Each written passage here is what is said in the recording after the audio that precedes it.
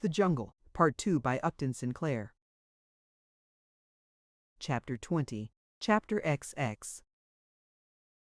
But a big man cannot stay drunk very long on $3. That was Sunday morning, and Monday night Jurgis came home, sober and sick, realizing that he had spent every cent the family owned and had not bought a single instant's forgetfulness with it. Ona was not yet buried, but the police had been notified, and on the morrow they would put the body in a pine coffin and take it to the potter's field. Elżbieta was out begging now, a few pennies from each of the neighbors to get enough to pay for a mass for her, and the children were upstairs starving to death, while he, good-for-nothing rascal, had been spending their money on drink. So spoke Aniela scornfully, and when he started toward the fire she added the information that her kitchen was no longer for him to fill with his phosphate stinks. She had crowded all her boarders into one room on Ona's account, but now he could go up in the garret where he belonged, and not there much longer either if he did not pay her some rent. Jurgis went without a word and, stepping over half a dozen sleeping boarders in the next room, ascended the ladder. It was dark up above. They could not afford any light. Also, it was nearly as cold as outdoors. In a corner, as far away from the corpse as possible, sat Marija, holding little Antanas in her one good arm and trying to soothe him to sleep. In another corner crouched poor little Giuseppe's, wailing because he had had nothing to eat all day. Marija said not a word to Jurgis. He crept in like a whipped cur and went and sat down by the body. Perhaps he ought to have meditated upon the hunger of the children and upon his own baseness, but he thought only of Ona. He gave himself up again to the luxury of grief. He shed no tears, being ashamed to make a sound. He sat motionless and shuddering with his anguish. He had never dreamed how much he loved Ona, until now that she was gone, until now that he sat here, knowing that on the morrow they would take her away, and that he would never lay eyes upon her again, never all the days of his life.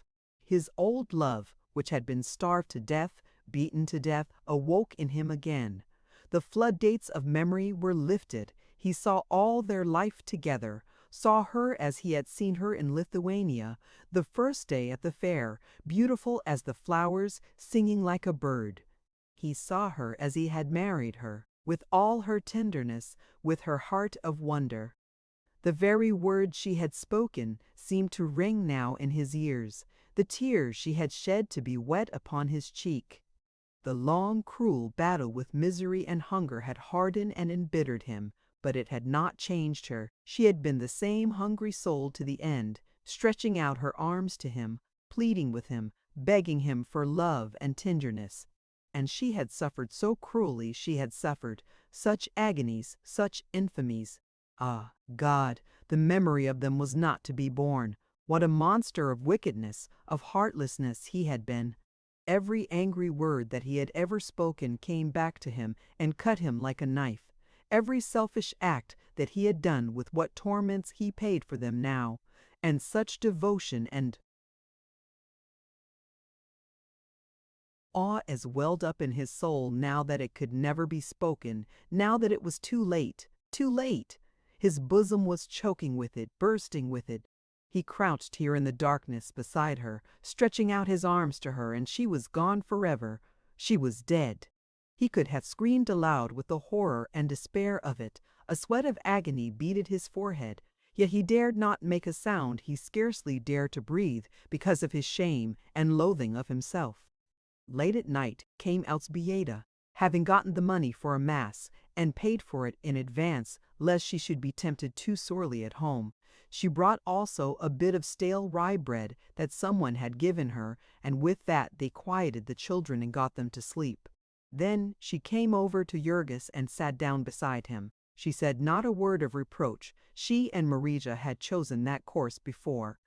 She would only plead with him, here by the corpse of his dead wife. Already Elżbieta had choked down her tears. Grief being crowded out of her soul by fear, she had to bury one of her children, but then she had done it 3 times before, and each time risen up and gone back to take up the battle for the rest.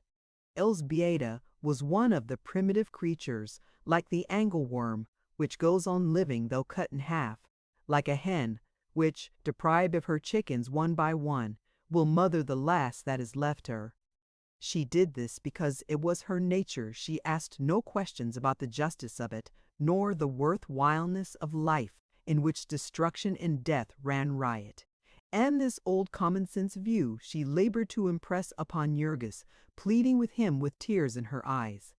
Ona was dead, but the others were left and they must be saved. She did not ask for her own children. She and Marija could care for them somehow, but there was Antanas, his own son. Ona had given Antanas to him. The little fellow was the only remembrance of her that he had. He must treasure it and protect it. He must show himself a man. He knew what Ona would have had him do, what she would ask of him at this moment if she could speak to him. It was a terrible thing that she should have died as she had. But the life had been too hard for her, and she had to go. It was terrible that they were not able to bury her, that he could not even have a day to mourn her. But so it was. Their fate was pressing. They had not a cent, and the children would perish. Some money must be had. Could he not be a man for Ona's sake, and pull himself together? In a little while they would be out of danger now that they had given up the house. They could live more cheaply, and with all the children working they could get along, if only he would not go to pieces. So Elżbieta went on with feverish intensity. It was a struggle for life with her. She was not afraid that Jurgis would go on drinking, for he had no money for that, but she was wild with dread at the thought that he might desert them, might take to the road as Jonas had done. But with Ona's dead body beneath his eyes, Jurgis could not well think of treason to his child. Yes, he said he would try, for the sake of Antanas. He would give the little fellow his chance, would get to work at once. Yes, tomorrow, without even waiting for Ona to be buried. They might trust him, he would keep his word, come what might. And so he was out before daylight the next morning, headache, heartache and all. He went straight to Graham's fertilizer mill to see if he could get back his job, but the boss shook his head when he saw him. No, his place had been filled long ago, and there was no room for him. Do you think there will be? Jurgis asked. I may have to wait. No, said the other, it will not be worth your while to wait. There will be nothing for you here. Jurgis stood gazing at him in perplexity. What is the matter? He asked. Didn't I do my work? The other met his look with one of cold indifference, and answered, There will be nothing for you here, I said. Jurgis had his suspicions as to the dreadful meaning of that incident, and he went away with a sinking at the heart.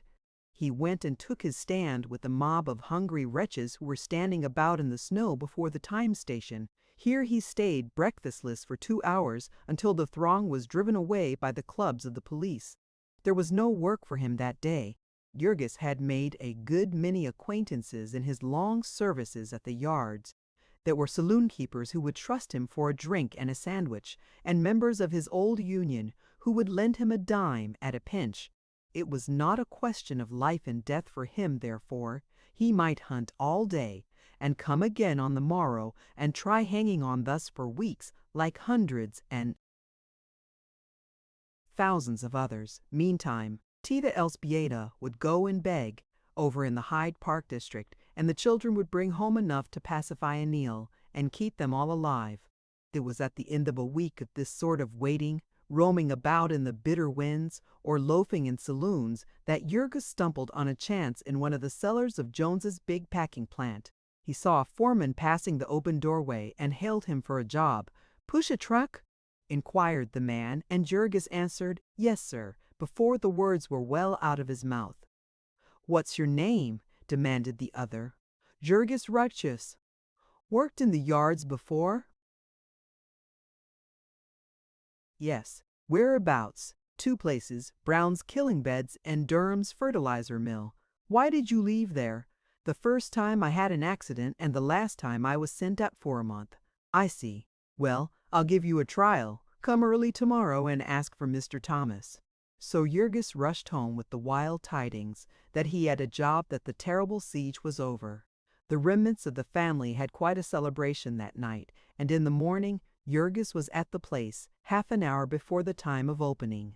The foreman came in shortly afterward, and when he saw Jurgis he frowned. "Oh," he said, "I promised you a job, didn't I?" "Yes, sir," said Jurgis. "Well, I'm sorry, but I made a mistake. I can't use you." Jurgis stared, dumbfounded. "What's the matter?" he gasped. "Nothing," said the man, "only I can't use you." There was the same cold, hostile stare that he had had from the boss of the fertilizer mill. He knew that there was no use in saying a word, and he turned and went away.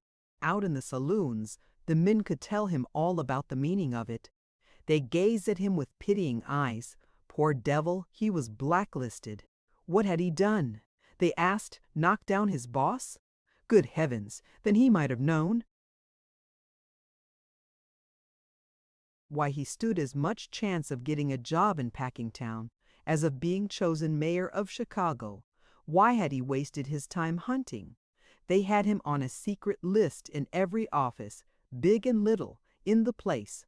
They had his name by this time in St. Louis, in New York, in Omaha, in Boston, in Kansas City, and St. Joseph.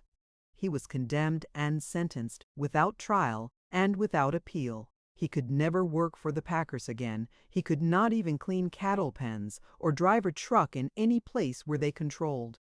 He might try it, if he chose, as hundreds had tried it and found out for themselves. He would never be told anything about it. He would never get any more satisfaction than he had gotten just now, but he would always find when the time came that he was not needed. It would not do for him to give any other name. Either they had company, spotters, for just that purpose, and he wouldn't keep a job in Packingtown 3 days. It was worth a fortune to the packers to keep their blacklist effective, as a warning to the men and a means of keeping down union agitation and political discontent. Jurgis went home carrying these new tidings to the family council. It was a most cruel thing. Here in this district was his home, such as it was, the place he was used to, and the friends he knew, and now every possibility of employment in it was closed to him. There was nothing in Packingtown but packing houses, and so it was the same thing as evicting him from his home. He and the 2 women spent all day and half the night discussing it.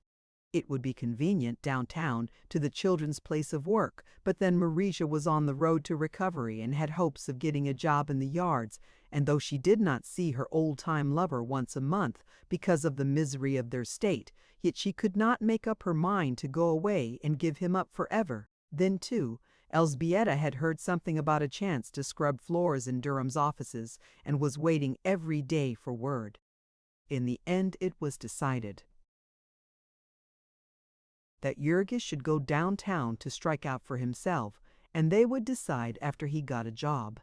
As there was no one from whom he could borrow there, and he dared not beg for fear of being arrested, it was arranged that every day he should meet one of the children and be given 15 cents of their earnings, upon which he could keep going. Then all day he was to pace the streets with hundreds and thousands of other homeless wretches, inquiring at stores, warehouses, and factories for a chance, and at night he was to crawl into some doorway or underneath a truck and hide there until midnight, when he might get into one of the station houses and spread a newspaper upon the floor and lie down in the midst of a throng of bums and beggars, reeking with alcohol and tobacco, and filthy with vermin and disease. So for 2 weeks more, Jurgis fought with the demon of despair. Once he got a chance to load a truck for half a day, and again he carried an old woman's valise and was given a quarter. This let him into a lodging house on several nights,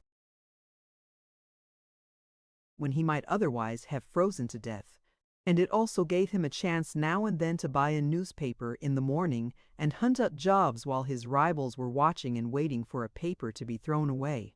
This, however, was really not the advantage it seemed, for the newspaper advertisements were a cause of much loss of precious time and of many weary journeys. A full half of these were fakes, put in by the endless variety of establishments which preyed upon the helpless ignorance of the unemployed. If Jurgis lost only his time, it was because he had nothing else to lose.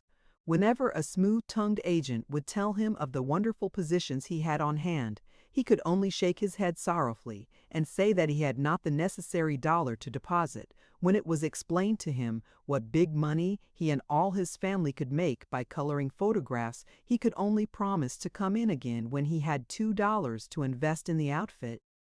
In the end, Jurgis got a chance through an accidental meeting with an old-time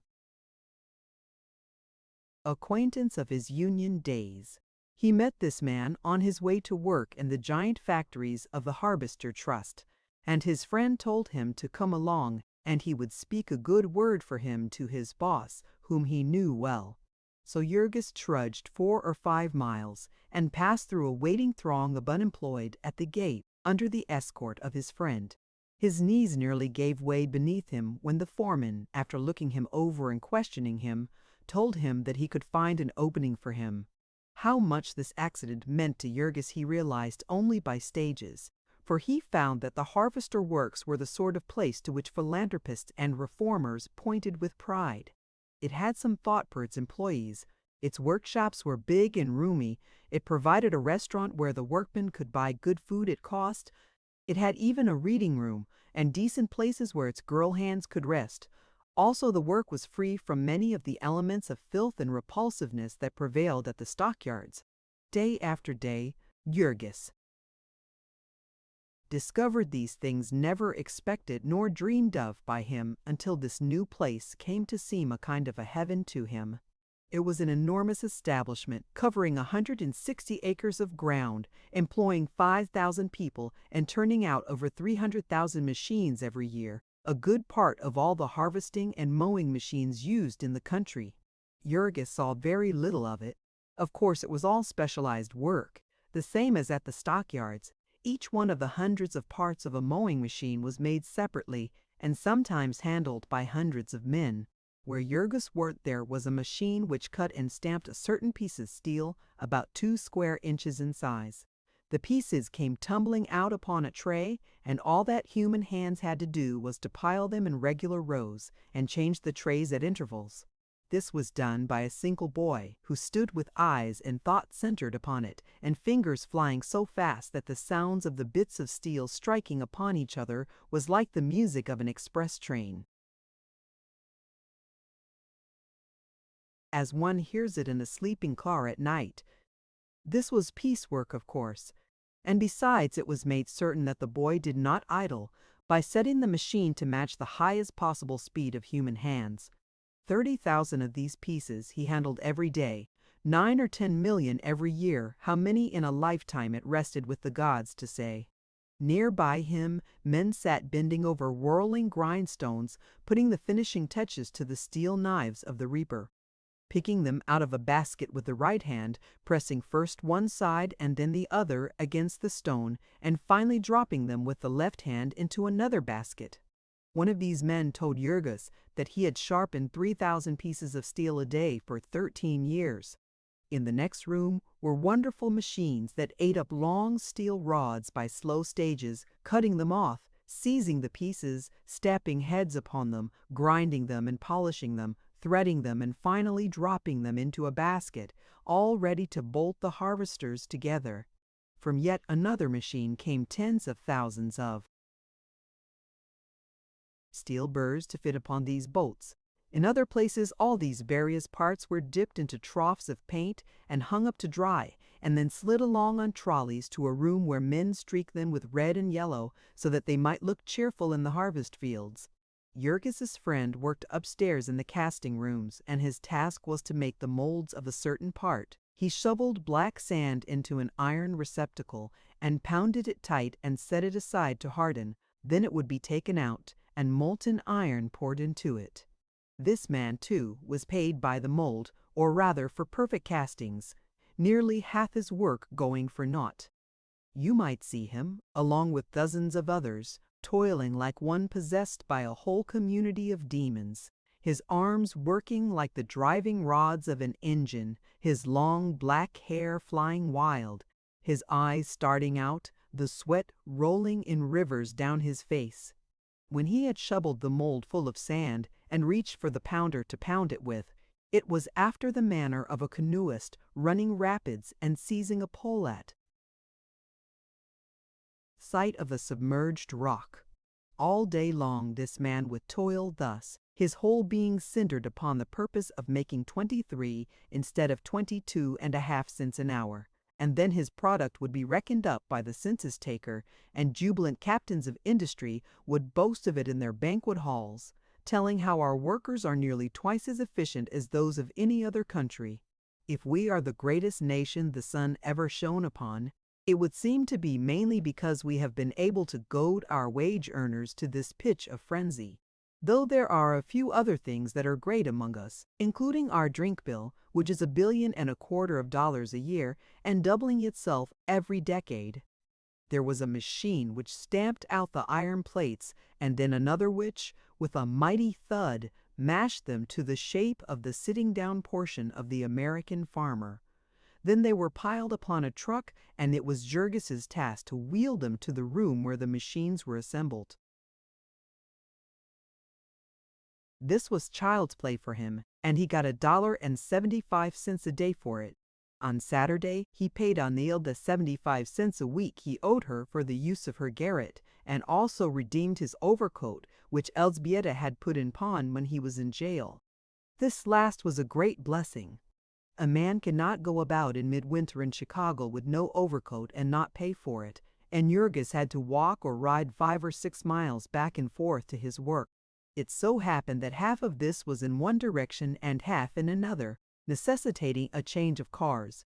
The law required that transfers be given at all intersecting points, but the railway corporation had gotten round this by arranging a pretense at separate ownership. So whenever he wished to ride, he had to pay 10 cents each way, or over 10% of his income to this power, which had gotten its franchises long ago by buying up the city council, in the face of popular clamor amounting almost to a rebellion. Tired as he felt at night, and dark and bitter cold as it was in the morning, Jurgis generally chose to walk. At the hours other workmen were traveling, the streetcar monopoly saw fit to put on so few cars that there would be men hanging to every foot of the backs of them and often crouching upon the snow-covered roof. Of course, the doors could never be closed, and so the cars were as cold as outdoors. Jurgis, like many others, found it better to spend his fare for a drink and a free lunch to give him strength to walk. These, however, were all slight matters to a man who had escaped from Durham's fertilizer mill. Jurgis began to pick up heart again and to make plans. He had lost his house, but then the awful load of the rent and interest was off his shoulders, and when Marija was well again, they could start over and save. In the shop where he worked was a man, a Lithuanian like himself, whom the others spoke of in admiring whispers because of the mighty feats he was performing. All day he sat at a machine turning bolts, and then in the evening he went to the public school to study English and learn to read. In addition, because he had a family of 8 children to support and his earnings were not enough, on Saturdays and Sundays he served as a watchman. He was required to press 2 buttons at opposite ends of a building every 5 minutes, and as the walk only took him 2 minutes, he had 3 minutes to study between each trip. Jurgis felt jealous of this fellow, for that was the sort of thing he himself had dreamed of 2 or 3 years ago. He might do it even yet. If he had a fair chance, he might attract attention and become a skilled man or a boss, as some had done in this place. Suppose that Marija could get a job in the big mill where they made binder twine. Then they would move into this neighborhood, and he would really have a chance. With a hope like that, there was some use in living. To find a place where you were treated like a human being by God. He would show them how he could appreciate it. He laughed to himself as he thought how he would hang on to this job. And then one afternoon, the 9th of his work in the place, when he went to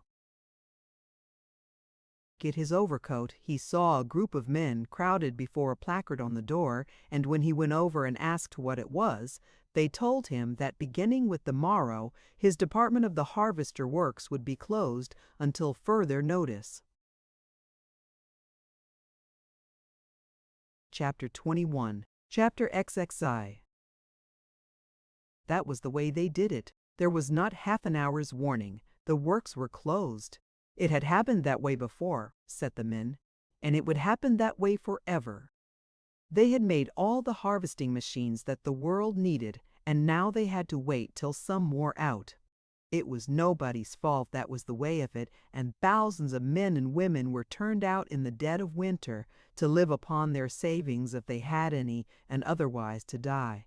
So many tens of thousands already in the city, homeless and begging for work, and now several thousand more added to them. Jurgis walked home with his pittance of pay in his pocket, heartbroken, overwhelmed. One more bandage had been torn from his eyes. One more pitfall was revealed to him.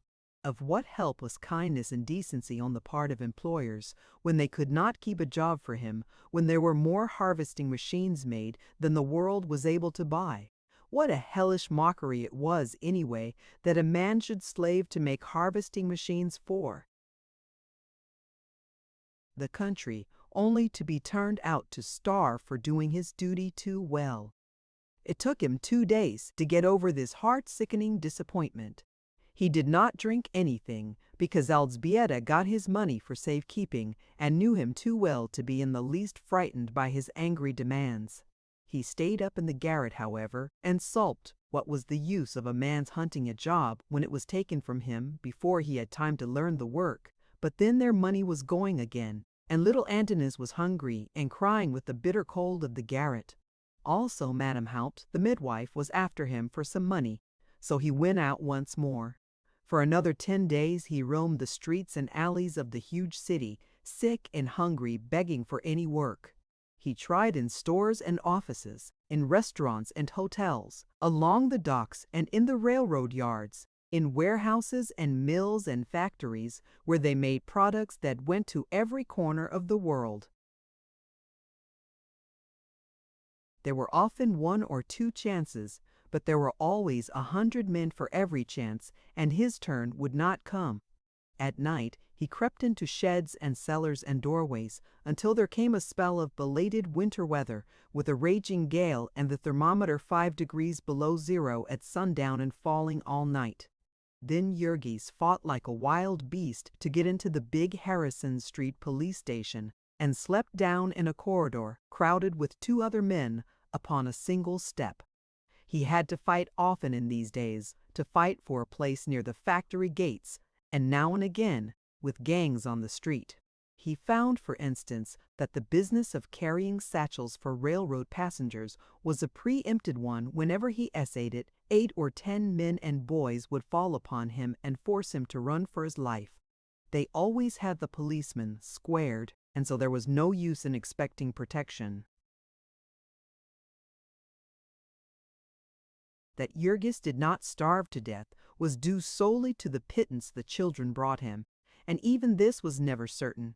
For one thing, the cold was almost more than the children could bear, and then they, too, were in perpetual peril from rivals who plundered and beat them.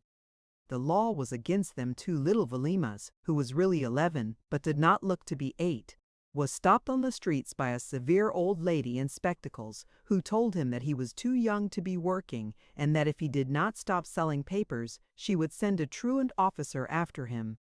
Also one night, a strange man caught little Kotrina by the arm and tried to persuade her into a dark cellar-way, an experience which filled her with such terror that she was hardly to be kept at work. At last, on a Sunday, as there was no use looking for work, Jurgis went home by stealing rides on the cars. He found that they had been waiting for him for 3 days. There was a chance of a job for him. It was quite a story. Little Giuseppe's, who was near crazy with hunger these days, had gone out on the street to beg for himself. Jurgis had only one leg, having been run over by a wagon when a little child, but he had got himself a broomstick, which he put under his arm for a crutch. He had fallen in with some other children and found the way to Mike Scully's dump, which lay 3 or 4 blocks away. To this place there came every day many hundreds of wagon loads of garbage and trash from the lakefront where the rich people lived. And in the heaps the children raked for food. There were hunks of bread and potato peelings and apple cores and meat bones, all of it half frozen and quite unspoiled. Little Jurgis gorged himself and came home with a newspaper full, which he was feeding to Aunt Hannah's when his mother came in. Elżbieta was horrified, for she did not believe that the food out of the dumps was fit to eat.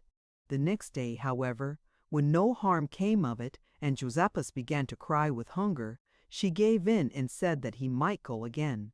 And that afternoon he came home with the story of how, while he had been digging away with a stick, a lady upon the street had called him.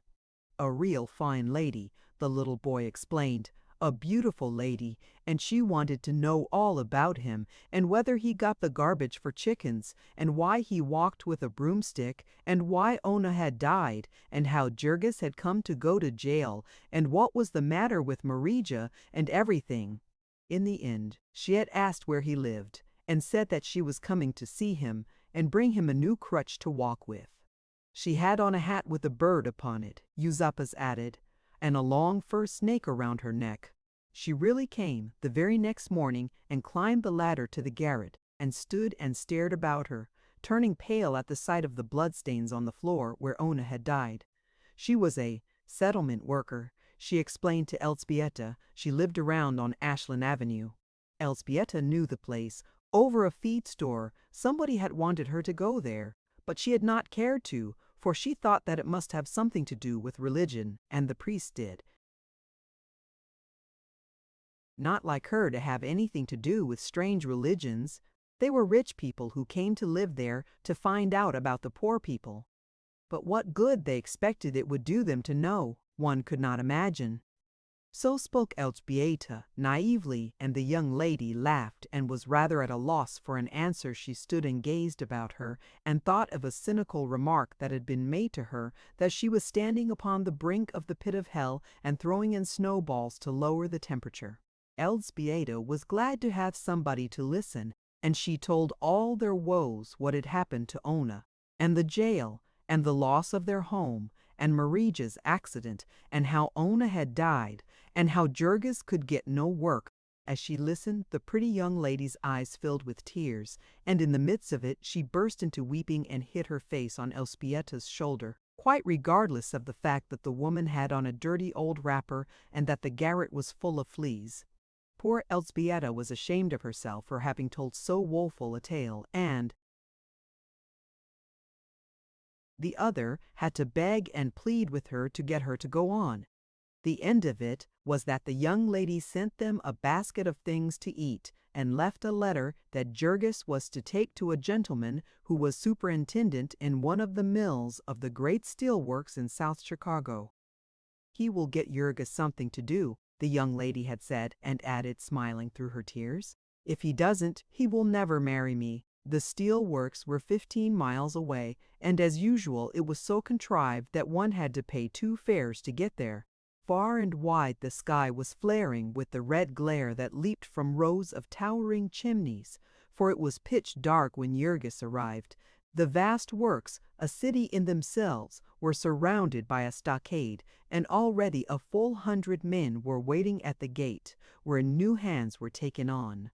Soon after daybreak whistles began to blow, and then suddenly thousands of men appeared, streaming from saloons and boarding houses across the way. Leaping from trolley cars that passed it seemed as if they rose out of the ground in the dim gray light. A river of them poured in through the gate, and then gradually ebbed away again, until there were only a few late ones running, and the watchmen pacing up and down, and the hungry strangers stamping and shivering. Jurgis presented his precious letter. The gatekeeper was surly and put him through a catechism, but he insisted that he knew nothing, and as he had taken the precaution to seal his letter, there was nothing for the gatekeeper to do but send it to the person to whom it was addressed. A messenger came back to say that Jurgis should wait, and so he came in sight of the gate, perhaps not sorry enough that there were others less fortunate watching him with greedy eyes. The great mills were getting under way. One could hear a vast stirring, a rolling and rumbling and hammering. Little by little the scene grew plain, towering, black buildings here and there, long rows of shops and sheds, little railways branching everywhere, bare gray cinders underfoot, and oceans of billowing black smoke. Above, on one side of the grounds ran a railroad with a dozen tracks, and on the other side lay the lake, where steamers came to load. Jurgis had time enough to stare and speculate, for it was 2 hours before he was summoned. He went into the office building, where a company timekeeper interviewed him. The superintendent was busy, he said, but the timekeeper would try to find Jurgis a job. He had never worked in a steel mill before, but he was ready for anything. Well then, they would go and see. So they began a tour among sights that made Jurgis stare amazed.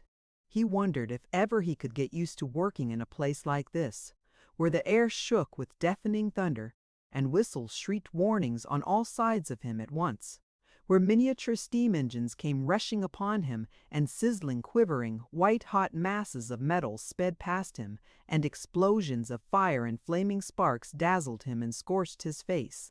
The men in these mills were all black, with soot, and hollow-eyed and gaunt. They worked with fierce intensity, rushing here and there, and never lifting their eyes from their tasks. Jurgis clung to his guide like a scared child to its nurse, and while the latter hailed one foreman after another to ask if they could use another unskilled man, he stared about him and marveled. He was taken to the Bessemer furnace, where they made billets of steel, a dome-like building, the size of a big theater. Jurgis stood where the balcony of the theater would have been, and opposite, by the stage, he saw 3 giant cauldrons, big enough for all the devils of hell to brew their broth in, full of something white and blinding, bubbling and splashing, roaring as if volcanoes were blowing through it. One had to shout to be heard in the place. Liquid fire would leap from these cauldrons and scatter like bombs below, and men were working there, seeming careless, so that Jurgis caught his breath with fright. Then a whistle would toot, and across the curtain of the theater would come a little engine with a carload of something to be dumped into one of the receptacles, and then another whistle would toot down by the stage, and another train would back up, and suddenly, without an instant's warning, one of the giant kettles began to tilt and topple, flinging out a jet of hissing, roaring flame. Jurgis shrank back appalled, for he thought it was an accident. There fell a pillar of white flame, dazzling as the sun, swishing like a huge tree falling in the forest. A torrent of sparks swept all the way across the building, overwhelming everything, hiding it from sight. And then Jurgis looked through the fingers of his hands and saw pouring out of the cauldron a cascade of living, leaping fire, white with a whiteness not of earth, scorching the eyeballs. Incandescent rainbows shone above it. Blue, red, and golden lights played about it. But the stream itself was white, ineffable. Out of regions of wonder it streamed, the very river of life. And the soul leaped up at the sight of it, fled back upon it, swift and resistless, back into far-off lands where beauty and terror dwell. Then the great cauldron tilted back again, empty, and Jurgis saw to his relief that no one was hurt, and turned and followed his guide out into the sunlight. They went through the blast furnaces, through rolling mills where bars of steel were tossed about and chopped like bits of cheese. All around and above, giant machine arms were flying, giant wheels were turning, great hammers crashing. Traveling cranes creaked and groaned overhead, reaching down iron hands and seizing iron prey. It was like standing in the center of the earth, where the machinery of time was revolving. By and by they came to the place where steel rails were made, And Jurgis heard a toot behind him and jumped out of the way of a car with a white-hot ingot upon it, the size of a man's body. There was a sudden crash and the car came to a halt, and the ingot toppled out upon a moving platform where steel fingers and arms seized hold of it, punching it and prodding it into place and hurrying it into the grip of huge rollers. Then it came out upon the other side, and there were more crashings and clatterings, and over it was flopped like a pancake on a gridiron, and seized again, and rushed back at you through another squeezer. So amid deafening uproar it clattered to and fro, growing thinner and flatter and longer. The ingot seemed almost a living thing.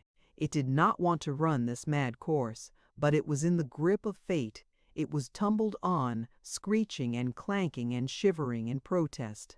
By and by it was long and thin. A great red snake escaped from purgatory, and then, as it slid through the rollers, you would have sworn that it was alive. It writhed and squirmed, and wriggles and shudders passed out through its tail, all but flinging it off by their violence. There was no rest for it until it was cold and black, and then it needed only to be cut and straightened to be ready for a railroad. It was at the end of this rail's progress that Jurgis got his chance. They had to be moved by men with crowbars, and the boss here could use another man. So he took off his coat and set to work on the spot. It took him 2 hours to get to this place every day and cost him $1.20 a week. As this was out of the question, he wrapped his bedding in a bundle and took it with him, and one of his fellow workingmen introduced him to a Polish lodging house where he might have the privilege of sleeping upon the floor for 10 cents a night.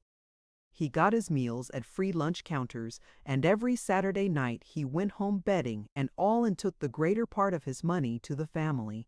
Elzbieta was sorry for this arrangement, for she feared that it would get him into the habit of living without them, and once a week was not very often for him to see his baby. But there was no other way of arranging it.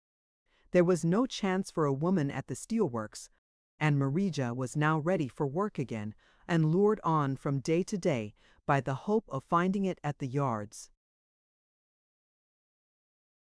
In a week, Jurgis got over his sense of helplessness and bewilderment in the rail mill. He learned to find his way about and to take all the miracles and terrors for granted, to work without hearing the rumbling and crashing. From blind fear he went to the other extreme. He became reckless and indifferent, like all the rest of the men, who took but little thought of themselves in the ardor of their work. It was wonderful, when one came to think of it, that these men should have taken an interest in the work they did. They had no share in it. They were paid by the hour and paid no more for being interested. Also, they knew that if they were hurt, they would be flung aside and forgotten, and still they would hurry to their task by dangerous shortcuts, would use methods that were quicker and more effective in spite of the fact that they were also risky. His 4th day at his work, Jurgis saw a man stumble while running in front of a car and have his foot mashed off, and before he had been there 3 weeks he was witness of a yet more dreadful accident. There was a row of brick furnaces, shining white through every crack with the molten steel inside. Some of these were bulging dangerously, yet men worked before them, wearing blue glasses when they opened and shut the doors. One morning, as Jurgis was passing, a furnace blew out, spraying 2 men with a shower of liquid fire.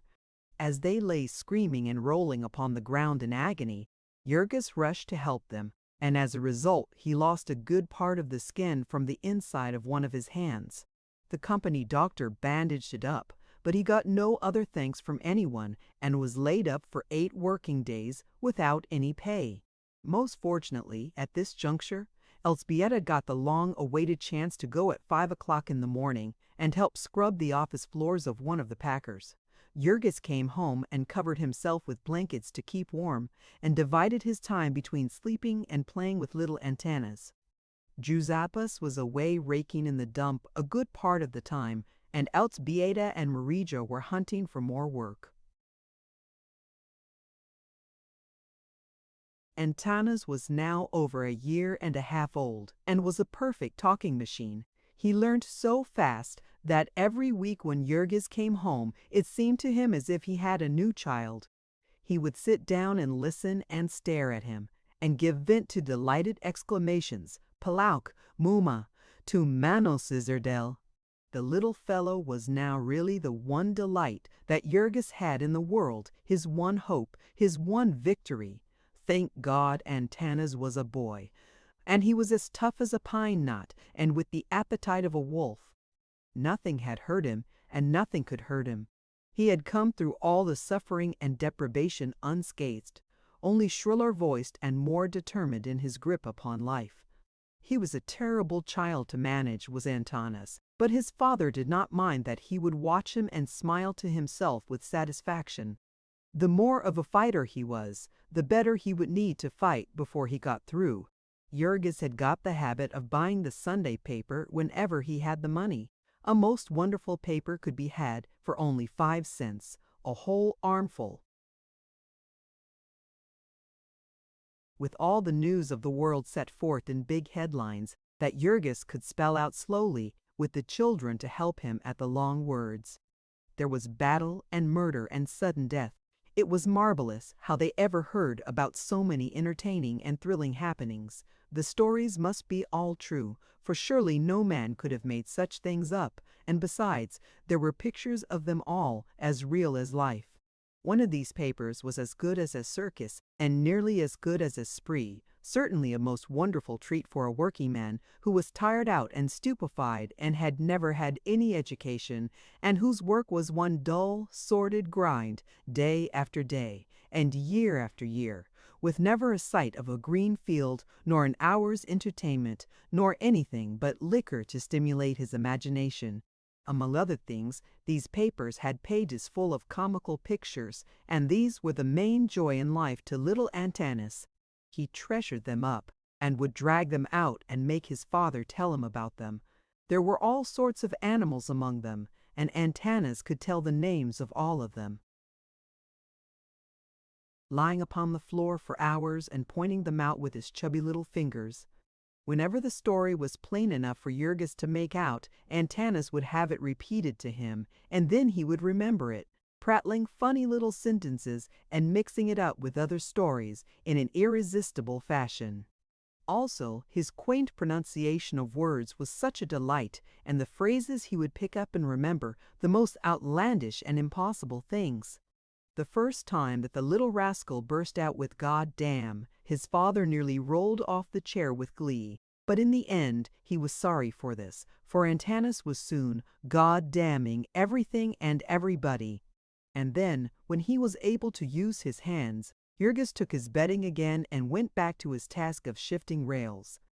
It was now April, and the snow had given place to cold rains, and the unpaved street in front of Anil's house was turned into a canal.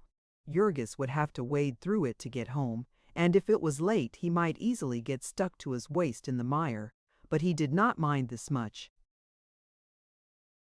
It was a promise that summer was coming. Marija had now gotten a place as beef trimmer in one of the smaller packing plants, and he told himself that he had learned his lesson now and would meet with no more accidents, so that at last there was prospect of an end to their long agony. They could save money again, and when another winter came, they would have a comfortable place, and the children would be off the streets and in school again, and they might set to work to nurse back into life their habits of decency and kindness. So once more Jurgis began to make plans and dream dreams, and then, one Saturday night, he jumped off the car and started home, with the sun shining low under the edge of a bank of clouds that had been pouring floods of water into the mud-soaked street. There was a rainbow in the sky, and another in his breast, for he had 36 hours' rest before him, and a chance to see his family. Then suddenly he came in sight of the house, and noticed that there was a crowd before the door. He ran up the steps and pushed his way in, and saw Anil's kitchen crowded with excited women. It reminded him so vividly of the time when he had come home from jail and found Ona dying, that his heart almost stood still. "What's the matter?" he cried. A dead silence had fallen in the room, and he saw that everyone was staring at him. "What's the matter?" he exclaimed again. And then, up in the garret, he heard sounds of wailing in Marija's voice. He started for the ladder, and Anele seized him by the arm. "No, no!" she exclaimed. "Don't go up there! What is it?" he shouted. And the old woman answered him weakly. "It's Antanas. He's dead. He was drowned out in the street." Chapter 22, Chapter XX2. Jurgis took the news in a peculiar way. He turned deadly pale. But he caught himself, and for half a minute stood in the middle of the room, clenching his hands tightly and setting his teeth. Then he pushed Anil aside and strode into the next room and climbed the ladder. In the corner was a blanket, with a form half showing beneath it, and beside it lay Elzbieta. Whether crying or in a faint, Jurgis could not tell. Marija was pacing the room, screaming and wringing her hands. He clenched his hands tighter yet, and his voice was hard as he spoke. "How did it happen?" he asked. Marija scarcely heard him in her agony. He repeated the question, louder and yet more harshly. "He fell off the sidewalk," she wailed. The sidewalk in front of the house was a platform made of half-rotten boards, about 5 feet above the level of the sunken street. "How did he come to be there?" he demanded. He went out to play," Marija sobbed, her voice choking her. "We couldn't make him stay in. He must have got caught in the mud." "Are you sure that he is dead?" he demanded. Aye, she wailed. "Yes, we had the doctor." Then Jurgis stood a few seconds, wavering. He did not shed a tear. He took one glance more at the blanket with the little form beneath it, and then turned suddenly to the ladder and climbed down again. A silence fell once more in the room as he entered. He went straight to the door, passed out, and started down the street. When his wife had died, Jurgis made for the nearest saloon, but he did not do that now, though he had his week's wages in his pocket. He walked and walked, seeing nothing, splashing through mud and water. Later on, he sat down upon a step and hid his face in his hands, and for half an hour or so he did not move. Now and then he would whisper to himself, "Dead, dead." Finally he got up and walked on again. It was about sunset, and he went on until it was dark, when he was stopped by a railroad crossing. The gates were down, and a long train of freight cars was thundering by. He stood and watched it, and all at once a wild impulse seized him. A thought that had been lurking within him, unspoken, unrecognized, leaped into sudden life. He started down the track, and when he was past the gatekeeper's shanty, he sprang forward and swung himself onto one of the cars. By and by the train stopped again, and Jurgis sprang down and ran under the car and hid himself upon the truck. Here he sat, and when the train started again, he fought a battle with his soul. He gripped his hands and set his teeth. Together he had not wept, and he would not a tear. It was past and over, and he was done with it. He would fling it off his shoulders, be free of it, the whole business that night. It should go like a black, hateful nightmare, and in the morning he would be a new man. And every time that a thought of it assailed him, a tender memory, a trace of a tear, he rose up, cursing with rage, and pounded it down. He was fighting for his life. He gnashed his teeth together in his desperation. He had been a fool, a fool. He had wasted his life. He had wrecked himself with his accursed weakness, and now he was done with it. He would tear it out of him, root and branch. There should be no more tears and no more tenderness. He had had enough of them. They had sold him into slavery. Now he was going to be free, to tear off his shackles, to rise up and fight. He was glad that the end had come. It had to come some time, and it was just as well now. This was no world for women and children, and the sooner they got out of it, the better for them. Whatever Antanas might suffer where he was, he could suffer no more than he would have had he stayed upon earth. And meantime, his father had thought the last thought about him that he meant to.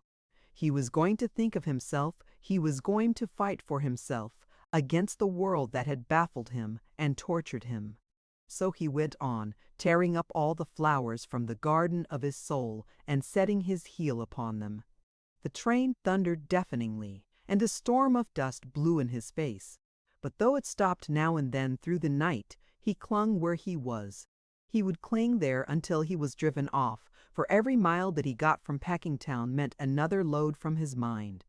Whenever the cars stopped, a warm breeze blew upon him, a breeze laden with the perfume of fresh fields, of honeysuckle and clover.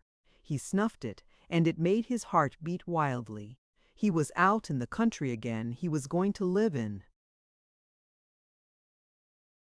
The country. When the dawn came, he was peering out with hungry eyes, getting glimpses of meadows and woods and rivers. At last he could stand it no longer, and when the train stopped again, he crawled out. Upon the top of the car was a brakeman, who shook his fist and swore. Jurgis waved his hand derisively and started across the country. Only think that he had been a countryman all his life, and for 3 long years he had never seen a country sight nor heard a country sound. Excepting for that one walk when he left jail, when he was too much worried to notice anything, and for a few times that he had rested in the city parks in the winter time when he was out of work, he had literally never seen a tree.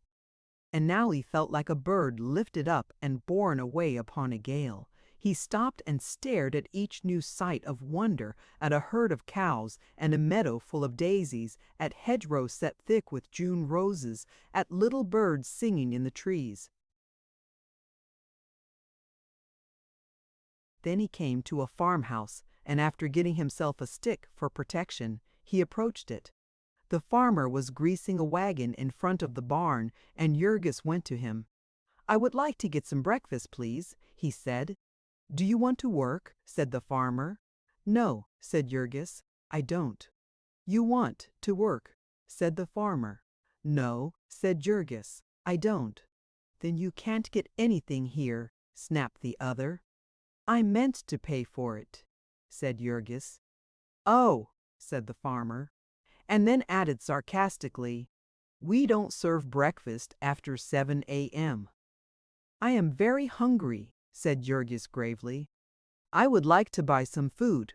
"Ask the woman," said the farmer, nodding over his shoulder. The woman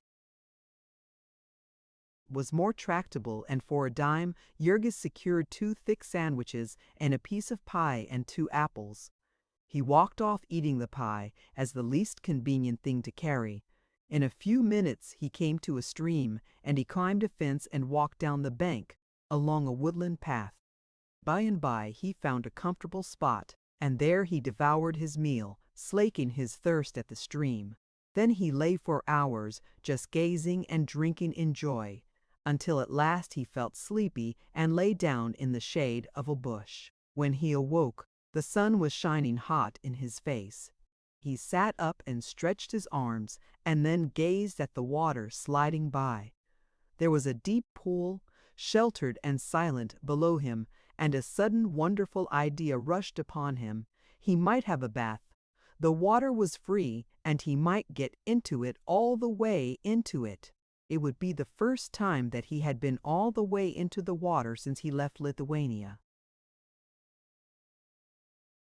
When Jurgis had first come to the stockyards, he had been as clean as any workingman could well be.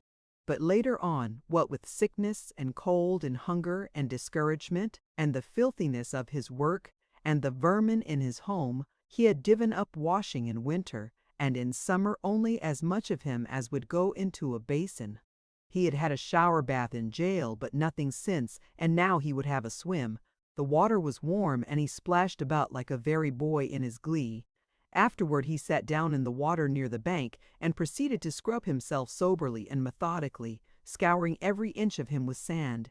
While he was doing it, he would do it thoroughly, and see how it felt to be clean. He even scrubbed his head with sand and combed what the men called crumbs out of his long black hair, holding his head under water as long as he could, to see if he could not kill them all. Then, seeing that the sun was still hot, He took his clothes from the bank and proceeded to wash them, piece by piece, as the dirt and grease went floating off downstream. He grunted with satisfaction and soused the clothes again, venturing even to dream that he might get rid of the fertilizer. He hung them all up, and while they were drying, he lay down in the sun and had another long sleep. They were hot and stiff as boards on top, and a little damp on the underside when he awakened. But being hungry, he put them on and set out again. He had no knife, but with some labor he broke himself a good stout club, and, armed with this, he marched down the road again. Before long, he came to a big farmhouse and turned up the lane that led to it. It was just supper time, and the farmer was washing his hands at the kitchen door. "Please, sir," said Jurgis, "can I have something to eat? I can pay." To which the farmer responded promptly, "We don't feed tramps here." "Get out!" Jurgis went without a word, but as he passed round the barn, he came to a freshly plowed and harrowed field, in which the farmer had set out some young peach trees. And as he walked, he jerked up a row of them by the roots, more than 100 trees in all, before he reached the end of the field. That was his answer, and it showed his mood. From now on, he was fighting, and the man who hit him would get all that he gave, every time. Beyond the orchard, Jurgis struck through a patch of woods, and then a field of winter grain, and came at last to another road. Before long he saw another farmhouse, and as it was beginning to cloud over a little, he asked here for shelter as well as food. Seeing the farmer eyeing him dubiously, he added, "I'll be glad to sleep in the barn." "Well, I don't know," said the other. "Do you smoke?" "Sometimes," said Jurgis, "but I'll do it out of doors." When the man had assented, he inquired, "How much will it cost me? I haven't very much money." "I reckon about 20 cents for supper," replied the farmer. "I won't charge ye for the barn." So Jurgis went in and sat down at the table with the farmer's wife and half a dozen children. It was a bountiful meal. There were baked beans and mashed potatoes and asparagus chopped and stewed, and a dish of strawberries and great thick slices of bread and a pitcher of milk. Jurgis had not had such a feast since his wedding day, and he made a mighty effort to put in his 20 cents worth. They were all of them too hungry to talk, but afterward they sat upon the steps and smoked, and the farmer questioned his guest. When Jurgis had explained that he was a workingman from Chicago and that he did not know just whither he was bound, the other said, "Why don't you stay here and work for me?" "I'm not looking for work just now," Jurgis answered.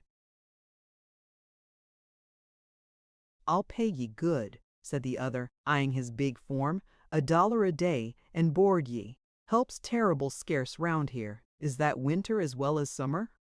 Jurgis demanded quickly. "No," said the farmer. "I couldn't keep ye after November. I ain't got a big enough place for that." "I see," said the other. "That's what I thought. When you get through working your horses this fall, will you turn them out in the snow?" Jurgis was beginning to think for himself nowadays. "It ain't quite the same," the farmer answered, seeing the point. "There ought to be work a strong fellow like you can find to do in the cities or some place in the winter time." "Yes," said Jurgis, "that's what they all think, and so they crowd into the cities. And when they have to beg or steal to live, then people ask 'em why they don't go into the country, where help is scarce."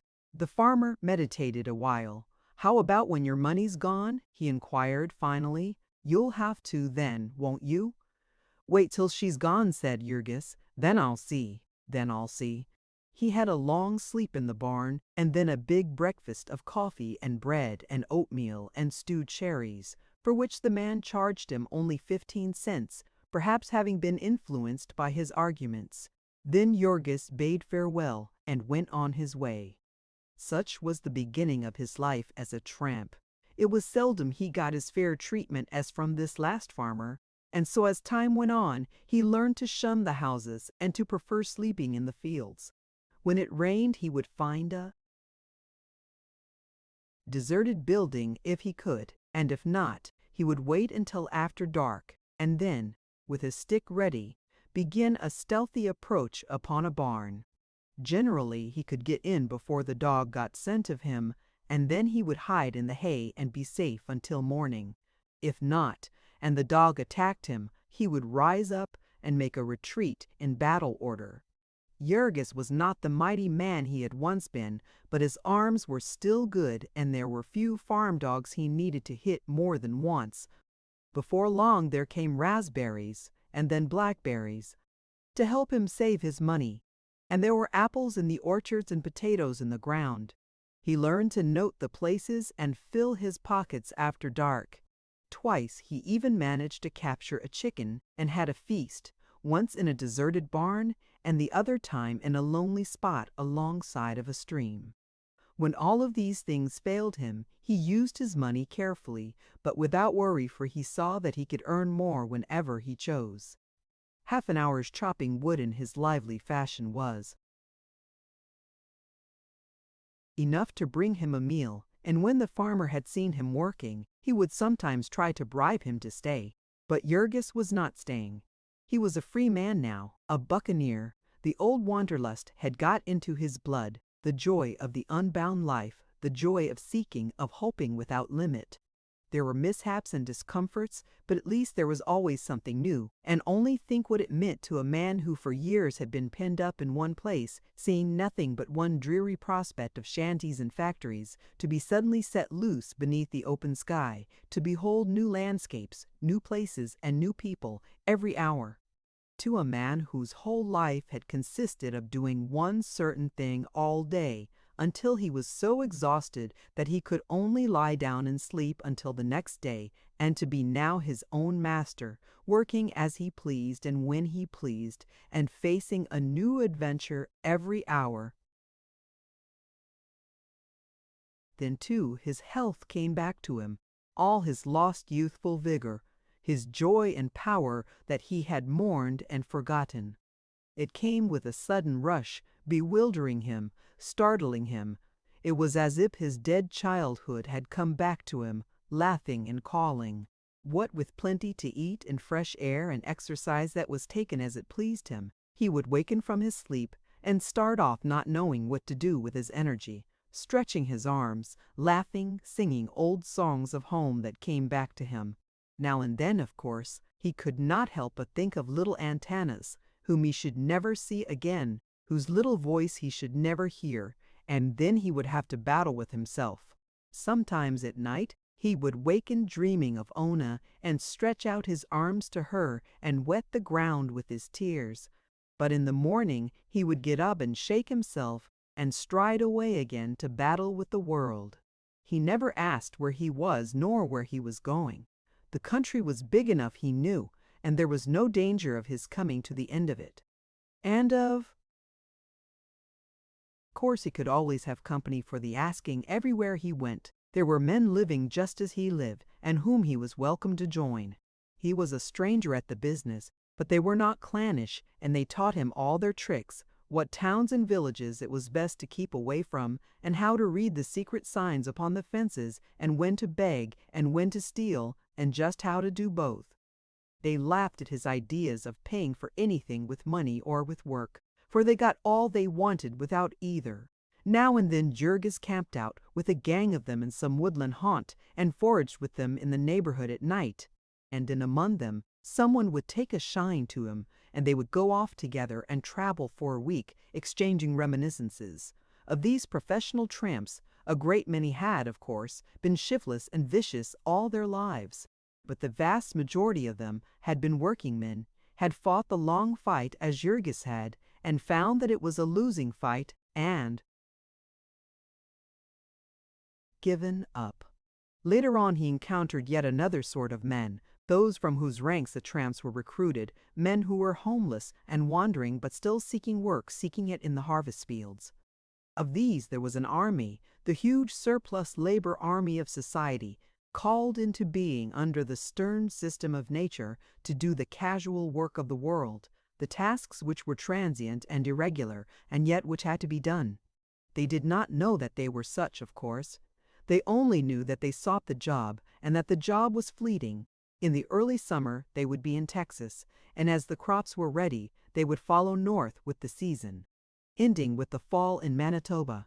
Then they would seek out the big lumber camps where there was winter work, or failing in this, would drift to the cities and live upon what they had managed to save, with the help of such transient work as was there, the loading and unloading of steamships and drays, the digging of ditches and the shoveling of snow. If there were more of them on hand than chanced to be needed, the weaker ones died off. Of cold and hunger, again according to the stern system of nature. It was in the latter part of July, when Jurgis was in Missouri, that he came upon the harvest work.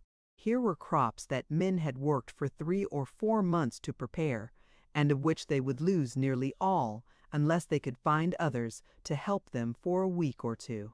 So all over the land there was a cry, for labor agencies were set up, and all the cities were drained of men. Even college boys were brought by the carload, and hordes of frantic farmers would hold up trains and carry off wagon loads of men by main force. Not that they did not pay them well. Any man could get $2 a day, and his board, and the best men could get $2.50 or $3. The harvest fever was in the very air, and no man with any spirit in him could be in that region and not catch it. Jurgis joined a gang and worked from dawn till dark, 18 hours a day, for 2 weeks without a break. Then he had a sum of money that would have been a fortune to him in the old days of misery. But what could he do with it now? To be sure, he might have put it in the bank and, if he were fortunate, get it back again when he wanted it. But Jurgis was now a homeless man, wandering over a continent, and what did he know about banking and drafts and letters of credit? If he carried the money about with him, he would surely be robbed in the end, and so what was there for him to do but enjoy it while he could?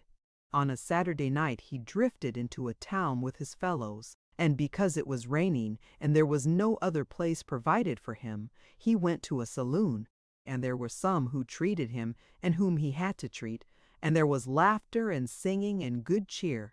And then out of the rear part of the saloon a girl's face, red-cheeked and merry, smiled at Jurgis, and his heart thumped suddenly in his throat.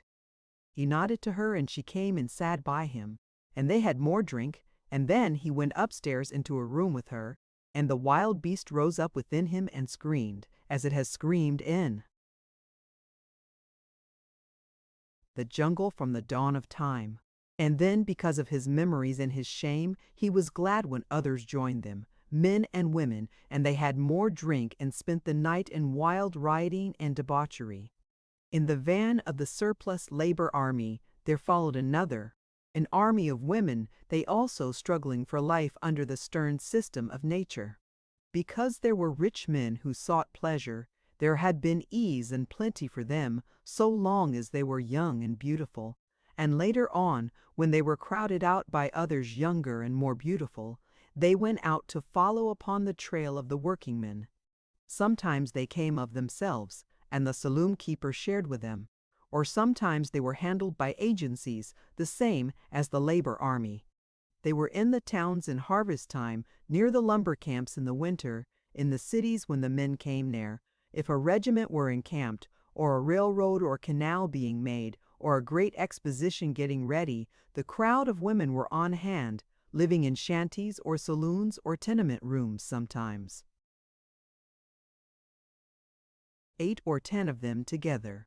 In the morning Jurgis had not a cent, and he went out upon the road again.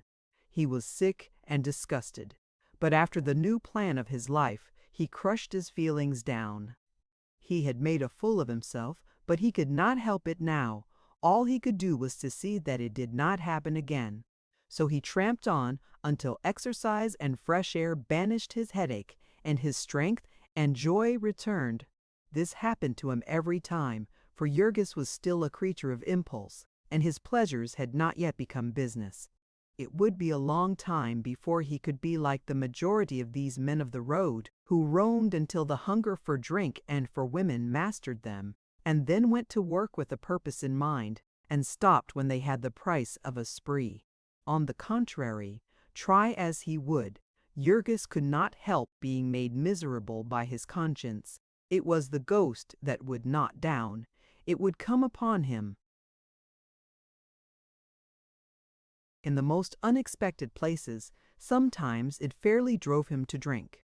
One night he was caught by a thunderstorm, and he sought shelter in a little house just outside of a town.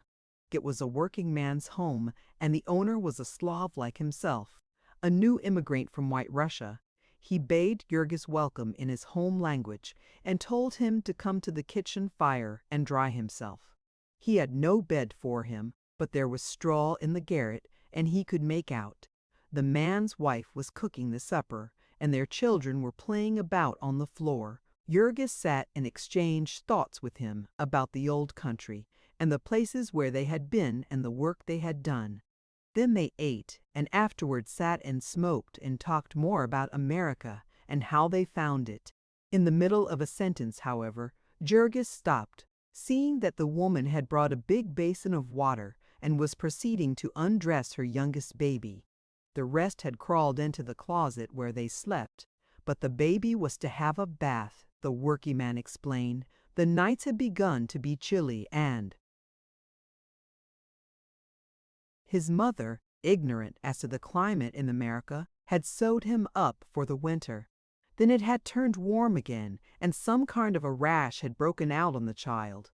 The doctor had said she must bathe him every night, and she, foolish woman, believed him. Jurgis scarcely heard the explanation. He was watching the baby. He was about a year old, and a sturdy little fellow with soft fat legs and a round ball of a stomach, and eyes as black as coals. His pimples did not seem to bother him much, and he was wild with glee over the bath, kicking and squirming and chuckling with delight, pulling at his mother's face and then at his own little toes. When she put him into the basin, he sat in the midst of it and grinned, splashing the water over himself and squealing like a little pig. He spoke in Russian, of which Jurgis knew some. He spoke it with the quaintest of baby accents, and every word of it brought back to Jurgis some word of his own dead little one, and stabbed him like a knife. He sat perfectly motionless, silent, but gripping his hands tightly, while a storm gathered in his bosom and a flood heaped itself up behind his eyes. And in the end he could bear it no more, but buried his face in his hands and burst into tears, to the alarm and amazement of his hosts.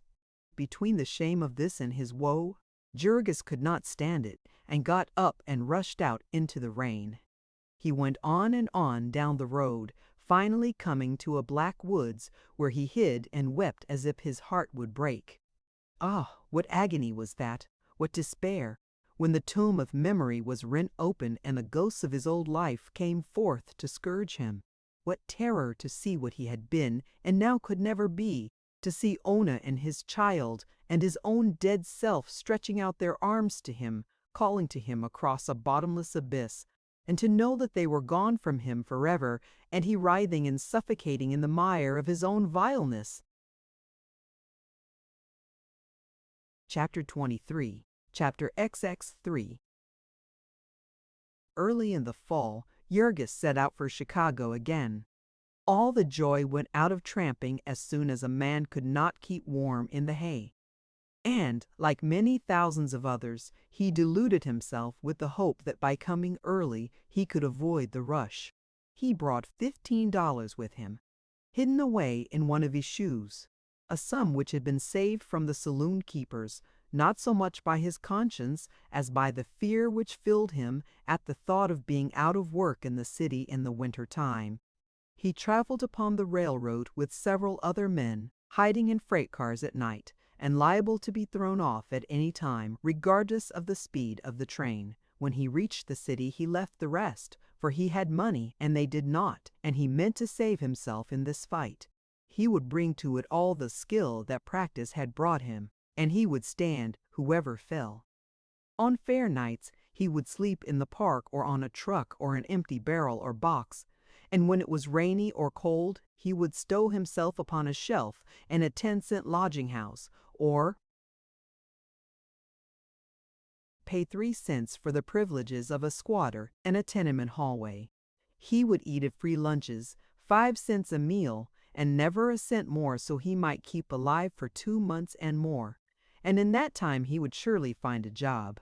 He would have to bid farewell to his summer cleanliness, of course, for he would come out of the first night's lodging with his clothes alive with vermin. There was no place in the city where he could wash even his face unless he went down to the lakefront, and there it would soon be all ice. First, he went to the steel mill and the harvester works and found that his places there had been filled long ago. He was careful to keep away from the stockyards. He was a single man now, he told himself, and he meant to stay one, to have his wages for his own when he got a job.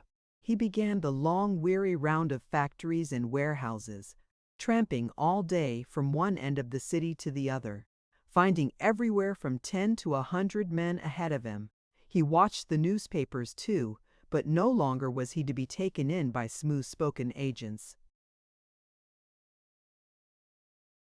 He had been told of all those tricks while on the road.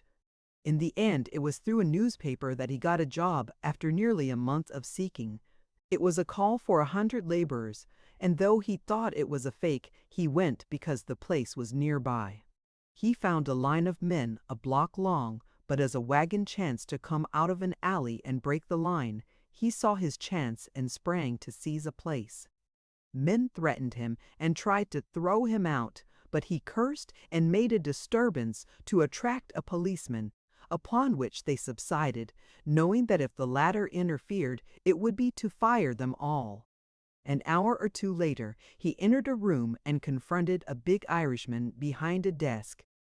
"Ever worked in Chicago before?" the man inquired, and whether it was a good angel that put it into Jurgis's mind, or an intuition of his sharpened wits, he was moved to answer, "No, sir." "Where do you come from?" "Kansas City, sir." "Any references?" "No, sir. I'm just an unskilled man. I've got good arms. I want men for hard work. It's all underground, digging tunnels for telephones. Maybe it won't suit you." "I'm willing, sir. Anything for me." "What's the pay?" 15 cents an hour. "I'm willing, sir." "All right. Go back there and give your name." So within half an hour he was at work, far underneath the streets of the city. The tunnel was a peculiar one for telephone wires. It was about 8 feet high and with a level floor nearly as wide. It had innumerable branches, a perfect spider web beneath the city. Jurgis walked over half a mile with his gang to the place where they were to work. Stranger yet, the tunnel was lighted by electricity, and upon it was laid a double-track, narrow-gauge railroad. But Jurgis was not there to ask questions, and he did not give the matter a thought. It was nearly a year afterward that he finally learned the meaning of this whole affair. The city council had passed a quiet and innocent little bill allowing a company to construct telephone conduits under the city streets, and upon the strength of this, a great corporation had proceeded to tunnel all Chicago with a system of railway freight subways. In the city there was a combination of employers representing hundreds of millions of capital and formed for the purpose of crushing the labor unions.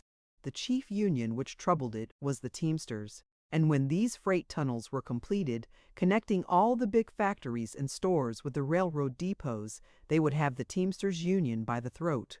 Now and then there were rumors and murmurs in the Board of Aldermen, and once there was a committee to investigate, but each time another small fortune was paid over, and the rumors died away, until at last the city woke up with a start to find the work completed. There was a tremendous scandal, of course. It was found that the city records had been falsified and other crimes committed, and some of Chicago's big capitalists got into jail, figuratively speaking. The aldermen declared that they had had no idea of it all, in spite of the fact that the main entrance to the work had been in the rear of the saloon of one of them. It was in a newly opened cut that Jurgis worked, and so he knew that he had an all-winter job. He was so rejoiced that he treated himself to a spree that night, and with the balance of his money he hired himself a place in a tenement room, where he slept upon a big homemade straw mattress along with 4 other workingmen. This was $1 a week, and for 4 more he got his food in a boarding house near his work. This would leave him $4 extra each week, an unthinkable sum for him. At the outset he had to pay for his digging tools, and also to buy a pair of heavy boots, since his shoes were falling to pieces, and a flannel shirt, since the one he had worn all summer was in shreds. He spent a week meditating whether or not he should also buy an overcoat. There was one belonging to a Hebrew collar-button peddler who had died in the room next to him, and which the landlady was holding for her rent. In the end, however, Jurgis decided to do without it, as he was to be underground by day and in bed at night. This was an unfortunate decision, however, for it drove him more quickly than ever into the saloons. From now on, Jurgis worked from 7 o'clock until past 5, with half an hour for dinner, which meant that he never saw the sunlight on weekdays. In the evenings there was no place for him to go except a barroom, no place where there was light and warmth, where he could hear a little music or sit with a companion and talk. He had now no home to go to. He had no affection left in his life, only the pitiful mockery of it in the camaraderie of vice. On Sundays the churches were open. But where was there a church in which an ill-smelling working-man, with vermin crawling upon his neck, could sit without seeing people edge away and look annoyed? He had, of course, his corner in a closed though unheated room, with a window opening upon a blank wall 2 feet away. And also he had the bare streets, with the winter gales sweeping through them. Besides this, he had only the saloons, and, of course, he had to drink to stay in them. If he drank now and then, he was free to make himself at home, to gamble with dice or a pack of greasy cards, to play at a dingy pool table for money, or to look at a beer-stained pink sporting paper with pictures of murderers and half-naked women. It was for such pleasures as these that he spent his money, and such was his life during the 6 weeks and a half that he toiled for the merchants of Chicago to enable them to break the grip of their Teamsters Union. In a work thus carried out, not much thought was given to the welfare of the laborers. On an average, the tunneling cost a life a day and several manglings. It was seldom, however, that more than a dozen or 2 men heard of any one accident. The work was all done by the new boring machinery with as little blasting as possible. But there would be falling rocks and crushed supports and premature explosions, and in addition all the dangers of railroading.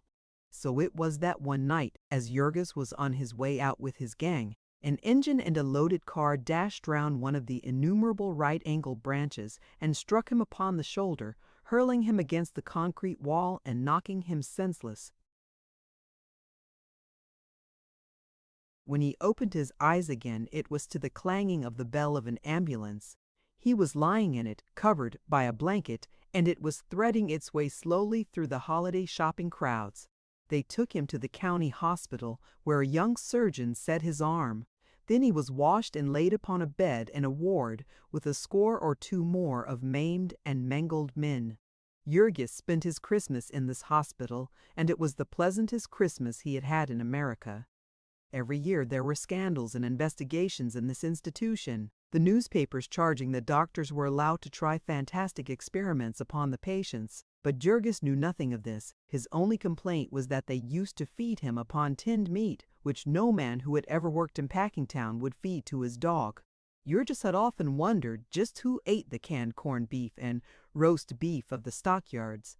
Now he began to understand that it was what you might call graft meat, put up to be sold to public officials and contractors, and eaten by soldiers and sailors, prisoners and inmates of institutions, shantymen, and gangs of railroad laborers. Jurgis was ready to leave the hospital at the end of 2 weeks. This did not mean that his arm was strong and that he was able to go back to work, but simply that he could get along without further attention, and that his place was needed for someone worse off than he, that he was utterly helpless and had no means of keeping himself alive in the meantime, was something which did not concern the hospital authorities nor anyone else in the city. As it chanced, he had been hurt on a Monday, and had just paid for his last week's board and his room rent, and spent nearly all the balance of his Saturday's pay. He had less than 75 cents in his pockets, and $1.50 due him for the day's work he had done before he was hurt. He might possibly have sued the company and got some damages for his injuries, but he did not know this, and it was not the company's business to tell him. He went and got his pay and his tools, which he left in a pawn shop for 50 cents. Then he went to his landlady, who had rented his place and had no other for him, and then to his boarding-house keeper, who looked him over and questioned him. As he must certainly be helpless for a couple of months, and had boarded there only 6 weeks, she decided very quickly that it would not be worth the risk to keep him on trust. So Jurgis went out into the streets in a most dreadful plight. It was bitterly cold, and a heavy snow was falling, beating into his face. He had no overcoat and no place to go, and $2.65 in his pocket, with the certainty that he could not earn another cent for months. The snow meant no chance to him now. He must walk along and see others shoveling, vigorous and active, and he with his left arm bound to his side. He could not hope to tide himself over by odd jobs of loading trucks. He could not even sell newspapers or carry satchels, because he was now at the mercy of any rival. Words could not paint the terror that came over him as he realized all this. He was like a wounded animal in the forest. He was forced to compete with his enemies upon unequal terms. There would be no consideration for him because of his weakness. It was no one's business to help him in such distress, to make the fight the least bit easier for him.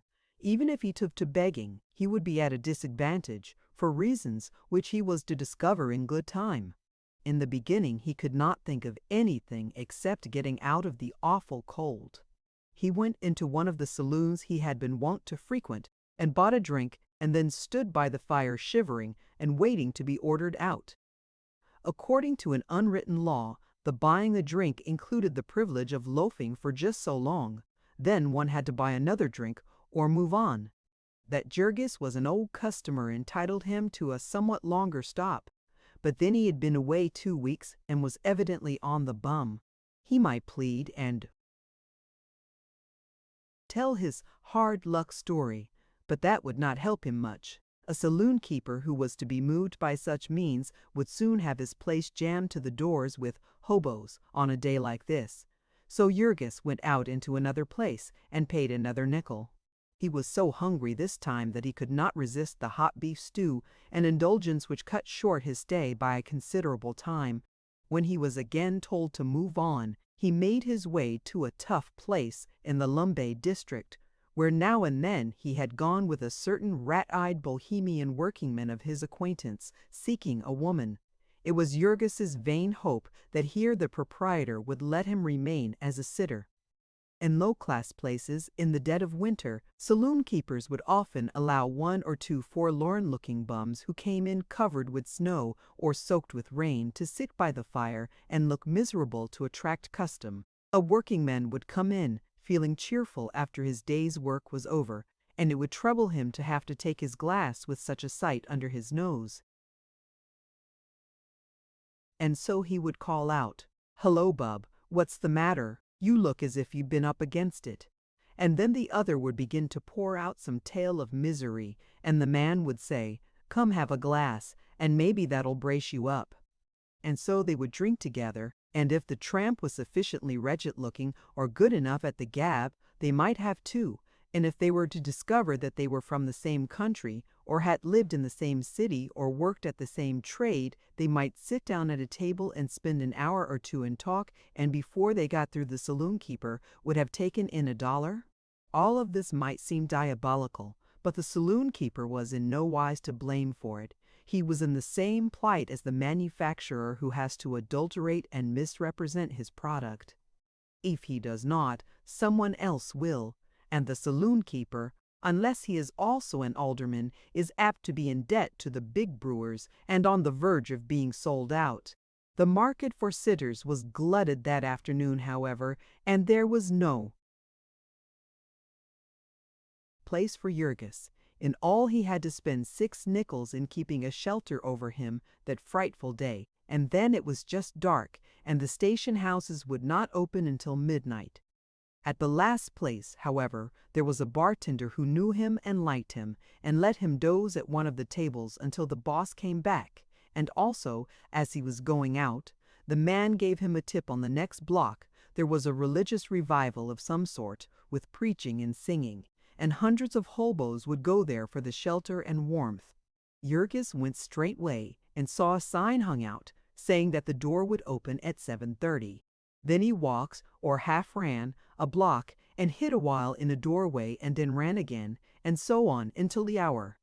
At the end he was all but frozen, and fought his way in with the rest of the throng at the risk of having his arm broken again, and got close to the big stove. By 8 o'clock the place was so crowded that the speakers ought to have been flattered. The aisles were filled halfway up, and at the door men were packed tight enough to walk upon. There were 3 elderly gentlemen in black upon the platform, and a young lady who played the piano in front. First they sang a hymn, and then one of the 3, a tall, smooth-shaven man, very thin, and wearing black spectacles, began an address. Jurgis heard smatterings of it. For the reason that terror kept him awake, he knew that he snored abominably, and to have been put out just then would have been like a sentence of death to him. The evangelist was preaching sin and redemption, the infinite grace of God and his pardon for human frailty.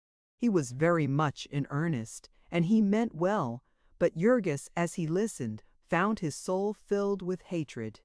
What did he know about sin and suffering with his smooth black coat and his neatly starched collar, his body warm and his belly full, and money in his pocket, and lecturing men who were struggling for their lives, men at the death grapple with the demon powers of hunger and cold?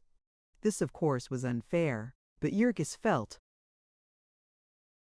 that these men were out of touch with the life they discussed, that they were unfitted to solve its problems. Nay, they themselves were part of the problem. They were part of the order established that was crushing men down and beating them. They were of the triumphant and insolent possessors. They had a hall and a fire and food and clothing and money, and so they might preach to hungry men, and the hungry men must be humble and listen. They were trying to save their souls, and who but a fool could fail to see that all that was the matter with their souls was that they had not been able to get a decent existence for their bodies? At 11 the meeting closed, and the desolate audience filed out into the snow, muttering curses upon the few traitors who had got repentance and gone up on the platform. It was yet an hour before the station house would open, and Jurgis had no overcoat and was weak from a long illness. During that hour he nearly perished. He was obliged to run hard to keep his blood moving at all, and then came back to the station house and found a crowd blocking the street before the door. This was in the month of January, 1904, when the country was on the verge of hard times, and the newspapers were reporting the shutting down of factories every day. It was estimated that 1.5 million men were thrown out of work before the spring. So all the hiding places of the city were crowded, and before that station house doormen fought and tore each other like savage beasts. When at last the place was jammed, and they shut the doors, half the crowd was still outside, and Jurgis with his helpless arm was among them. There was no choice then but to go to a lodging house and spend another dime. It really broke his heart to do this at 12:30 o'clock, after he had wasted the night at the meeting and on the street. He would be turned out of the lodging house promptly. At 7 they had the shelves which served as bunks, so contrived that they could be dropped, and any man who was slow about obeying orders could be tumbled to the floor. This was one day, and the cold spell lasted for 14 of them. At the end of 6 days, every cent of Jurgis's money was gone, and then he went out on the streets to beg for his life. He would begin as soon as the business of the city was moving. He would sally forth from a saloon and, after making sure there was no policeman in sight, would approach every likely-looking person who passed him, telling his woeful story and pleading for a nickel or a dime. Then, when he got one, he would dart round the corner and return to his base to get warm, and his victim, seeing him do this, would go away, vowing that he would never give a cent to a beggar again. The victim never paused to ask where else Jurgis could have gone under the circumstances where he, the victim, would have gone. At the saloon, Jurgis could not only get more food and better food than he could buy in any restaurant for the same money, but a drink in the bargain to warm him up. Also, he could find a comfortable seat by a fire and could chat with a companion until he was as warm as toast. At the saloon, too, he felt at home. Part of the saloon keeper's business was to offer a home and refreshments to beggars in exchange for the proceeds of their foragings. And was there anyone else in the whole city who would do this? Would the victim have done it himself?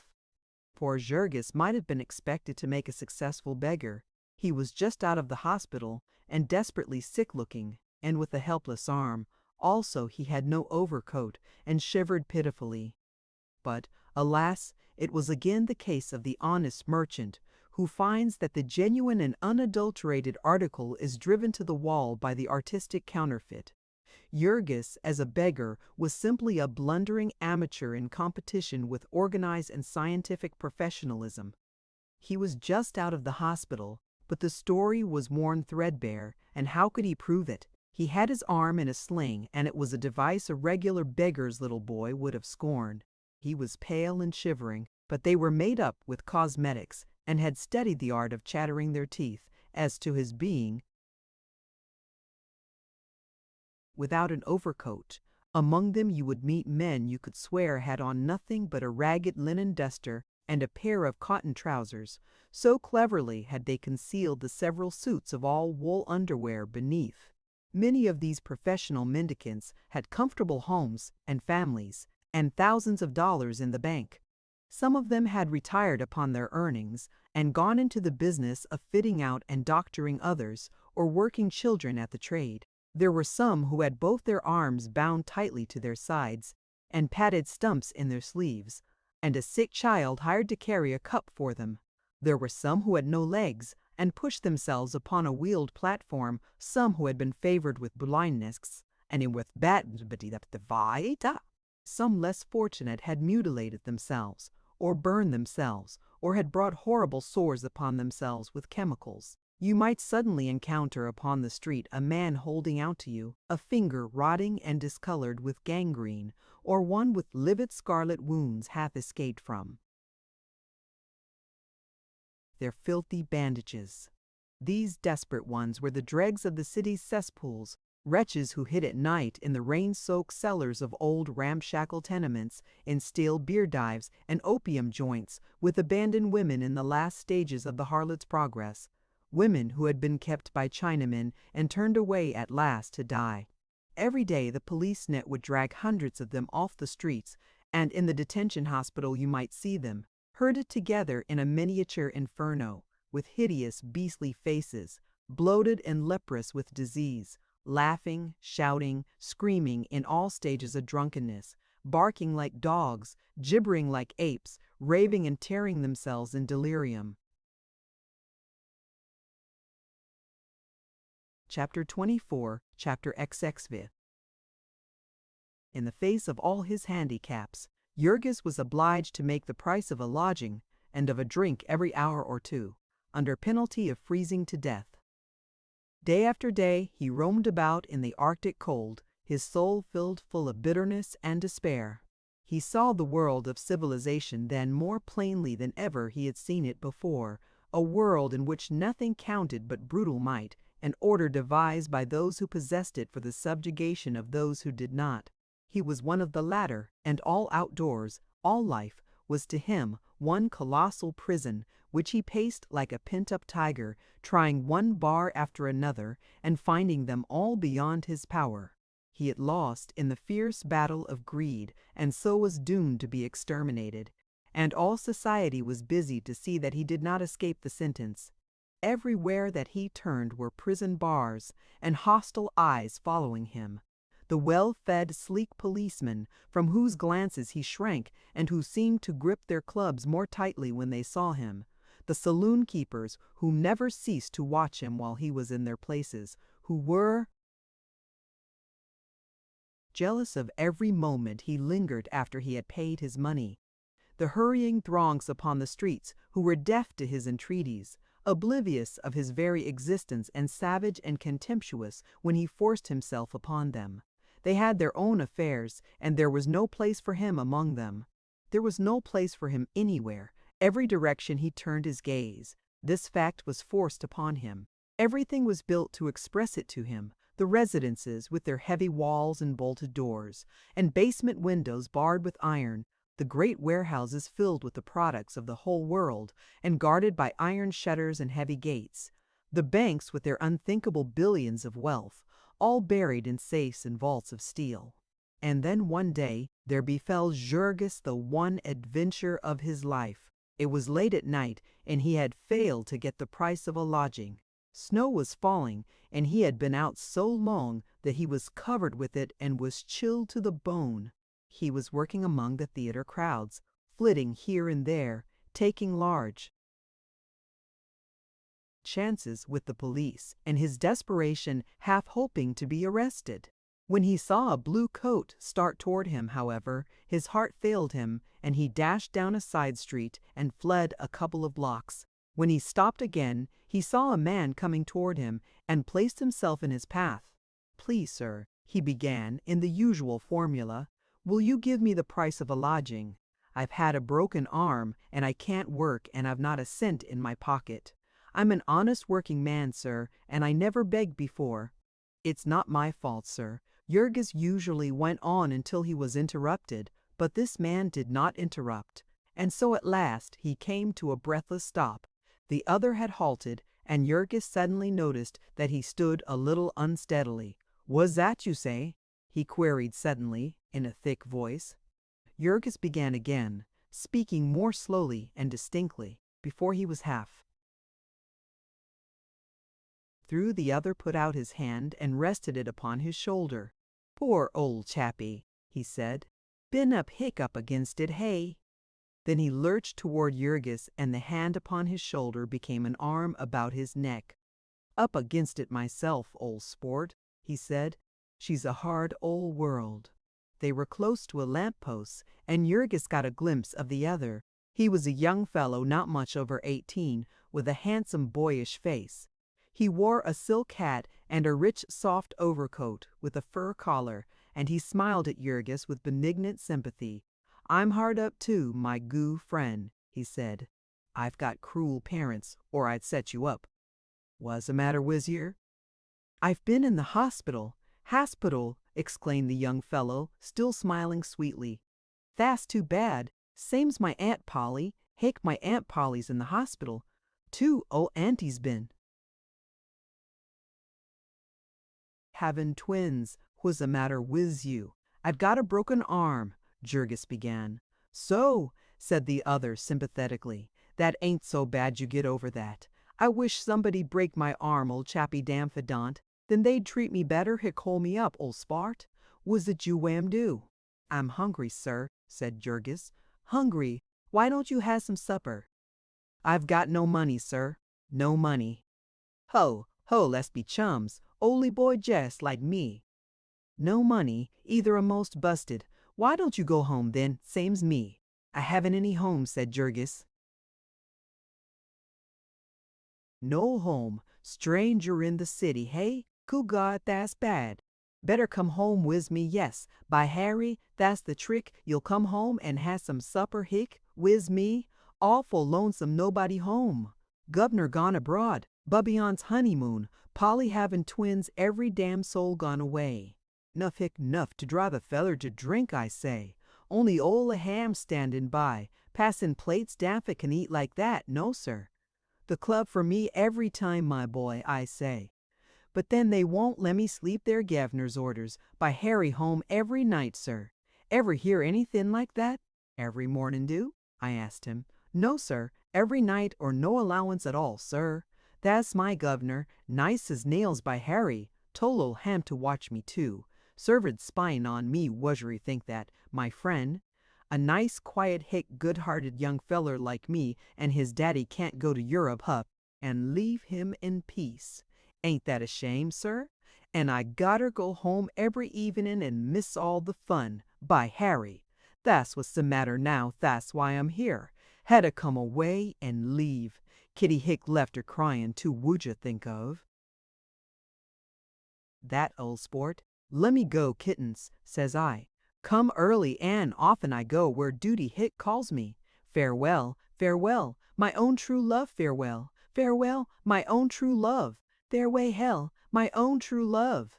This last was a song, and the young gentleman's voice rose mournful and wailing while he swung upon Jurgis's neck. The latter was glancing about nervously, lest someone should approach. They were still alone, however. But I came all right, continued the youngster, aggressively. I can have my own way when I want it.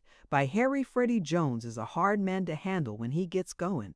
No, sir, says I. By thunder, and I don't need anybody going home with me either. Would you take me for, hey? Think I'm drunk, don't you, hey? I know you. But I'm no more drunk than you are, kittens, says I to her.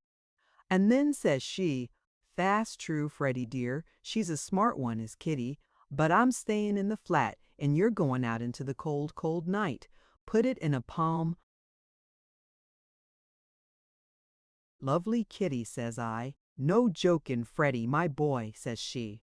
Lemme call a cab now, like a good dear, but I can call my own cabs, don't you fool yourself, and I know what I'm a-doing, you bet. Say, my friend, what you say, will you come home and see me, and have some supper? Come along like a good feller, don't be haughty. You're up against it, same as me, and you can unerstand a feller. Your heart's in the right place. By Harry, come long, old chappie, and we'll light up the house, and have some fizz, and we'll raise hell. We will whoop la. Slongs, I'm inside the house. I can do as I please. The governor's own very orders. B'God, hip, hip. They had started down the street, arm in arm, the young man pushing Jurgis along, half dazed. Jurgis was trying to think what to do. He knew he could not pass in a crowded place with his new acquaintance without attracting attention and being stopped.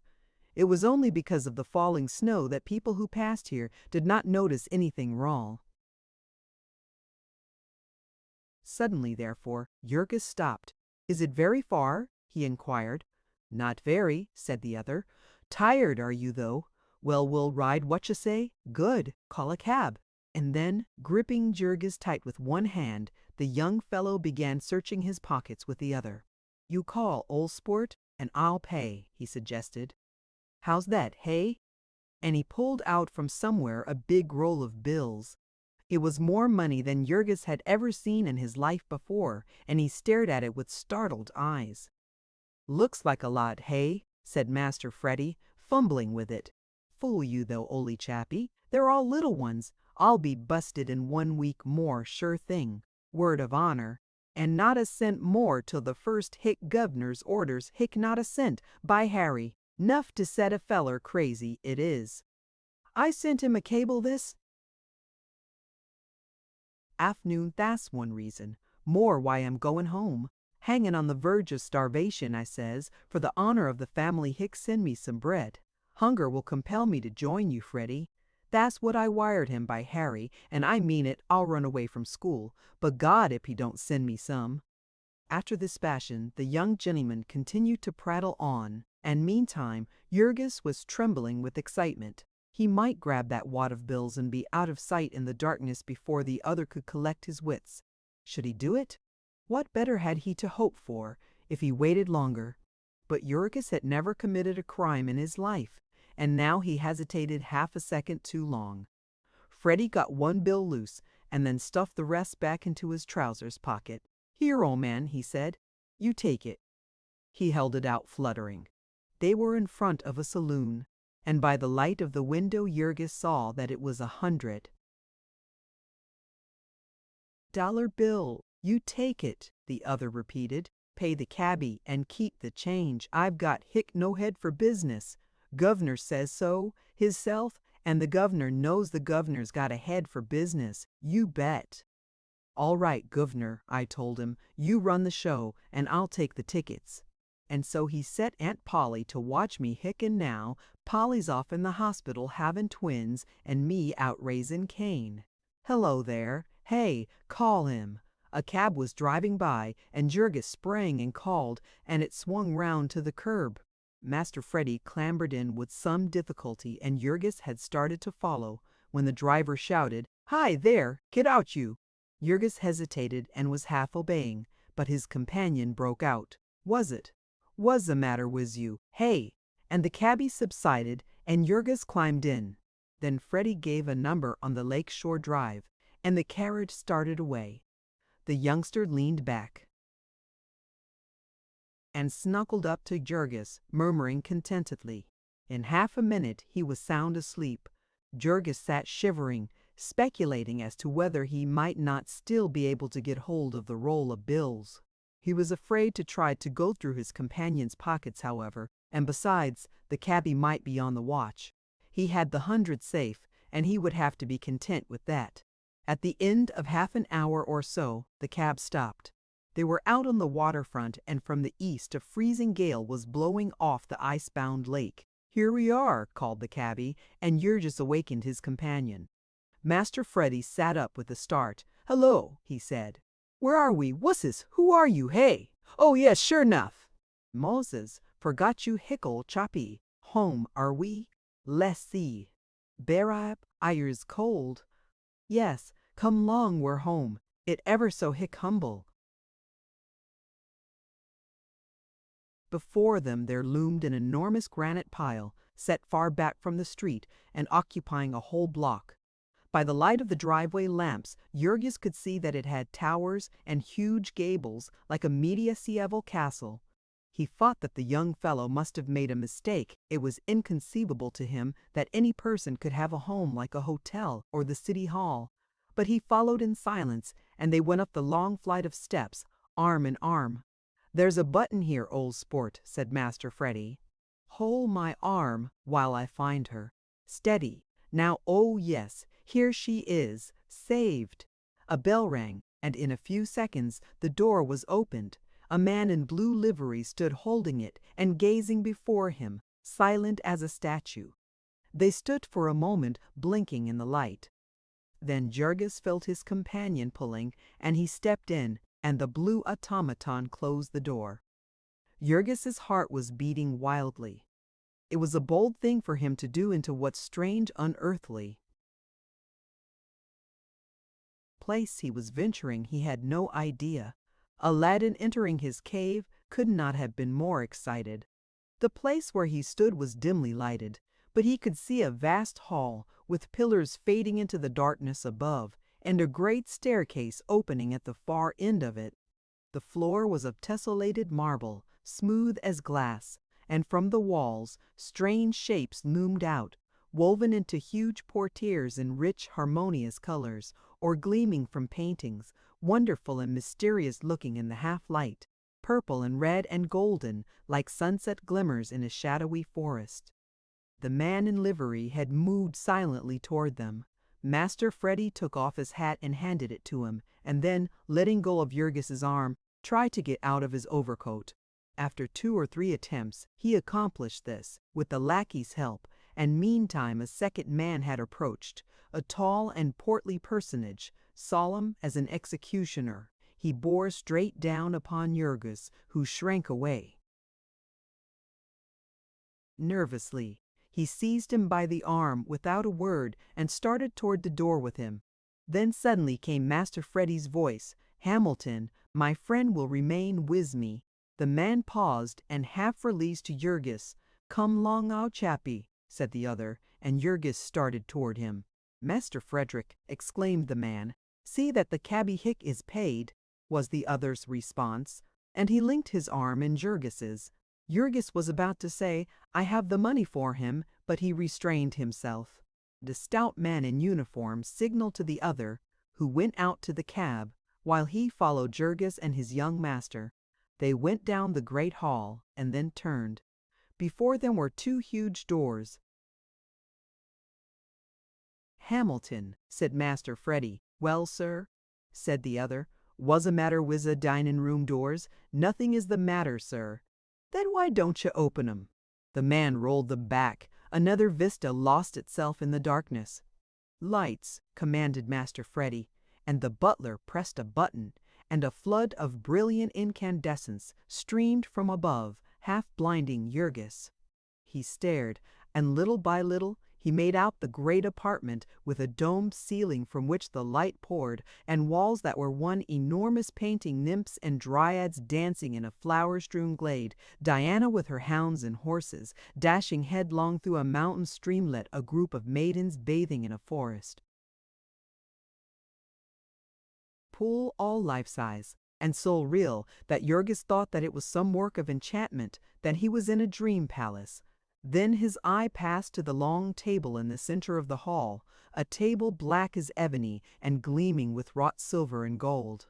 In the center of it was a huge carven bowl, with the glistening gleam of ferns and the red and purple of rare orchids, glowing from a light hidden somewhere in their midst. "This the dinin' room," observed Master Freddy. "How you like it, hey, all sport?"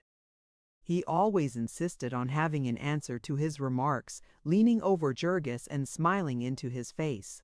Jurgis liked it. "Rummy old place to feed and all lone, though," was Freddy's comment. "Rummy's hell. Was ya think, hey?" Then another idea occurred to him, and he went on, without waiting. "Maybe you never saw anything hick like this for? Hey, oly chappy?" "No," said Jurgis. "Come from country, maybe, hey?" "Yes," said Jurgis. "Aha, I thought so. Lots of folks from country never saw such a place. Gouverneur brings 'em free show hick reglar circus. Go home tell folks about it. Old man Jones's place, Jones the Packer Beef Trust man. Made it all out of hogs, too. Damn ole scoundrel. Now we see where our pennies go rebates, and private car lines hick by Harry. Bully place, though worth seein'. Ever hear of Jones the Packer, hey, ole chappy?" Jurgis had started involuntarily. The other, whose sharp eyes missed nothing, demanded, "What's the matter, hey? Heard of him?" And Jurgis managed to stammer out, "I have worked for him in the yards."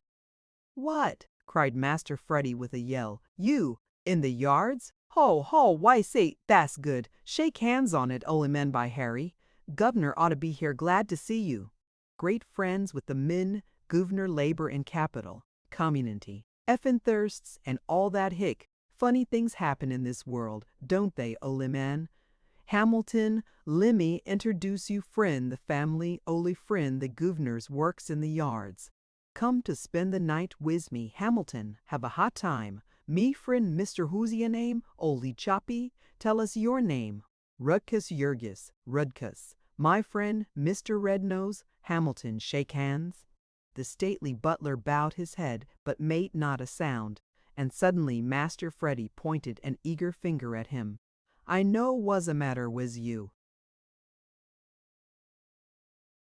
"Hamilton lay you $1, I know. You think hick, you think I'm drunk. Hey, now?" And the butler again bowed his head. "Yes, sir," he said, at which Master Freddy hung tightly upon Jurgis's neck and went into a fit of laughter. "Hamilton, you damn old scoundrel," he roared.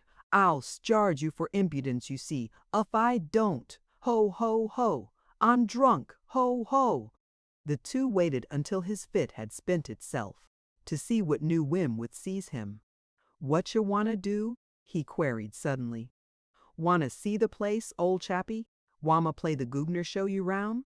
State parlors, Louis cans. Louis says chairs cost 3,000 apiece. Tea room, Mariantinette picture of shepherds dancing, Ruesdale, 23,000. Ballroom balcony pillars, hick imported special ship, 68,000. Ceiling painted in Rome was that feller's name, Hamilton Mattoni, Macaroni. Then this place silver bowl. Benvenuto Cellini, Romeo Ledago, and the organ $30,000, sir. Start her up, Hamilton. Let Mr. Red-Nose hear it. No, never mind, clean forgot, says he's hungry. Hamilton, let's have some supper. Only hick, don't let's have it here, come up to my place. Ole sport, nice and cozy. This way, steady now, don't slip on the floor. Hamilton, we'll have a coal spread and some fizz, don't leave out the fizz, by Harry. We'll have some of the 1830 Madeira. Hear me, sir? Yes, sir, said the butler. But Master Frederick, your father left orders, and Master Frederick drew himself up to a stately height. My father's orders were left to me, hick, and not to you, he said. Then, clasping Jurgis tightly by the neck, he staggered out of the room. On the way, another idea occurred to him, and he asked, "Any hick cable message for me, Hamilton?" "No, sir," said the butler. "Guv'nor must be travelin'. And how's the twins, Hamilton?" "They are doin' well, sir." "Good," said Master Freddy, and added fervently, "God bless 'em, the little lambs." They went up the great staircase, one step at a time. At the top of it, there gleamed at them out of the shadows the figure of a nymph crouching by a fountain, a figure ravishingly beautiful, the flesh warm and glowing with the hues of life. Above was a huge court with domed roof, the various apartments opening into it.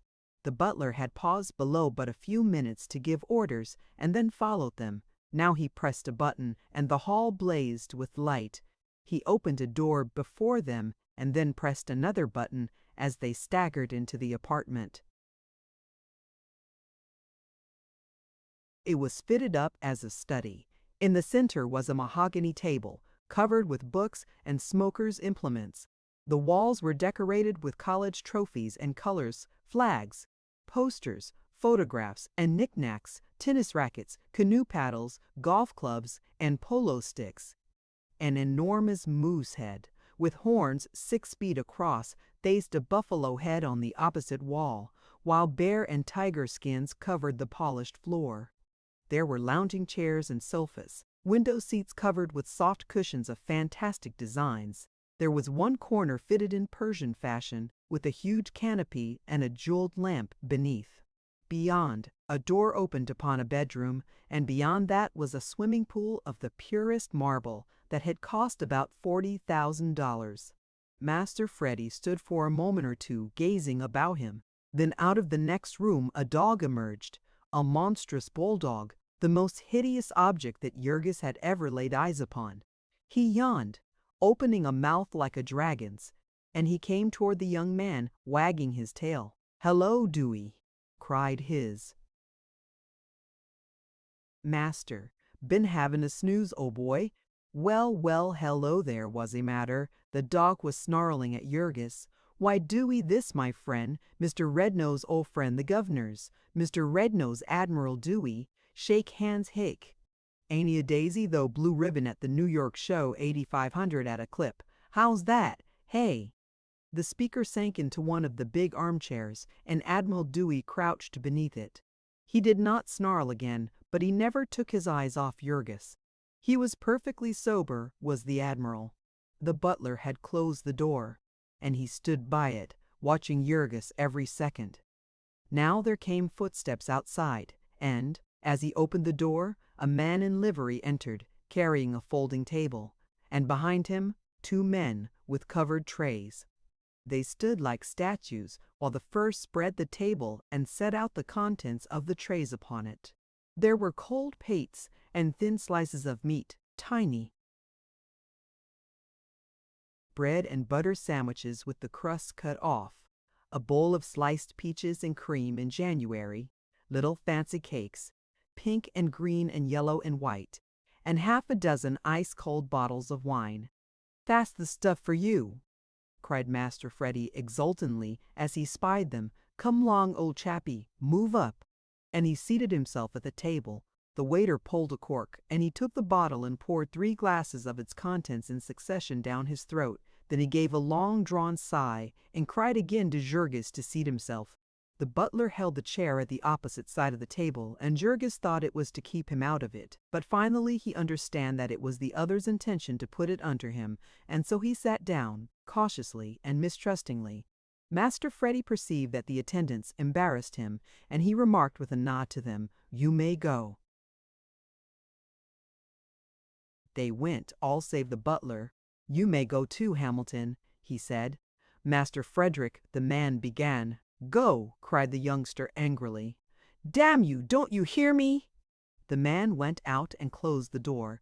Jurgis, who was as sharp as he, observed that he took the key out of the lock in order that he might peer through the keyhole. Master Frederick turned to the table again. "Now," he said, "go for it." Jurgis gazed at him doubtingly. "Eat," cried the other. "Pile in, oly chappie. Don't you want anything?" Jurgis asked. "Ain't hungry," was the reply.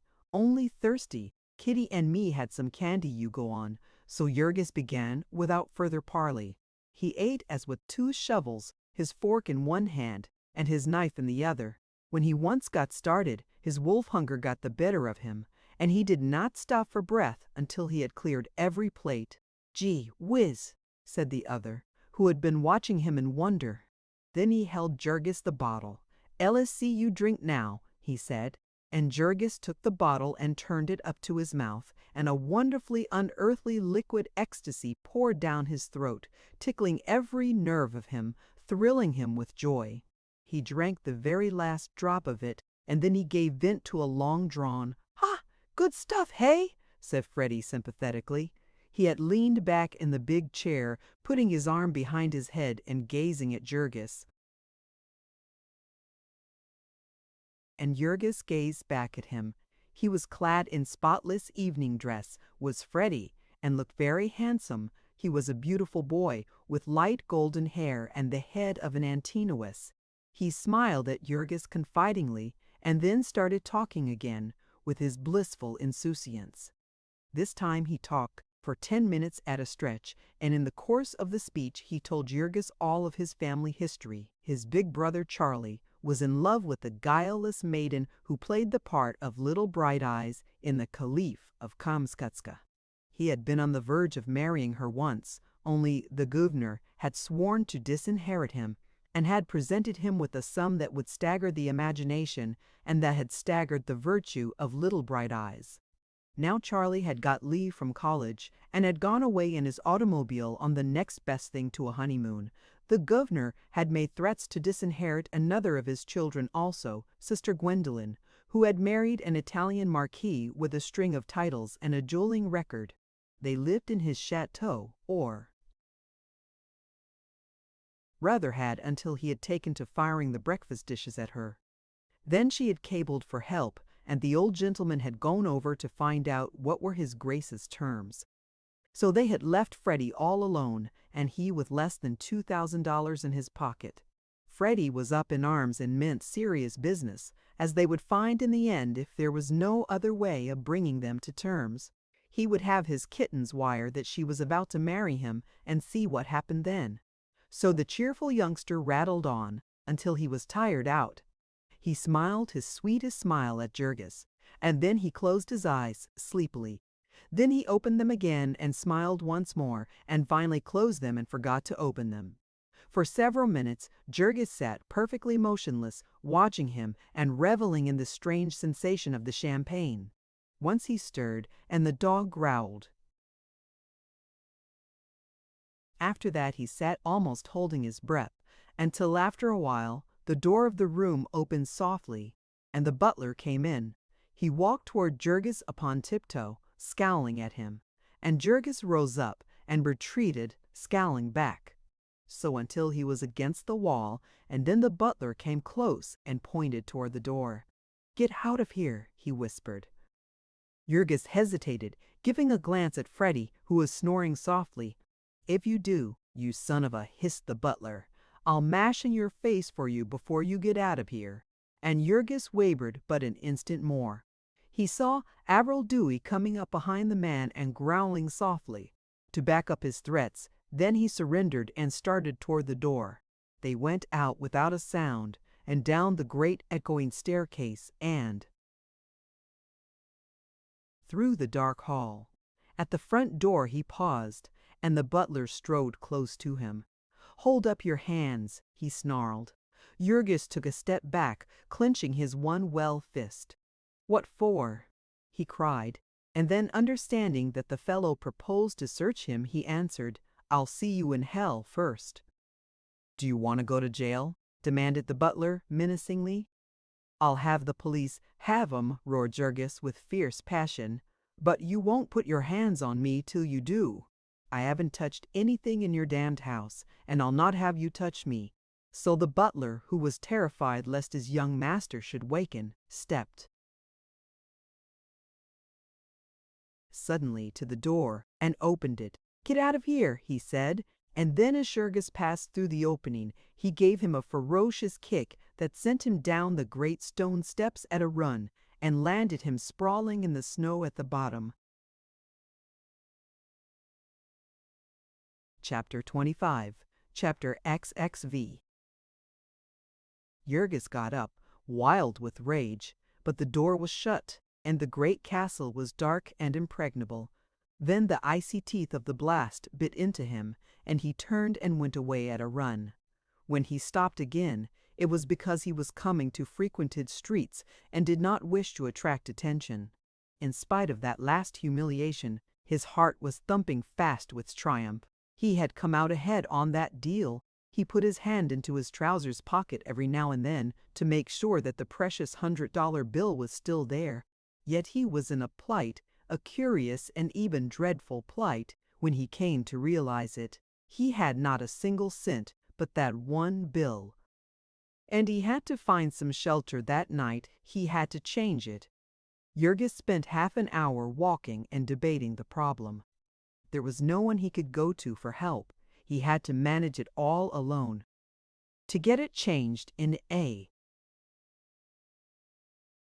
lodging house would be to take his life in his hands. He would almost certainly be robbed and perhaps murdered before morning. He might go to some hotel or railroad depot and ask to have it changed, but what would they think, seeing a bum like him with $100? He would probably be arrested if he tried it, and what story could he tell?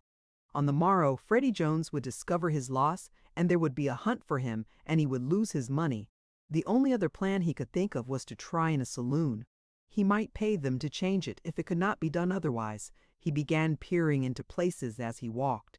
He passed several as being too crowded, then finally, chancing upon one where the bartender was all alone, he gripped his hands in sudden resolution and went in. "Can you change me $100 bill?" he demanded.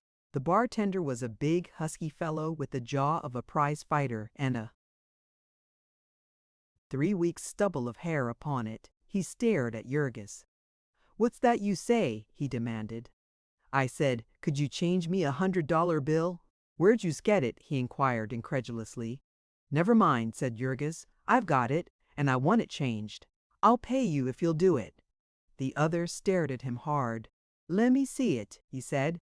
"Will you change it?" Jurgis demanded, gripping it tightly in his pocket. "How the hell can I know if it's good or not?" retorted the bartender. "What'cher take me for, hey?" Then Jurgis slowly and warily approached him.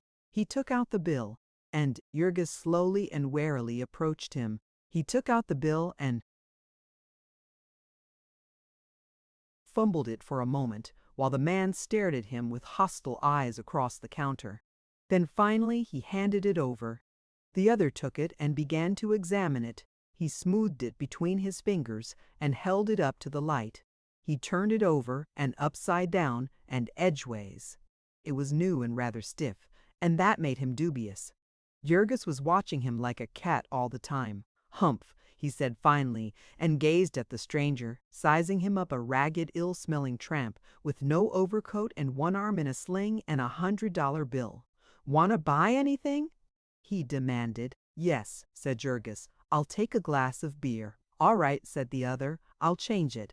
And he put the bill in his pocket and poured Jurgis out a glass of beer and set it on the counter. Then he turned to the cash register and punched up 5 cents and began to pull money out of the drawer. Finally, he faced Jurgis, counting it out 2 dimes, a quarter, and 50 cents. "There," he said. For a second Jurgis waited, expecting to see him turn again.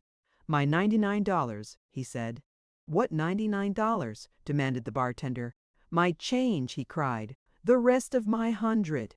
"Go on," said the bartender. "You're nutty." And Jurgis stared at him with wild eyes.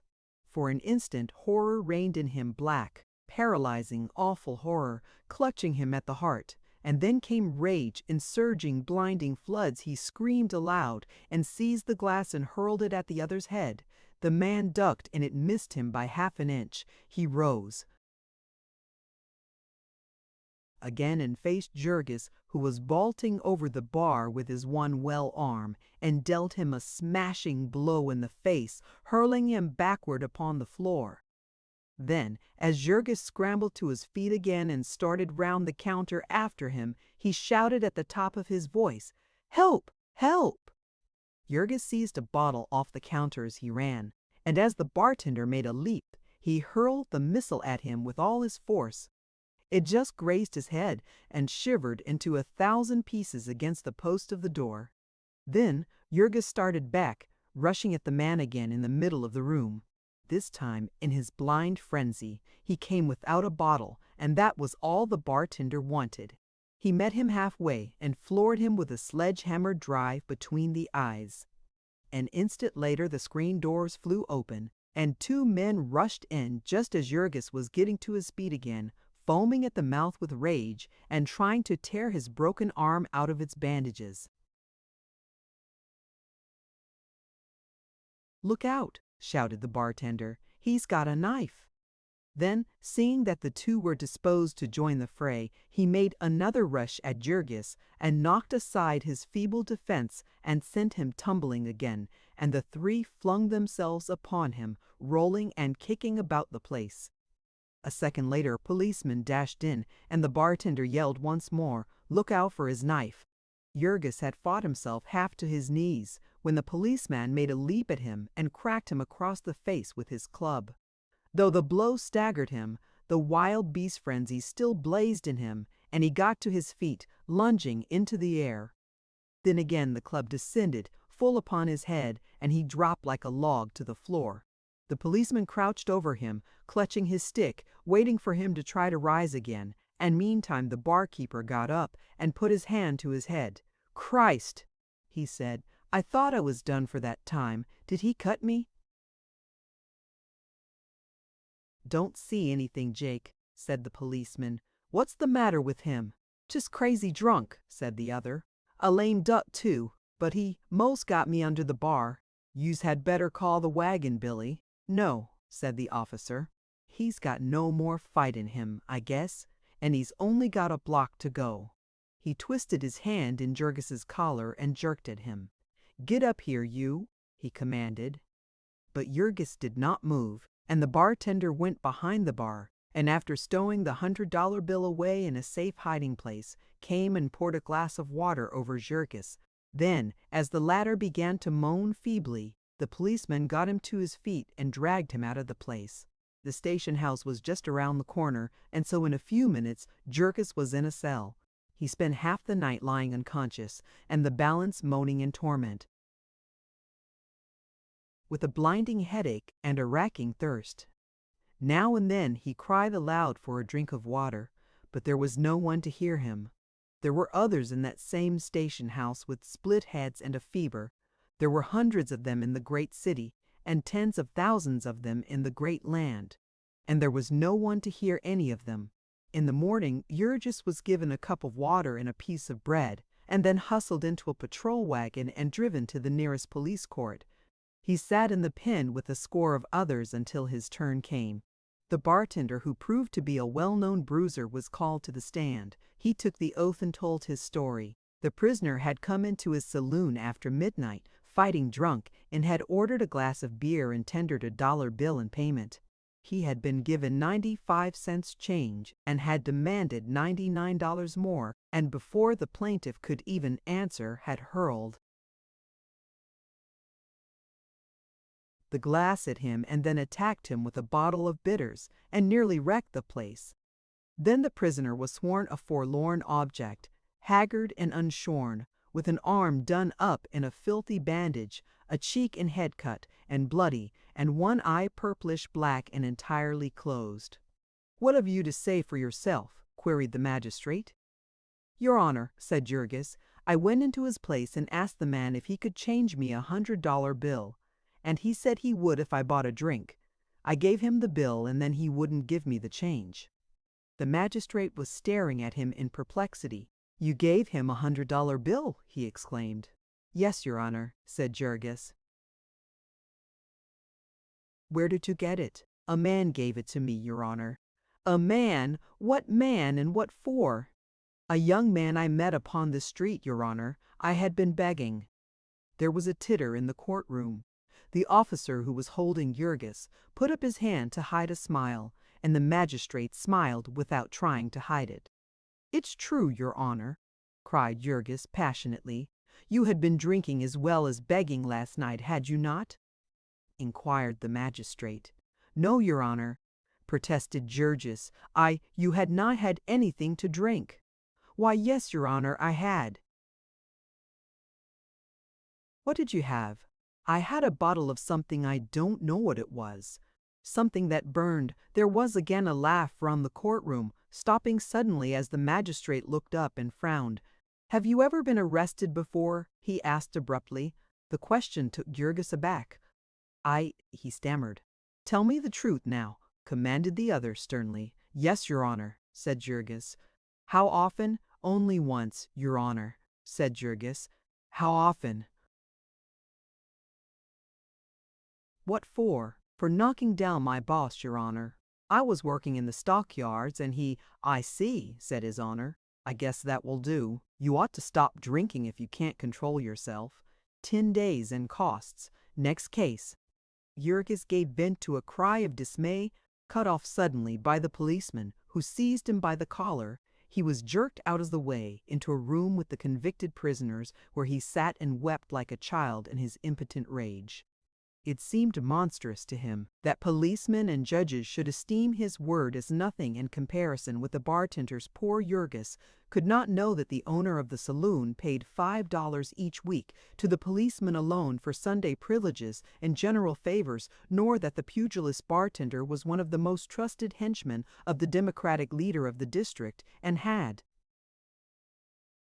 helped only a few months before to hustle out a record-breaking vote as a testimonial to the magistrate, who had been made the target of odious kid-gloved reformers. Jurgis was driven out to the Breedwell for the second time. In his tumbling around he had hurt his arm again, and so could not work, but had to be attended by the physician. Also his head and his eye had to be tied up. And so he was a pretty-looking object when, the second day after his arrival, he went out into the exercise court and encountered Jack Duane. The young fellow was so glad to see Jurgis that he almost hugged him. "By God, if it isn't the stinker!" he cried. "And what is it? Have you been through a sausage machine?" "No," said Jurgis, "but I've been in a railroad wreck and a fight." And then, while some of the other prisoners gathered round, he told his wild story. Most of them were incredulous, but Duane knew that Jurgis could never have made up such a yarn as that. "Hard luck, old man," he said when they were alone, "but maybe it's taught you a lesson." "I've learned some things since I saw you last," said Jurgis mournfully. Then he explained how he had spent the last summer hoboing it, as the phrase was. "And you?" he asked finally. "Have you been here ever since?" "Lord, no," said the other.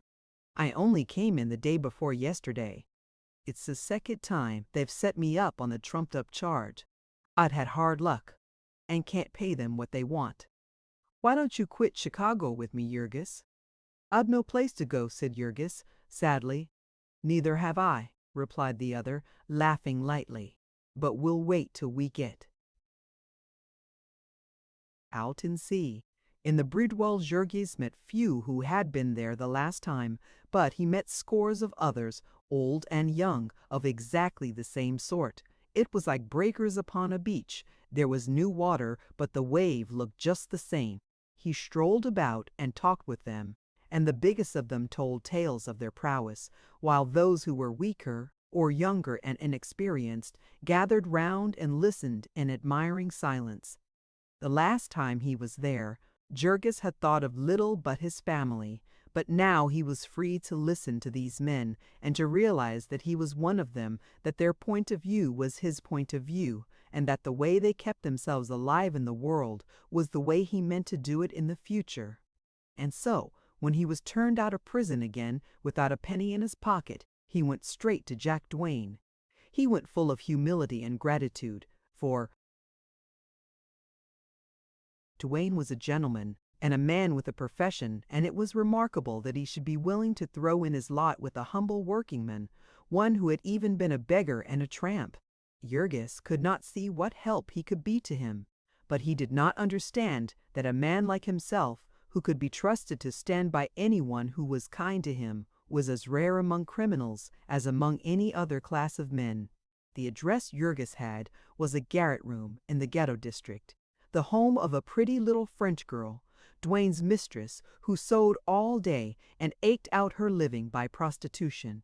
He had gone elsewhere. She told Jurgis he was afraid to stay there now on account of the police. The new address was a cellar dive, whose proprietor said that he had never heard of Duane, but after he had put Jurgis through a catechism, he showed him a back stairs which led to a fence in the rear of a pawnbroker's shop, and thence to a number of assignation rooms, in one of which Duane was hiding. Duane was glad to see him. He was without a cent of money, he said, and had been waiting for Jurgis to help him get some. He explained his plan. In fact, he spent the day in laying bare to his friend the criminal world of the city, and in showing him how he might earn himself a living in it. That winter he would have a hard time, on account of his arm and because of an unwanted fit of activity of the police. But so long as he was unknown to them, he would be safe if he were careful.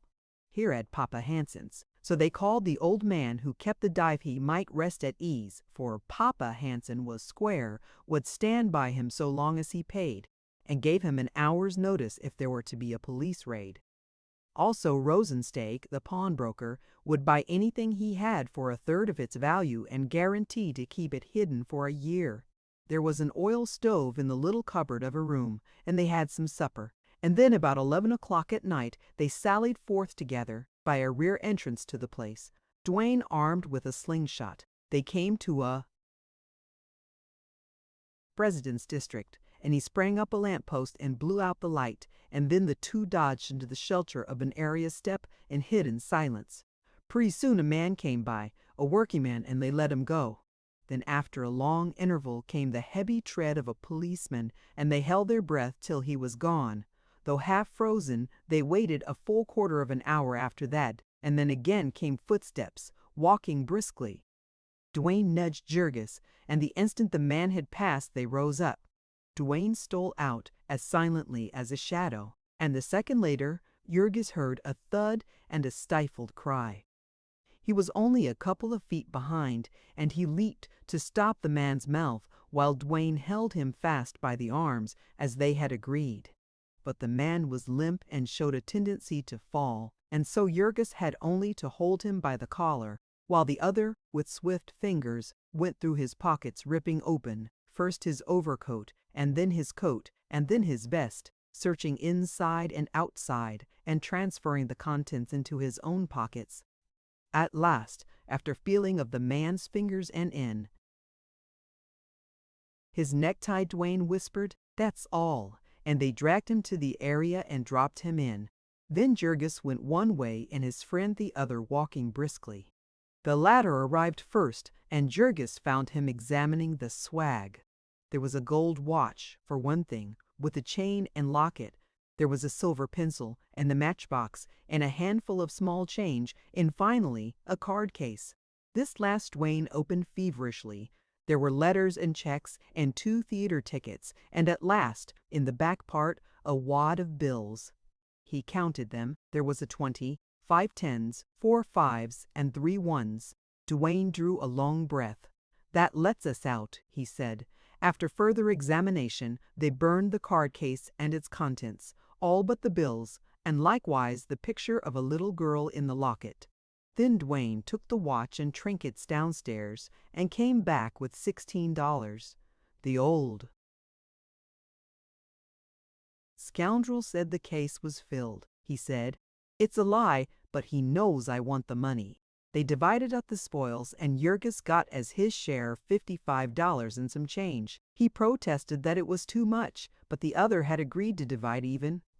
That was a good haul, he said, better than average. When they got up in the morning, Jurgis was sent out to buy a paper. One of the pleasures of committing a crime was the reading about it afterward. I had a pal that always did it, Duane remarked, laughing, until one day he read that he had left $3,000 in a lower inside pocket of his party's vest. There was a half-column account of the robbery. It was evident that a gang was operating in the neighborhood, said the paper, for it was the third within a week, and the police were apparently powerless. The victim was an insurance agent, and he had lost $110 that did not belong to him. He had chanced to have his name marked on his shirt, otherwise he would not have been identified yet. His assailant had hit him too hard, and he was suffering from concussion of the brain, and also he had been half frozen when found and would lose 3 fingers on his right hand. The enterprising newspaper reporter had taken all this information to his family and told how they had received it. Since it was Jurgis's first experience, these details naturally caused him some worriment, but the other laughed coolly. It was the way of the game, and there was no helping it. Before long, Jurgis would think no more of it than they did in the yards of knocking out a bullock. It's a case of us or the other fellow, and I say the other fellow every time, he observed. Still, said Jurgis reflectively, he never did us any harm. He was doing it to somebody as hard as he could, you can be sure of that, said his friend. Duane had already explained to Jurgis that if a man of their trade were known, he would have to work all the time to satisfy the demands of the police. Therefore, it would be better for Jurgis to stay in hiding and never be seen in public with his pal. But Jurgis soon got very tired of staying in hiding. In a couple of weeks, he was feeling strong and beginning to use his arm, and then he could not stand it any longer. Duane, who had done a job of some sort by himself and made a truce with the powers, brought over Marie, his little French girl, to share with him. But even that did not avail for long, and in the end he had to give up arguing and take Jurgis out and introduce him to the saloons and sporting houses where the big crooks and hold-up men hung out. And so Jurgis got a glimpse of the high-class criminal world of Chicago. The city, which was owned by an oligarchy of businessmen, being nominally ruled by the people, a huge army of graft was necessary for the purpose of effecting the transfer of power. Twice a year in the spring and fall elections, millions of dollars were furnished by the businessmen and expended by this army. Meetings were held and clever speakers were hired, bands played and rockets sizzled. Tons of documents and reservoirs of drinks were distributed, and tens of thousands of votes were bought for cash. And this army of graft had, of course, to be maintained the year round. The leaders and organizers were maintained by the businessmen, directly aldermen, and legislators by means of bribes, party officials out of the campaign funds, lobbyists and corporation lawyers in the form of salaries, contractors by means of jobs, labor union leaders by subsidies, and newspaper proprietors and editors by advertisements. The rank and file, however, were either foisted upon the city or else lived off the population directly. There was the police department and the fire and water departments and the whole balance of the civil list, from the meanest office boy to the head of a city department. And for the horde who could find no room in these, there was the world of vice and crime. There was license to seduce, to swindle and plunder. And pray. The law forbade Sunday drinking, and this had delivered the saloon keepers into the hands of the police and made an alliance between them necessary. The law forbade prostitution, and this had brought the madames into the combination. It was the same with the gambling housekeeper and the pool-room man, and the same with any other man or woman who had a means of getting graft and was willing to pay over a share of it, the green goods man and the highwayman, the pickpocket and the sneak thief, and the receiver of stolen goods, the seller of adulterated milk, of stale fruit and diseased meat, the proprietor of unsanitary tenements, the fake doctor and the surer, the beggar and the professional slugger, the race trapped out, the parduoth. All of these agencies of corruption were banded together and leagued in blood brotherhood with the politician and the police. More often than not, they were one and the same person. The police captain would own the brothel he pretended to raid. The politician would open his headquarters in his saloon. Hinky Dink or Bathhouse John, or others of that ilk, were proprietors of the most notorious dives in Chicago, and also the gray wolves of the city council, who gave away the streets of the city to the businessmen, and those who patronized their places were the gamblers and prize-fighters who set the law at defiance, and the burglars and hold-up men who kept the whole city in terror. On election day, all these powers of vice and crime were one power. They could tell within 1% what the vote of their district would be, and they could change it at an hour's notice. A month ago, Jurgis had all but perished of starvation upon the streets, and now suddenly, as by the gift of a magic key, he had entered into a world where money and all the good things of life came freely. He was introduced by his friend to an Irishman named Buck Halloran, who was a political worker and on the inside of things. This man talked with Jurgis for a while and then told him that he had a little plan by which a man who looked like a working man might make some easy money, but it was a private affair and had to be kept quiet. Jurgis expressed himself as agreeable, and the other took him that afternoon. It was Saturday, to a place where city laborers were being paid off. The paymaster sat in a little booth with a pile of envelopes before him and 2 policemen standing by. Jurgis went, according to directions, and gave the name of Michael O'Flaherty and received an envelope which he took around the corner and delivered to Halloran, who was waiting for him in a saloon. Then he went again and gave the name of Johann Schmidt, and a third time and give the name of Serge Raminitsky. Halloran had quite a list of imaginary workingmen, and Jurgis got an envelope for each one. For this work he received $5 and was told that he might have it every week so long as he kept quiet. As Jurgis was excellent at keeping quiet, he soon won the trust of Buck Halloran and was introduced to others as a man who could be depended upon. This acquaintance was useful to him in another way. Also, before long, Jurgis made his discovery of the meaning of pull and just why his boss, Connor, and also the pugilist bartender, had been able to send him to jail. One night there was given a ball, the benefit of One-Eyed Larry, a lame man who played the violin in one of the big, high-class houses of prostitution on Clark Street and was a wag and a popular character on the Lumbay. This ball was held in a big dance hall and was one of the occasions when the city's powers of debauchery gave themselves up to madness. Jurgis attended and got half insane with drink and began quarreling over a girl. His arm was pretty strong by then, and he set to work to clean out the place and ended in a cell in the police station. The police station being crowded to the doors and stinking with bums, Jurgis did not relish staying there to sleep off his liquor and sent for Halloran, who called up the district leader and had Jurgis bailed out by telephone at 4 o'clock in the morning. When he was arraigned that same morning, the district leader had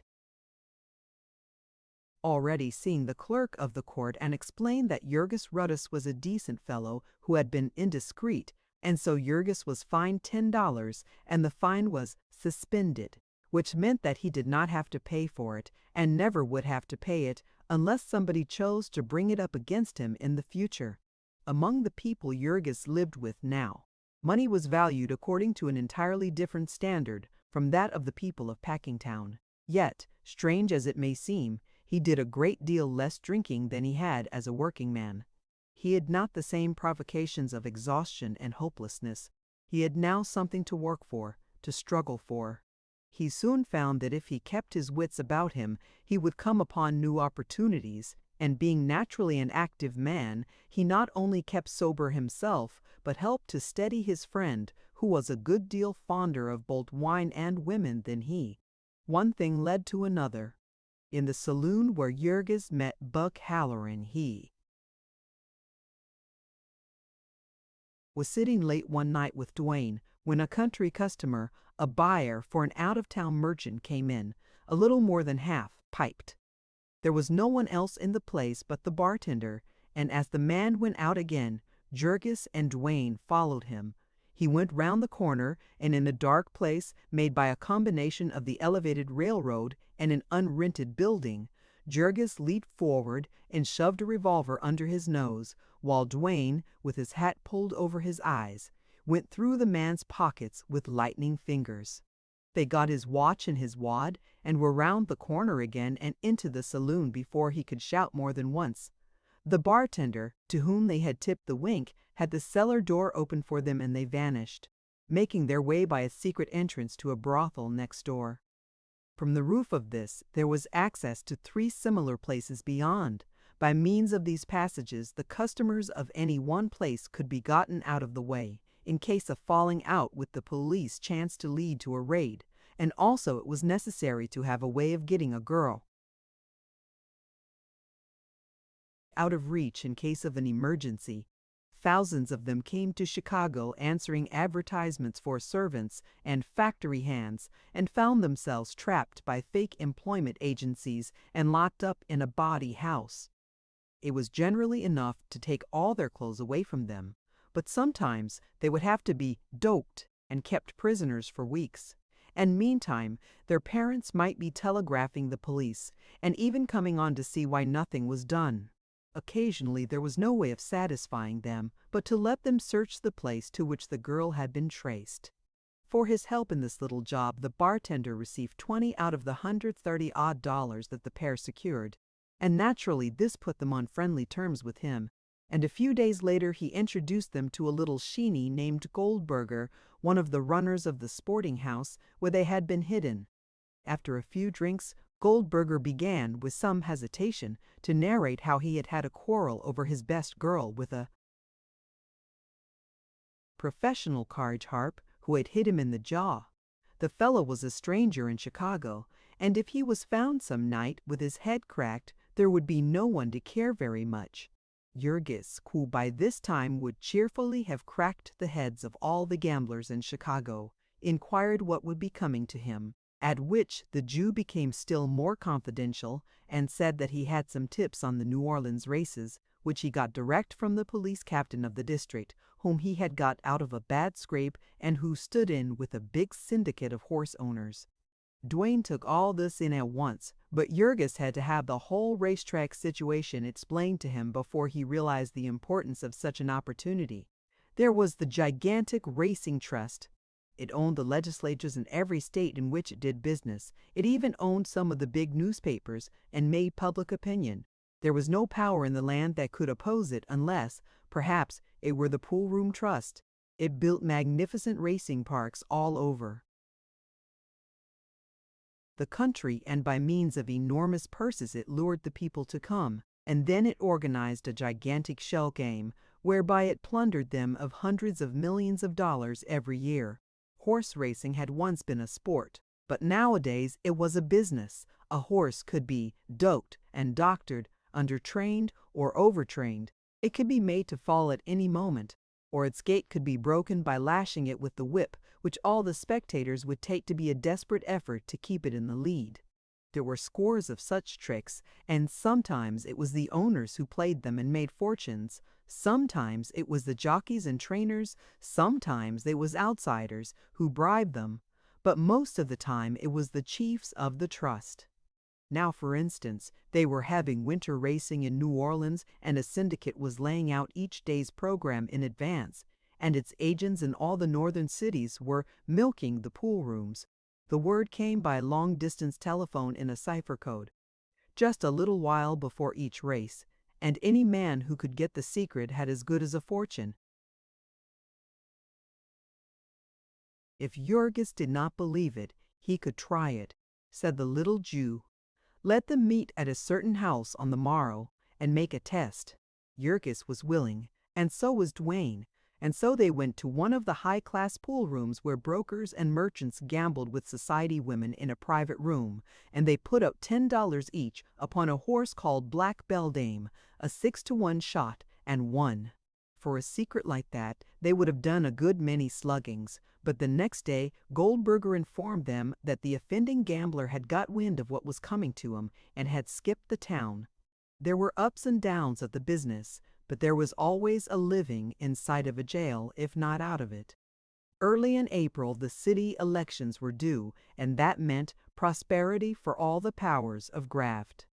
Jurgis, hanging round in dives and gambling houses and brothels, met with the heelers of both parties, and from their conversation he came to understand all the ins and outs of the game, and to hear of a number of ways in which he could make himself useful about election time. Buck Halloran was a Democrat, and so Jurgis became a Democrat also, but he was not a bitter one. The Republicans were good fellows too, and were to have a pile of money in this next campaign. At the last election, the Republicans had paid $4 a vote to the Democrats $3, and Buck Halloran sat one night playing cards with Jurgis and another man who told how Halloran had been charged with the job boating a bunch of 37 newly landed Italians, and how he, the narrator, had met the Republican worker who was after the very same gang, and how the three had effected a bargain whereby the Italians were to vote half and half for a glass of beer apiece, while the balance of the fund went to the conspirators. Not long after this, Jurgis, wearying of the risks and vicissitudes of miscellaneous crime, was moved to give up the career for that of a politician. Just at this time, there was a tremendous uproar being raised concerning the alliance between the criminals and the police. For the criminal graft was one in which the businessmen had no direct part. It was what is called a sideline carried by the police. Wide-open gambling and debauchery made the city pleasing to trade, but burglaries and hold-ups did not. One night it chanced that while Jack Duane was drilling a safe in a clothing store, he was caught red-handed by the night watchman and turned over to a policeman, who chanced to know him well and who took the responsibility of letting him make his escape. Such a howl from the newspapers followed this that Duane was slated for sacrifice and barely got out of town in time. And just at that juncture, it happened that Jurgis was introduced to a man named Harper, whom he recognized as the night watchman at Brown's, who had been instrumental in making him an American citizen the first year of his arrival at the yards. The other was interested in the coincidence, but did not remember Jurgis. He had handled too many green ones in his time, he said. He sat in a dance hall with Jurgis and Halloran until 1 or 2 in the morning, exchanging experiences. He had a long story to tell of his quarrel with the superintendent of his department, and how he was now a plain workingman and a good union man as well. It was not until some months afterward that Jurgis understood that the quarrel with the superintendent had been prearranged, and that Harper was in reality drawing a salary of $20 a week from the packers for an inside report of his union's secret proceedings. The yards were seething with agitation just then, said the man, speaking as a unionist. The people of Packingtown had borne about all that they would bear, and it looked as if a strike might begin any week. After this talk, the man made inquiries concerning Jurgis, and a couple of days later he came to him with an interesting proposition. He was not absolutely certain, he said, but he thought that he could get him a regular salary if he would come to Packingtown and do as he was told, and keep his mouth shut. Harper Bush. Harper, he was called, was a right-hand man of Mike Scully, the Democratic boss of the stockyards, and in the coming election there was a peculiar situation.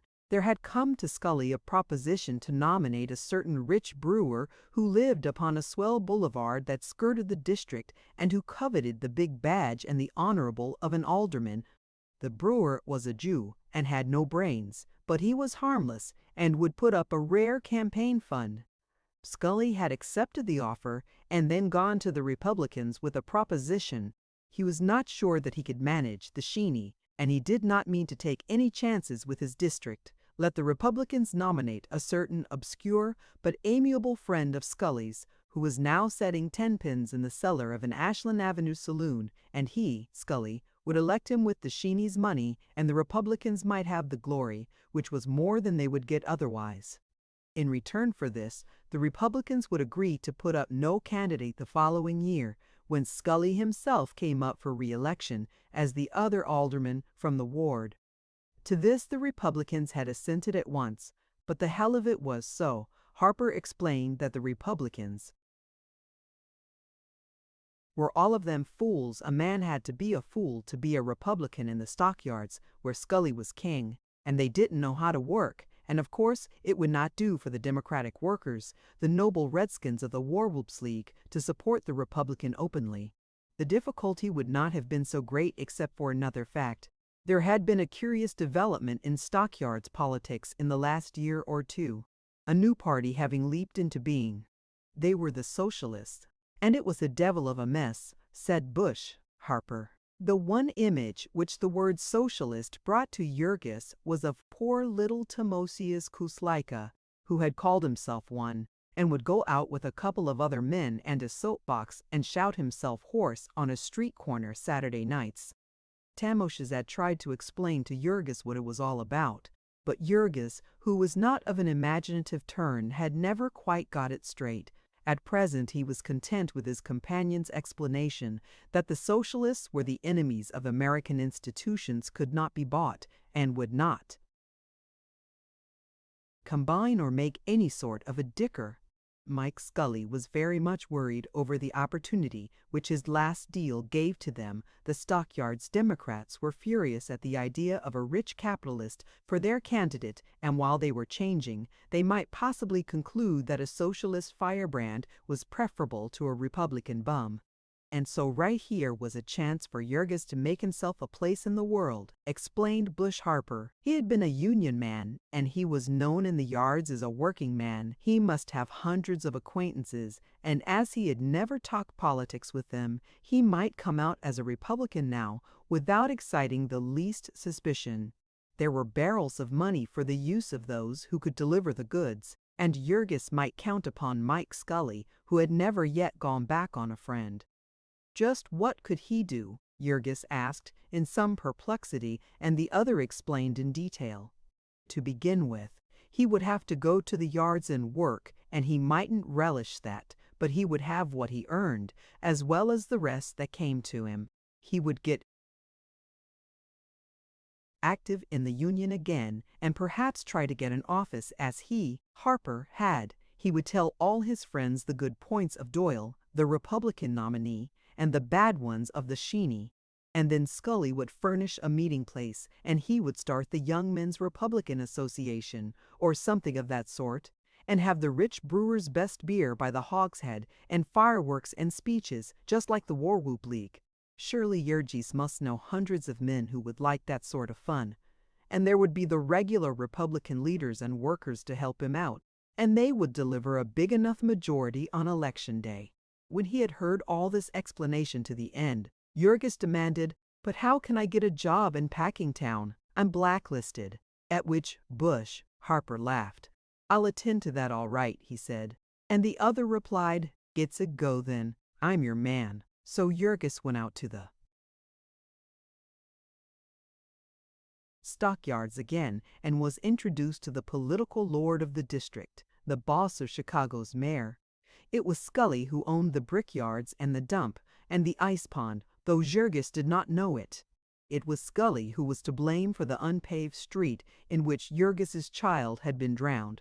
It was Scully who had put into office the magistrate who had first sent Jurgis to jail. It was Scully who was principal stockholder in the company, which had sold him the ramshackle tenement and then robbed him of it. But Jurgis knew none of these things any more than he knew that Scully was but a tool and puppet of the packers. To him, Scully was a mighty power, the biggest man he had ever met. He was a little, dried-up Irishman whose hands shook. He had a brief talk with his visitor, watching him with his rat-like eyes and making up his mind about him. And then he gave him a note to Mr. Harmon, one of the head managers of Derm's. "The bearer, Jurgis Rudkus, is a particular friend of mine, and I would like you to find him a good place for important reasons. He was once indiscreet, but you will perhaps be so good as to overlook that." Mr. Harmon looked up inquiringly when he read this. "What does he mean by indiscreet?" he asked. "I was blacklisted, sir," said Jurgis, at which the other frowned. "Blacklisted?" he said. "How do you mean?" And Jurgis turned red with embarrassment. He had forgotten that a blacklist did not exist.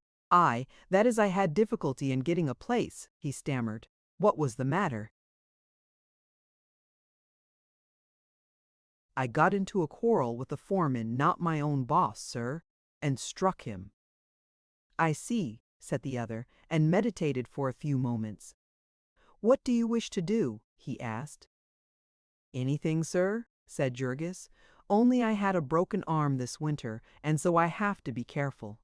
"How would it suit you to be a night watchman?" "That wouldn't do, sir. I have to be among the men at night." "I see politics. Well, would it suit you to trim hogs?" "Yes, sir," said Jurgis. And Mr. Harmon called a timekeeper and said, "Take this man to Pat Murphy and tell him to find room for him somehow." And so Jurgis marched into the hog-killing room, a place where, in the days gone by, he had come begging for a job. Now he walked jauntily and smiled to himself, seeing the frown that came to the boss's face as the timekeeper said, "Mr. Harmon says to put this man on." It would overcrowd his department and spoil the record he was trying to make, but he said not a word except, "All right." And so Jurgis became a working man once more, and straightway he sought out his old friends and joined the union and began to root for Scotty Doyle. Doyle had done him a good turn once, he explained, and was really a bully chap. Doyle was a working man himself, and would represent the working men. Why do they want to vote for a millionaire Sheeny, and what the hell had Mike Scully ever done for them that they should back his candidates all the time? And meantime Scully had given Jurgis a note to the Republican leader of the ward, and he had gone there and met the crowd he was to work with. Already they had hired a big hall with some of the brewers' money, and every night Jurgis brought in a dozen new members of the Doyle Republican Association. Pretty soon they had a grand opening night, and there was a brass band which marched through the streets and fireworks and bombs and red lights in front of the hall, and there was an enormous crowd, with 2 overflow meetings, so that the pale and trembling candidate had to recite 3 times over the little speech which one of Scully's henchmen had written, and which he had been a month learning by heart.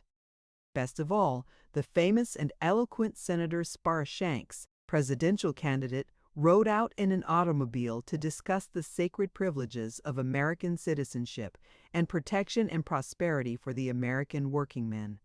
His inspiriting address was quoted to the extent of half a column in all the morning newspapers, which also said that it could be stated upon excellent authority that the unexpected popularity developed by Doyle, the Republican candidate for alderman, was giving great anxiety to Mr. Scully, the chairman of the Democratic City Committee. The chairman was still more worried when the monster torchlight procession came off, with the members of the Doyle Republican Association all in red capes and hats, and free beer for every voter in the ward, the best beer ever given away in a political campaign, as the whole electorate testified. During this parade, and at innumerable cartel meetings as well, Jurgis labored tirelessly. He did not make any speeches. There were lawyers and other experts for that, but he helped to manage things, distributing notices and posting placards and bringing out the crowds. And when the show was on, he attended to the fireworks and the beer. Thus, in the course of the campaign, he handled many hundreds of dollars of the Hebrew brewers' money, administering it with naive and touching fidelity.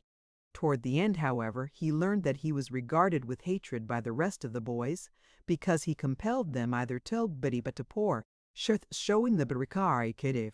After that, Jurgis did his best to please them, and to make up for the time he had lost before he discovered the extra bungholes of the campaign barrel. He pleased Mike Scully also. On election morning he was out at 4 o'clock, getting out the vote. He had a 2-horse carriage to ride in, and he went from house to house for his friends and escorted them in triumph to the polls. He voted half a dozen times himself, and voted some of his friends as often. He brought bunch after bunch of the newest foreigners, Lithuanians, Poles, Bohemians, Slovaks, and when he had put them through the mill, he turned them over to another man to take to the next polling place. When Jurgis first set out, the captain of the precinct gave him $100, and 3 times in the course of the day he came for another 100, and not more than 25 out of each lot got stuck in his own pocket. The balance all went for actual votes, and on a day of Democratic landslides, they elected Scotty Doyle, the ex-tin-pin setter, by nearly 1,000 plurality, and beginning at 5 o'clock in the afternoon and ending at 3 the next morning, Jurgis treated himself to a most unholy and horrible jag.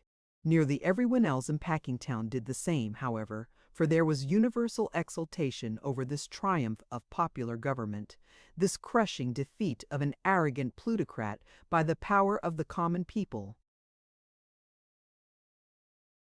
Chapter 26, Chapter 60I. After the elections, Jurgis stayed on in Packingtown and kept his job. The agitation to break up the police protection of criminals was continuing, and it seemed to him best to lay low for the present. He had nearly $300 in the bank and might have considered himself entitled to a vacation, but he had an easy job, and force of habit kept him at it. Besides, Mike Scully, whom he consulted, advised him that something might turn up before long. Jurgis got himself a place in a boarding house with some congenial friends. He had already inquired of Anile and learned that Elzbieta and her family had gone downtown, and so he gave no further thought to them. He went with a new set now, young unmarried fellows who were sporty. Jurgis had long ago cast off his fertilizer clothing, and since going into politics he had donned a linen collar and a greasy red necktie. He had some reason for thinking of his dress, for he was making about $11 a week, and 2/3 of it he might spend upon his pleasures without ever touching his savings. Sometimes he would ride downtown with a party of friends to the cheap theaters and the music halls and other haunts with which they were familiar. Many of the saloons in Packingtown had pool tables, and some of them bowling alleys, by means of which he could spend his evenings in petty gambling. Also, there were cards and dice. One time Jurgis got into a game on a Saturday night and won prodigiously, and because he was a man of spirit, he stayed in with the rest and the game continued until late Sunday afternoon, and by that time he was out over $20. On Saturday nights, also, a number of balls were generally given in Packingtown. Each man would bring his girl with him, paying $50 for a ticket, and several dollars additional for drinks in the course of the festivities, which continued until 3 or 4 o'clock in the morning, unless broken up by fighting. During all this time, the same man and woman would dance together, half stupefied with sensuality and drink. Before long, Jurgis discovered what Scully had meant by something turning up. In May, the agreement between the packers and the unions expired, and a new agreement had to be signed. Negotiations were going on, and the yards were full of talk of a strike. The old scale had dealt with the wages of the skilled men only, and of the members of the meat workers' union about 2/3 were unskilled men. In Chicago, these latter were receiving, for the most part, 18.5 cents an hour, and the unions wished to make this the general wage for the next year. It was not nearly so large a wage as it seemed in the course of the negotiations. The union officers examined time checks to the amount of $10,000, and they found that the highest wages paid had been $14 a week, and the lowest $2.05, and the average of the whole $6.65. And $6.65 was hardly too much for a man to keep a family on, considering the fact that the price of dressed meat had increased nearly 50% in the last 5 years, while the price of beef on the hoof had decreased as much. It would have seemed that the packers ought to be able to pay it, but the packers were unwilling to pay it. They rejected the union demand, and to show what their purpose was, a week or two after the agreement expired, they put down the wages of about 1,000 men to 16.5 cents, and it was said that Old Man Jones had vowed he would put them to 15 before he got through. There were 1.5 million of men in the country looking for work, 100,000 of them right in Chicago. And were the packers to let the union stewards march into their places and bind them to a contract that would lose them several $1,000s a day for a year? Not much. All this was in June, and before long the question was submitted to a referendum in the unions, and the decision was for a strike. It was the same in all the packing house cities. And suddenly the newspapers and public woke up to face the gruesome spectacle of a meat famine. All sorts of pleas for a reconsideration were made, but the packers were obdurate, and all the while they were reducing wages and heading off shipments of cattle and rushing in wagon loads of mattresses and cots. So the men boiled over, and one night telegrams went out from the union headquarters to all the big packing centers to St. Paul, South Omaha, Sioux City, St. Joseph, Kansas City, East St. Louis, and New York, and the next day at noon between 50 and 60,000 men drew off their working clothes and marched out of the factories, and the great beef strike was on. Jurgis went to his dinner, and afterward he walked over to see Mike Scully, who lived in a fine house upon a street which had been decently paved and lighted for his especial benefit. Scully had gone into semi-retirement and looked nervous and worried. "What do you want?" he demanded when he saw Jurgis. "I came to see if maybe you could get me a place during the strike," the other replied. And Scully knit his brows and eyed him narrowly. In that morning's papers, Jurgis had read a fierce denunciation of the packers by Scully, who had declared that if they did not treat their people better, the city authorities would end the matter by tearing down their plants.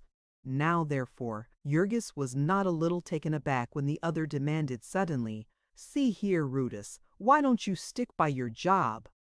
Jurgis started. "Work as a scab," he cried. "Why not?" demanded Scully. "What's that to you?" But stammered Jurgis. He had somehow taken it for granted that he should go out with his union. "The packers need good men and need them bad," continued the other, "and they'll treat a man right that stands by them. Why don't you take your chance and fix yourself?"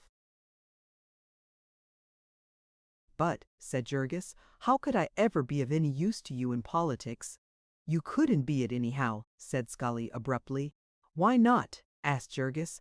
"Hell, man," cried the other, "don't you know you're a Republican?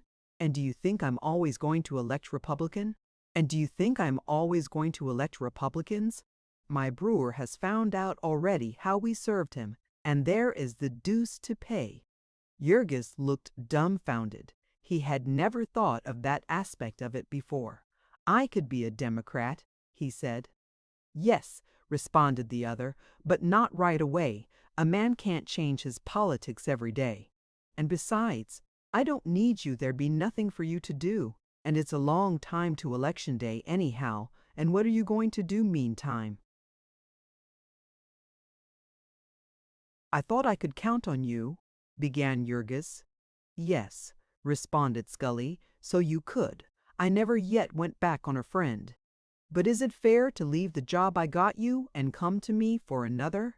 I have had 100 fellows after me today, and what can I do? I've put 17 men on the city payroll to clean streets this 1 week, and do you think I can keep that up forever? It wouldn't do for me to tell other men what I tell you, but you've been on the inside, and you ought to have sense enough to see for yourself. What have you to gain by a strike?" "I hadn't thought," said Jurgis. "Exactly," said Scully, "but you'd better take my word for it. The strike will be over in a few days, and the men will be beaten, and meantime what you can get out of it will belong to you, do you see?" And Jurgis saw. He went back to the yards and into the workroom. The men had left a long line of hogs in various stages of preparation, and the foreman was directing the feeble efforts of a score or two of clerks and stenographers and office boys to finish up the job and get them into the chilling room. Jurgis went straight up to him and announced, "I have come back to work, Mr. Murphy." The boss's face lighted up. "Good man," he cried. "Come ahead. Just a moment," said Jurgis, checking his enthusiasm. "I think I ought to get a little more wages." "Yes," replied the other, "of course." "What do you want?" Jurgis had debated on the way. His nerve almost failed him now, but he clenched his hands. "I think I ought to have $3 a day," he said. "All right," said the other promptly, and before the day was out, our friend discovered that the clerks and stenographers and office boys were getting $5 a day, and then he could have kicked himself. So Jurgis became one of the new American heroes, a man whose virtues merited comparison with those of the martyrs of Lexington and Valley Forge. The resemblance was not complete, of course, for Jurgis was generously paid and comfortably clad, and was provided with a spring cot and a mattress, and 3 substantial meals a day. Also, he was perfectly at ease and safe from all peril of life and limb, save only in the case that a desire for beer should lead him to venture outside of the stockyards gates. And even in the exercise of this privilege he was not left unprotected. A good part of the inadequate police force of Chicago was suddenly diverted from its work of hunting criminals and rushed out to serve him. The police, and the strikers also, were determined that there should be no violence. But there was another party interested, which was minded to the contrary, and that was the press. On the first day of his life as a strikebreaker, Jurgis quit work early, and in a spirit of bravado he challenged 3 men of his acquaintance to go outside and get a drink. They accepted and went through the big Halsted Street gate, where several policemen were watching, and also some Union pickets, scanning sharply those who passed in and out. Jurgis and his companions went south on Halsted Street, past the hotel, and then suddenly half a dozen men started across the street toward them and proceeded to argue with them concerning the error of their ways. As the arguments were not taken in the proper spirit, they went on to threats, and suddenly one of them jerked off the hat of one of the 4 and flung it over the fence. The man started after it, and then, as a cry of "Scab!" was raised and a dozen people came running out of saloons and doorways. A second man's heart failed him, and he followed. Jurgis and the 4th stayed long enough to give themselves the satisfaction of a quick exchange of blows, and then they, too, took to their heels and fled back of the hotel and into the yards again. Meantime, of course, policemen were coming on a run, and as a crowd gathered, other police got excited and sent in a riot call. Jurgis knew nothing of this, but went back to Packers Avenue, and in front of the Central Time Station he saw one of his companions, breathless and wild with excitement, narrating to an ever-growing throng how the 4 had been attacked and surrounded by a howling mob and had been nearly torn to pieces. While he stood listening, smiling cynically, several dapper young men stood by with notebooks in their hands, and it was not more than 2 hours later that Jurgis saw newsboys running about with armfuls of newspapers printed in red and black letters 6 inches high, "Violence in the yards." Strikers surrounded by frenzy mauve. If he had been able to buy all of the newspapers of the United States the next morning, he might have discovered that his beer hunting exploit was being perused by some 20 million of people, and had served as a text for editorials in half the staid and solemn businessmen's newspapers in the land. Jurgis was to see more of this as time passed. For the present, his work being over, he was free to ride into the city by a railroad direct from the yards, or else to spend the night in a room where cots had been laid in rows. He chose the latter, but to his regret, for all night long gangs of strikebreakers kept arriving, as very few of the better class of workingmen could be got for such work. These specimens of the new American hero contained an assortment of the criminals and thugs of the city, besides Negroes and the lowest foreigners, Greeks, Romanians, Sicilians, and Slovaks. They had been attracted more by the prospect of disorder than by the big wages, and they made the night hideous with singing and carousing, and only went to sleep when the time came for them to get up to work. In the morning, before Jurgis had finished his breakfast, Pat Murphy ordered him to one of the superintendents, who questioned him as to his experience in the work of the killing room. His heart began to thump with excitement, for he divined instantly that his hour had come, that he was to be a boss. Some of the foremen were union members, and many who were not had gone out with the men. It was in the killing department that the packers had been left most in the lurch, and precisely here that they could least afford it. The smoking and canning and salting of meat might wait, and all the byproducts might be wasted, but fresh meats must be had, or the restaurants and hotels and brownstone houses would feel the pinch, and then public opinion would take a startling turn. An opportunity such as this would not come twice to a man, and Jurgis seized it. Yes, he knew the work, the whole of it, and he could teach it to others. But if he took the job and gave satisfaction he would expect to keep it, they would not turn him off at the end of the strike? To which the superintendent replied that he might safely trust Durham's, for that they proposed to teach these unions a lesson, and most of all those foremen who had gone back on them. Jurgis would receive $5 a day during the strike and $25 a week after it was settled. So our friend got a pair of slaughterpin boots and jeans and flung himself at his task. It was a weird sight, there on the killing beds, a throng of stupid black Negroes and foreigners who could not understand a word that was said to them, mixed with pale-faced, hollow-chested bookkeepers and clerks, half fainting for the tropical heat and the sickening stench of fresh blood, and all struggling to dress a dozen or two cattle in the same place where, 24 hours ago, the old killing gang had been speeding, with their marvelous precision turning out 400 carcasses every hour. The Negroes and the toughs from the Lemve did not want to work, and every few minutes some of them would feel obliged to retire and recuperate.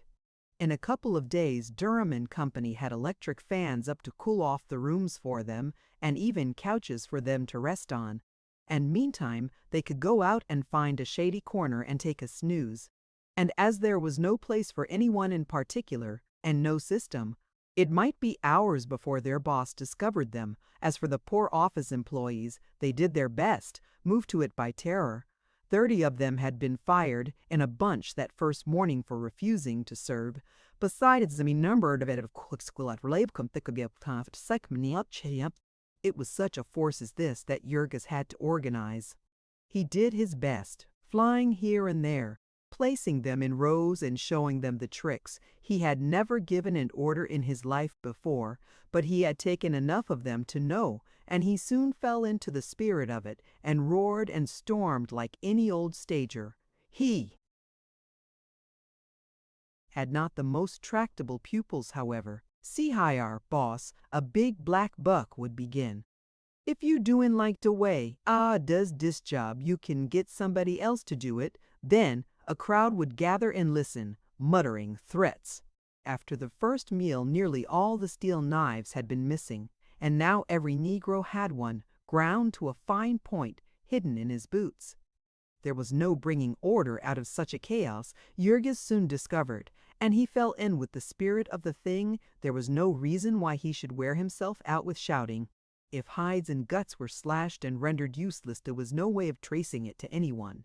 And if a man lay off and forgot to come back, there was nothing to be gained by seeking him, for all the rest would quit in the meantime. Everything went during the strike, and the packers paid. Before long, Jurgis found that the custom of resting had suggested to some alert minds the possibility of registering at more than one place and earning more than $5 a day. When he caught a man at this, he fired him, but it chanced to be in a quiet corner, and the man tendered him a $10 bill and a wink, and he took them. Of course, before long this custom spread, and Jurgis was soon making quite a good income from it.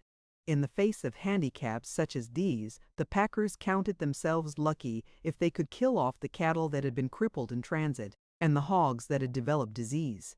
Frequently, in the course of a 2 or 3 days' trip, in hot weather and without water, some hog would develop cholera and die, and the rest would attack him before he had ceased kicking, and when the car was opened, There would be nothing of him left but the bones. If all the hogs in this carload were not killed at once, they would soon be down with the dread disease, and there would be nothing to do but make them into lard. It was the same with cattle that were gored and dying, or were limping with broken bones stuck through their flesh. They must be killed, even if brokers and buyers and superintendents had to take off their coats and help drive and cut and skin them. And meantime, agents of the packers were gathering gangs of Negroes in the country districts of the far South, promising them $5 a day and board, and being careful not to mention there was a strike. Already carloads of them were on the way, with special rates from the railroads and all traffic ordered out of the way. Many towns and cities were taking advantage of the chance to clear out their jails and workhouses in Detroit.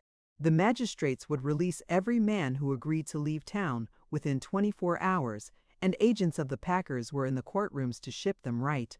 And meantime, trainloads of supplies were coming in for their accommodation, including beer and whiskey, so that they might not be tempted to go outside. They hired 30 young girls in Cincinnati to pack fruit, and when they arrived, put them at work canning corned beef, and put cots for them to sleep in a public hallway through which the men passed. As the gangs came in day and night, under the escort of squads of police, they stowed away in unused workrooms and storerooms and in the car. Sheds crowded so closely together that the cots touched. In some places, they would use the same room for eating and sleeping, and at night the men would put their cots upon the tables to keep away from the swarms of rats. But with all their best efforts, the packers were demoralized. 90% of the men had walked out, and they faced the task of completely remaking their labor force, and with the price of meat up 30%, and the public clamoring for a settlement. They made an offer to submit the whole question and issue to arbitration, and at the end of 10 days the unions accepted it, and the strike was called off. It was agreed that all the men were to be re-employed within 45 days, and that there was to be no discrimination against union men. This was an anxious time for Jurgis. If the men were taken back without discrimination, he would lose his present place. He sought out the superintendent, who smiled grimly and bade him wait and see. Durham strikebreakers were few of them leaving. Whether or not the settlement was simply a trick of the packers to gain time, or whether they really expected to break the strike and cripple the unions by the plan, cannot be said. But that night there went out from the office of Durham and Company a telegram to all the big packing centers: employ no union leaders. And in the morning, when the 20,000 men thronged into the yards with their dinner pails and working clothes, Jurgis stood near the door of the hog trimming room, where he had worked before the strike, and saw a throng of eager men with a score or two of policemen watching them. And he saw a superintendent come out and walk down the line and pick out man after man that pleased him. And one after another came, and there were some men of another, they being the stewards, and den mingerpegluxtien that each time, of course, there were louder murmurings and angrier looks. Over where the cattle butchers were waiting, Jurgis heard shouts and saw a crowd, and he hurried there. One big butcher, who was president of the Packing Trades Council, had been passed over 5 times, and the men were wild with rage. They had appointed a committee of 3 to go in and see the superintendent, and the committee had made 3 attempts, and each time the police had clubbed them back from the door. Then there were yells and hoots, continuing until at last the superintendent came to the door. "We all go back, or none of us do," cried 100 voices, and the other shook his fist at them and shouted, "You went out of here like cattle, and like cattle you'll come back." Then suddenly the big butcher president leaped upon a pile of stones and yelled, "It's off, boys. We'll all of us quit again." And so the cattle butchers declared a new strike on the spot, and gathering their members from the other plants where the same trick had been played, they marched down Packers Avenue, which was thronged with a dense mass of workers cheering wildly. Men who had already got to work on the killing beds dropped their tools and joined them. Some galloped here and there on horseback shouting the tidings, and within half an hour the whole of Packingtown was on strike again, and beside itself with fury. There was quite a different tone in Packingtown after this.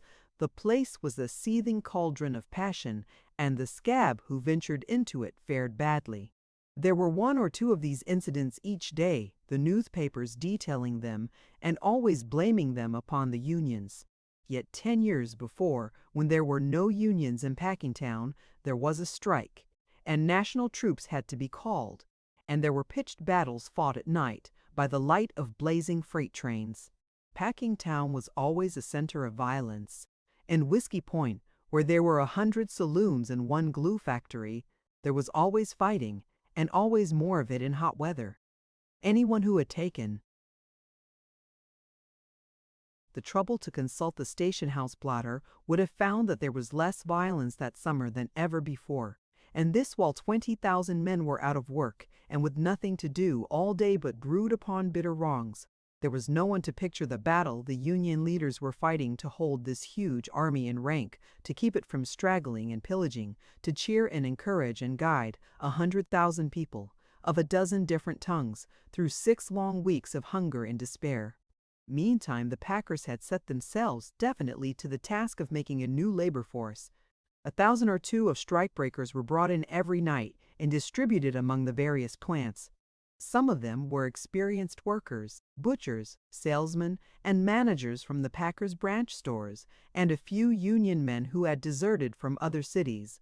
But the vast majority were green Negroes from the cotton districts of the far South, and they were herded into the packing plants like sheep. There was a law forbidding the use of buildings as lodging houses unless they were licensed for the purpose and provided with proper windows, stairways, and fire escapes. But here, in a paint room, reached only by an enclosed chute, a room without a single window and only one door, 100 men were crowded upon mattresses on the floor. Up on the 3rd story of the hog house of Jones's was a storeroom without a window, into which they crowded 700 men, sleeping upon the bare springs of cots, and with a second shift to use them by day. And when the clamor of the public led to an investigation into these conditions, and the mayor of the city was forced to order the enforcement of the law, the packers got a judge to issue an injunction forbidding him to do it. Just at this time, the mayor was boasting that he had put an end to gambling and prize fighting in the city. But here a swarm of professional gamblers had leagued themselves with the police to fleece the strikebreakers. And any night, in the big open space in front of Brown's, one might see brawny Negroes stripped to the waist and pounding each other for money, while a howling throng of 3,000 or 4,000 surged about, men and women, young white girls from the country rubbing elbows with big buck Negroes with daggers in their boots, while rows of woolly heads peered down from every window of the surrounding factories. The ancestors of these black people had been savages in Africa, and since then they had been chattel slaves, or had been held down by a community ruled by the traditions of slavery. Now for the first time they were free to gratify every passion, free to wreck themselves.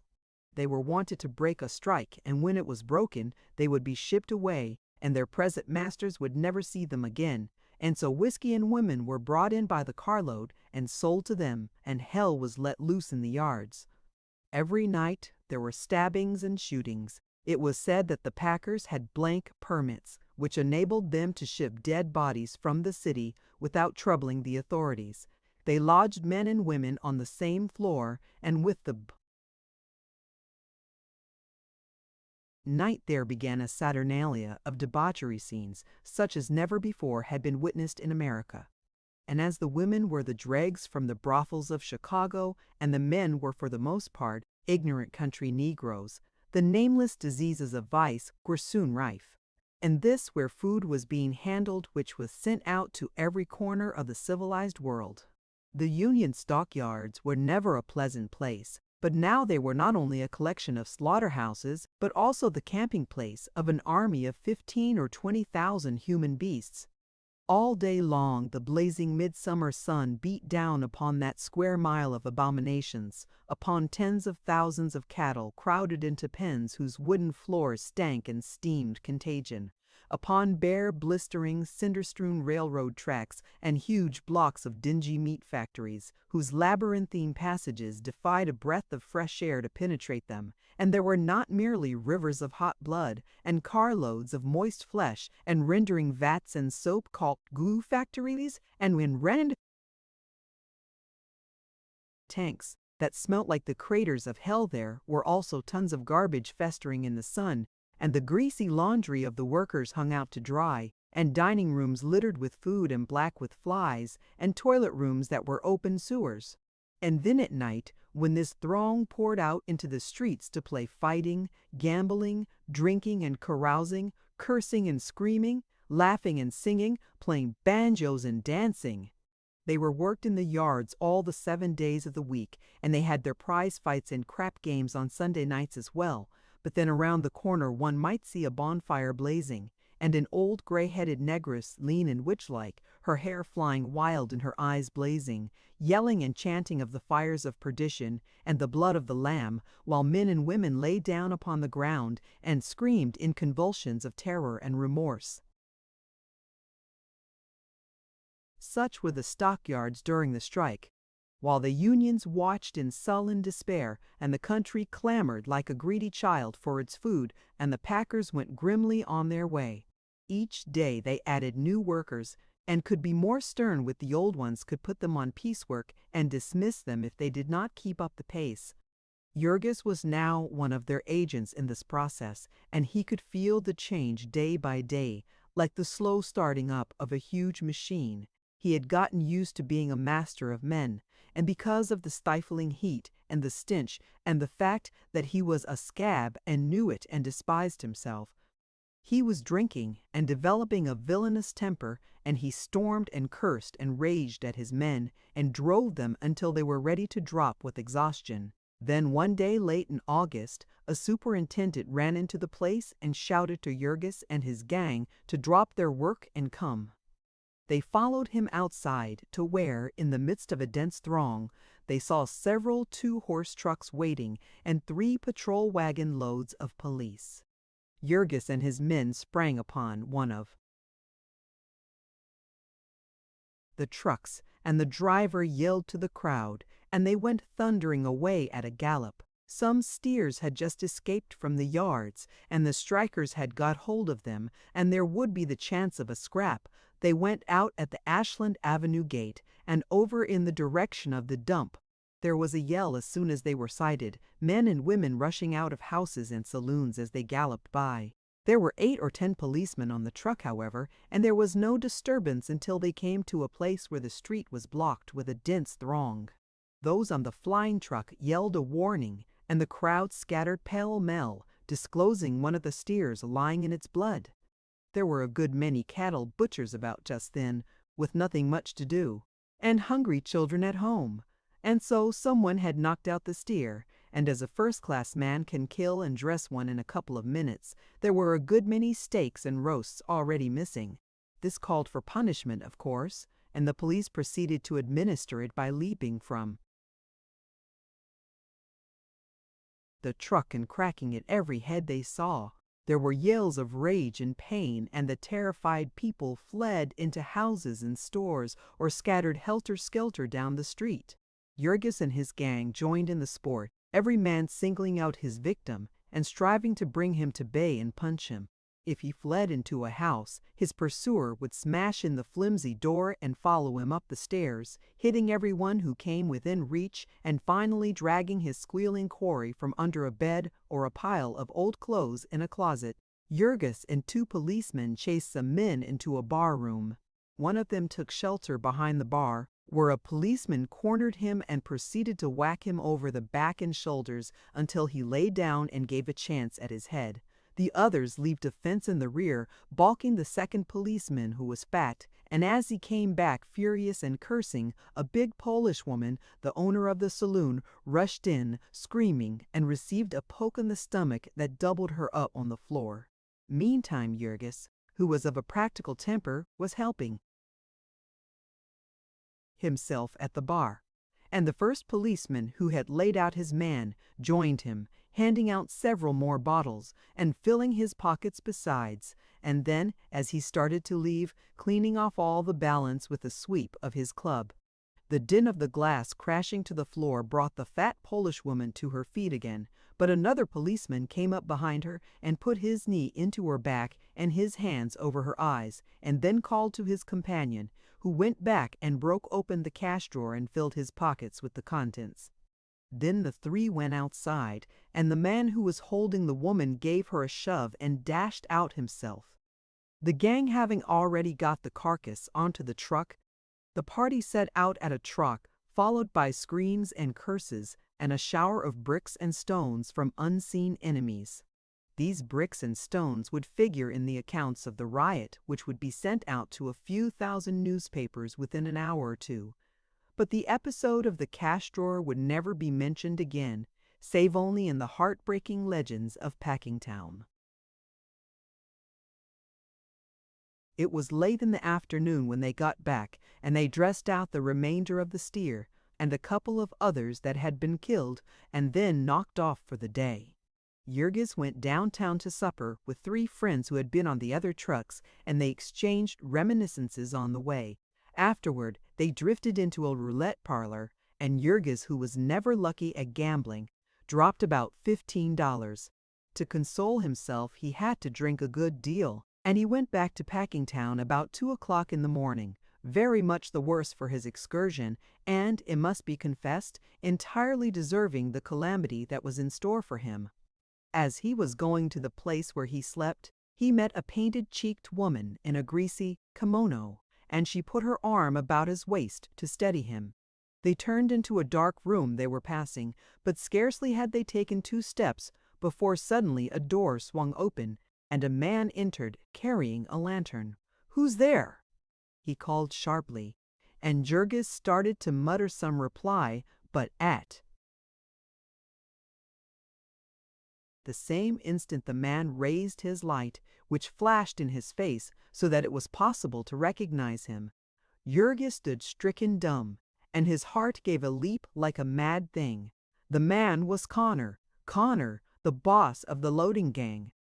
The man who had seduced his wife, who had sent him to prison and wrecked his home, ruined his life. He stood there, staring, with the light shining full upon him. Jurgis had often thought of Connor since coming back to Packingtown, but it had been as of something far off that no longer concerned him. Now, however, when he saw him, alive and in the flesh, the same thing happened to him that had happened before. A flood of rage boiled up in him.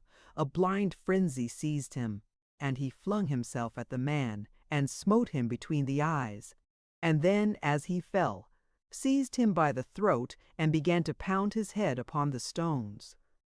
The woman began screaming, and people came rushing in. The lantern had been upset and extinguished, and it was so dark they could not see a thing, but they could hear Jurgis panting and hear the thumping of his victim's skull, and they rushed there and tried to pull him off.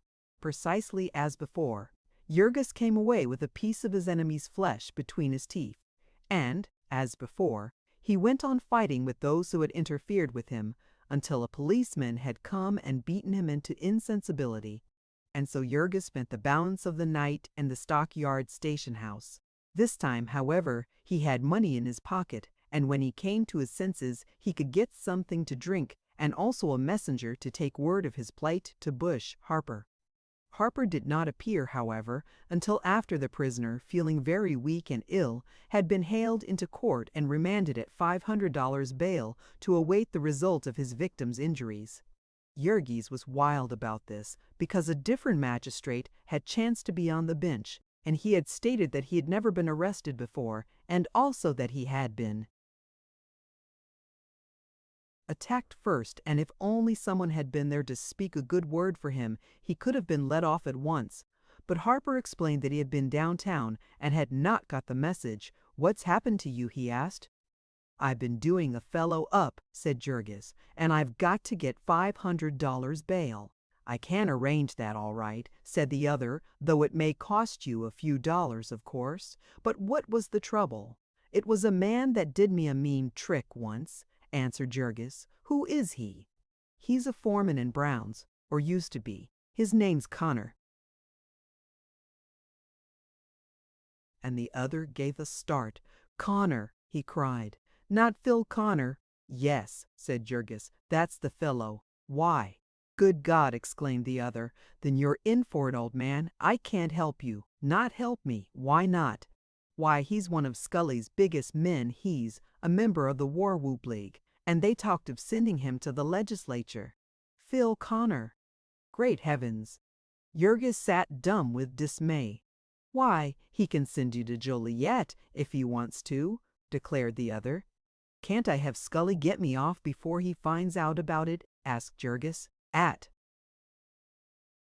length. But Scully's out of town, the other answered. I don't even know where he is. He's run away to dodge the strike. That was a pretty mess indeed. Poor Jurgis sat half-dazed. His pool had run up against a bigger pool, and he was down and out. But what am I going to do? He asked weakly. How should I know? Said the other. I shouldn't even dare to get bail for you. Why, I might ruin myself for life. Again there was silence. Can't you do it for me? Jurgis asked, and pretend that you didn't know who I'd hit.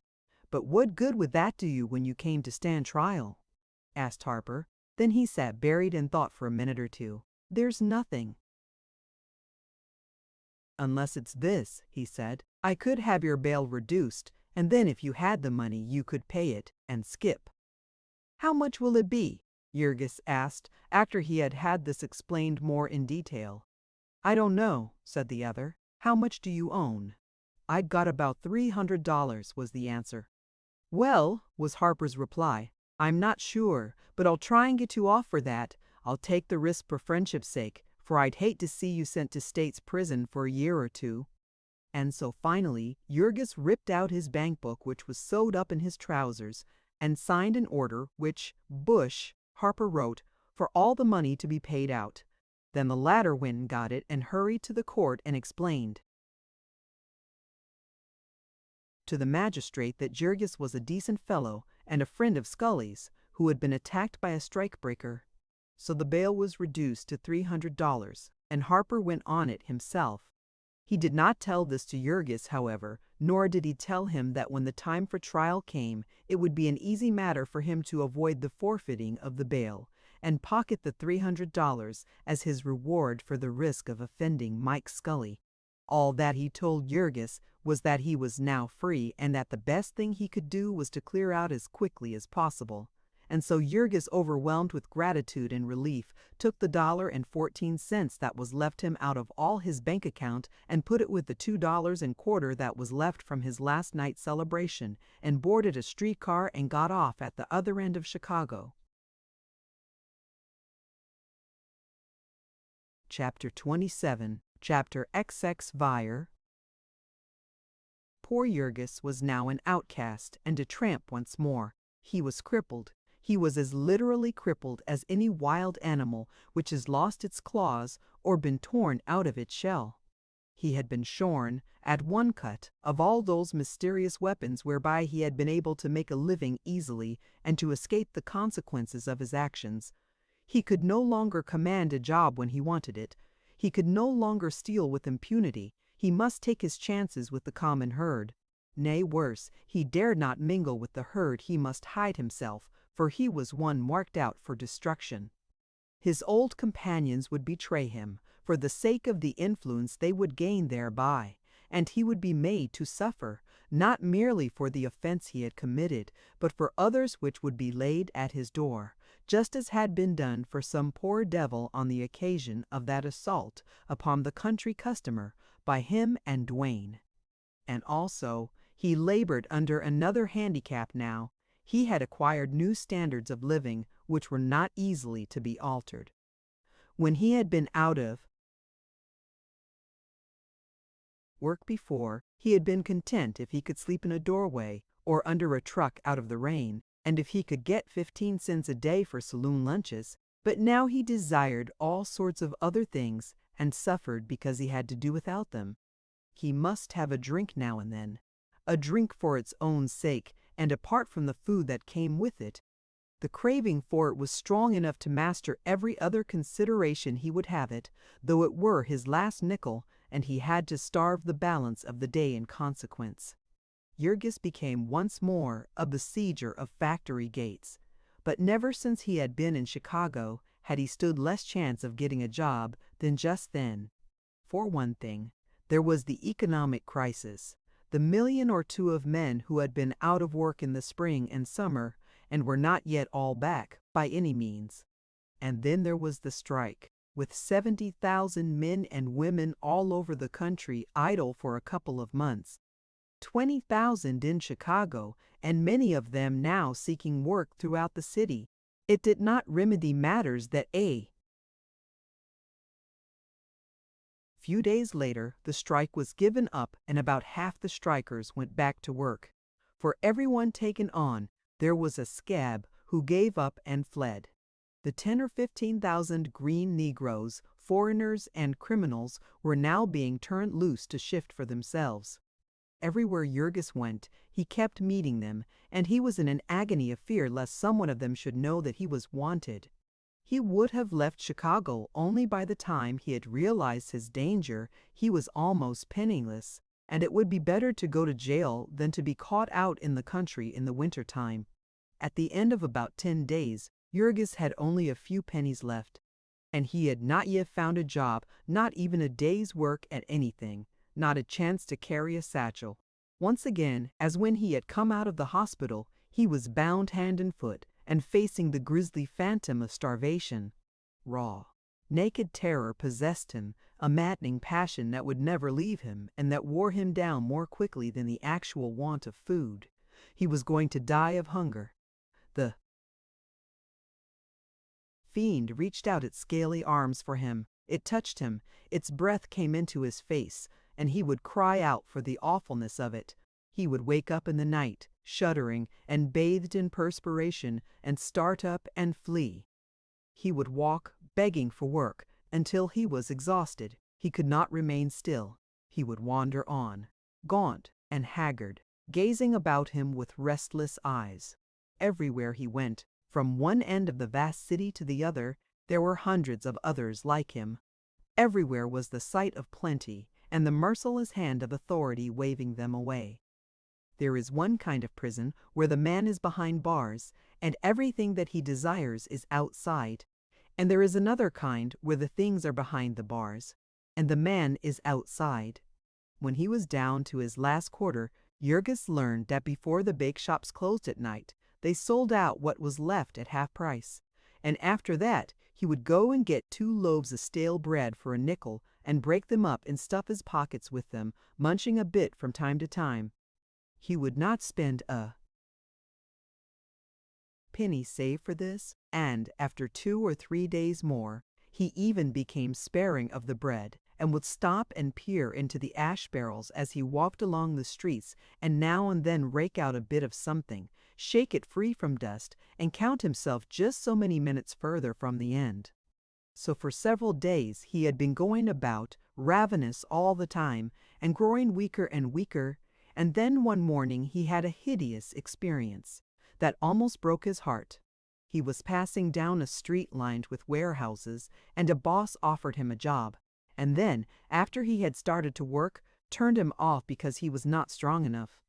And he stood by and saw another man put into his place, and then picked up his coat and walked off, doing all that he could to keep from breaking down and crying like a baby.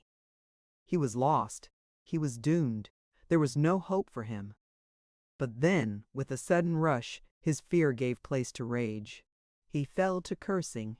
He would come back there after dark, and he would show that scoundrel whether he was good for anything or not. He was still muttering this when suddenly, at the corner, he came upon a green grocery with a tray full of cabbages in front of it. Jurgis, after one swift glance about him, stooped and seized the biggest of them and darted round the corner with it.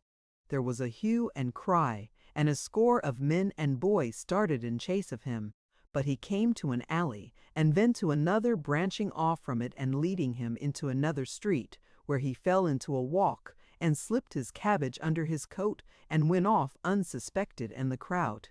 When he had gotten a safe distance away, he sat down and devoured half the cabbage raw, stowing the balance away in his pockets till the next day. Just about this time, one of the Chicago newspapers, which made much of the common people, opened a free soup kitchen for the benefit of the unemployed. Some people said that they did this for the sake of the advertising it gave them, and some others said that their motive was a fear lest all their readers should be starved off. But whatever the reason, the soup was thick and hot, and there was a bowl for every man all night long. When Jurgis heard of this from a fellow hobo, he vowed that he would have half a dozen bowls before morning. But, as it proved, he was lucky to get one, for there was a line of men 2 blocks long before the stand, and there was just as long a line when the place was finally closed up. This depot was within the danger line for Jurgis in the Levee district, where he was known. But he went there, all the same, for he was desperate and beginning to think of even the Bridwell as a place of refuge. So far, the weather had been fair, and he had slept out every night in a vacant lot. But now there fell suddenly a shadow of the advancing winter, a chill wind from the north, and a driving storm of rain. That day Jurgis bought 2 drinks for the sake of the shelter, and at night he spent his last 2 pennies in a stale beer dive. This was a place kept by a Negro who went out and drew off the old dregs of beer that lay in barrels set outside of the saloons, and after he had doctored it with chemicals to make it fizz, he sold it for 2 cents a can, the purchase of a can including the privilege of sleeping the night through upon the floor with a mass of degraded outcasts, men and women. All these horrors afflicted Jurgis all the more cruelly because he was always contrasting them with the opportunities he had lost. For instance, just now it was election time again. Within 5 or 6 weeks, the voters of the country would select a president, and he heard the wretches with whom he associated discussing it, and saw the streets of the city decorated with placards and banners, and what words could describe the pangs of grief and despair that shot through him. For instance, there was a night during this cold spell. He had begged all day for his very life and found not a soul to heed him, until toward evening he saw an old lady getting off a streetcar and helped her down with her umbrellas and bundles, and then told her his hard luck story, and after answering all her suspicious questions satisfactorily, was taken to a restaurant and saw a quarter paid down for a meal. And so he had soup and bread, and boiled beef and potatoes, and beans, and pie and coffee, and came out with his skin stuffed tight as a football.